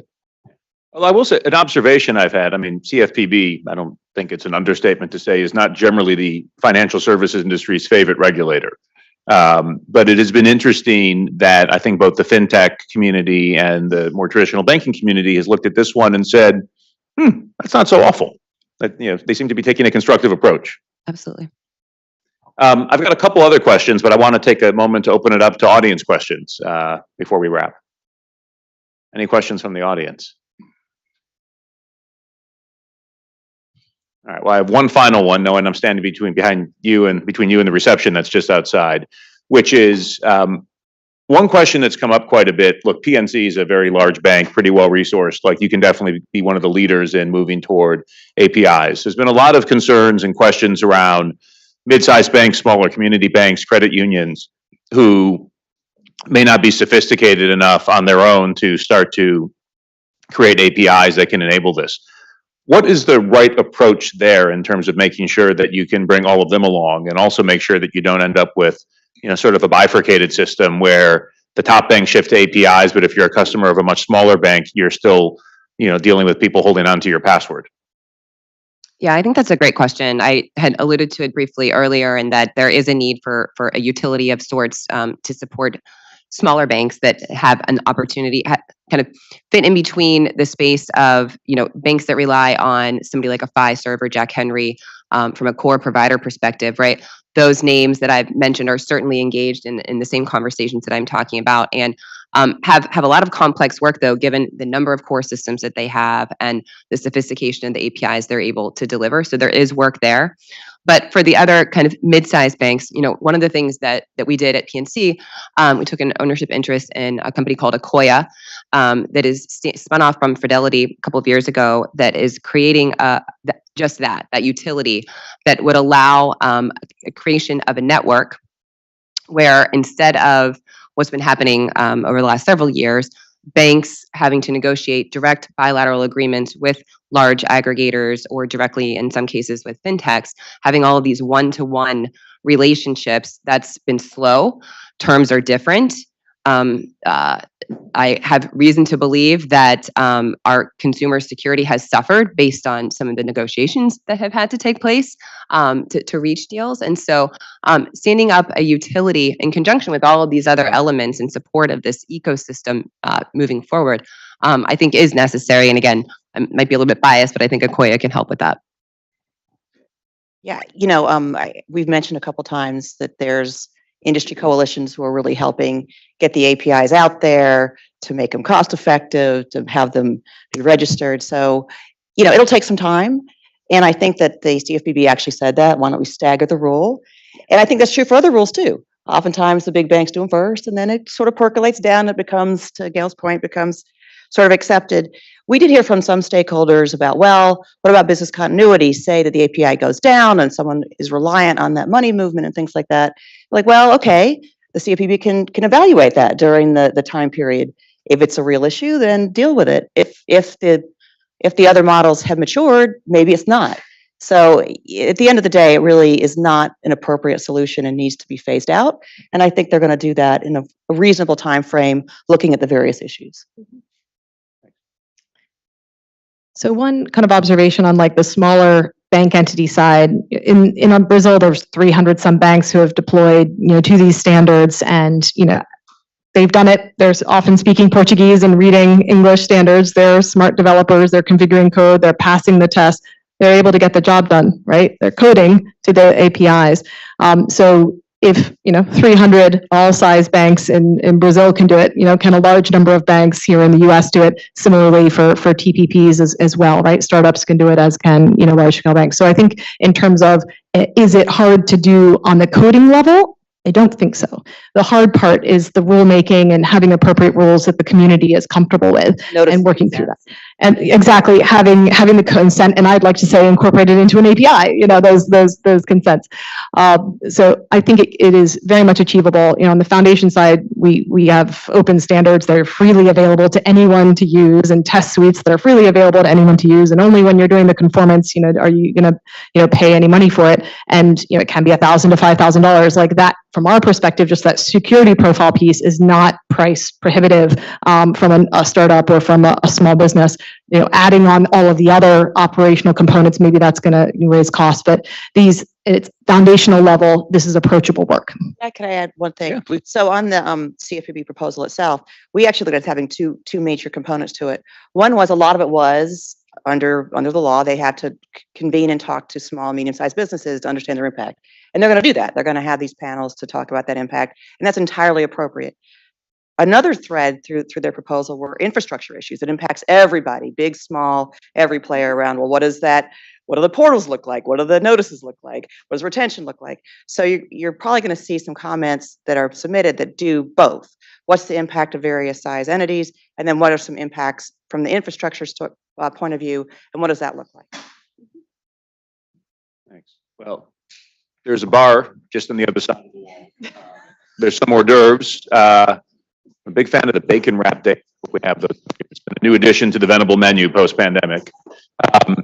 So a couple of things. One, thanks to the panel. This has been a great discussion.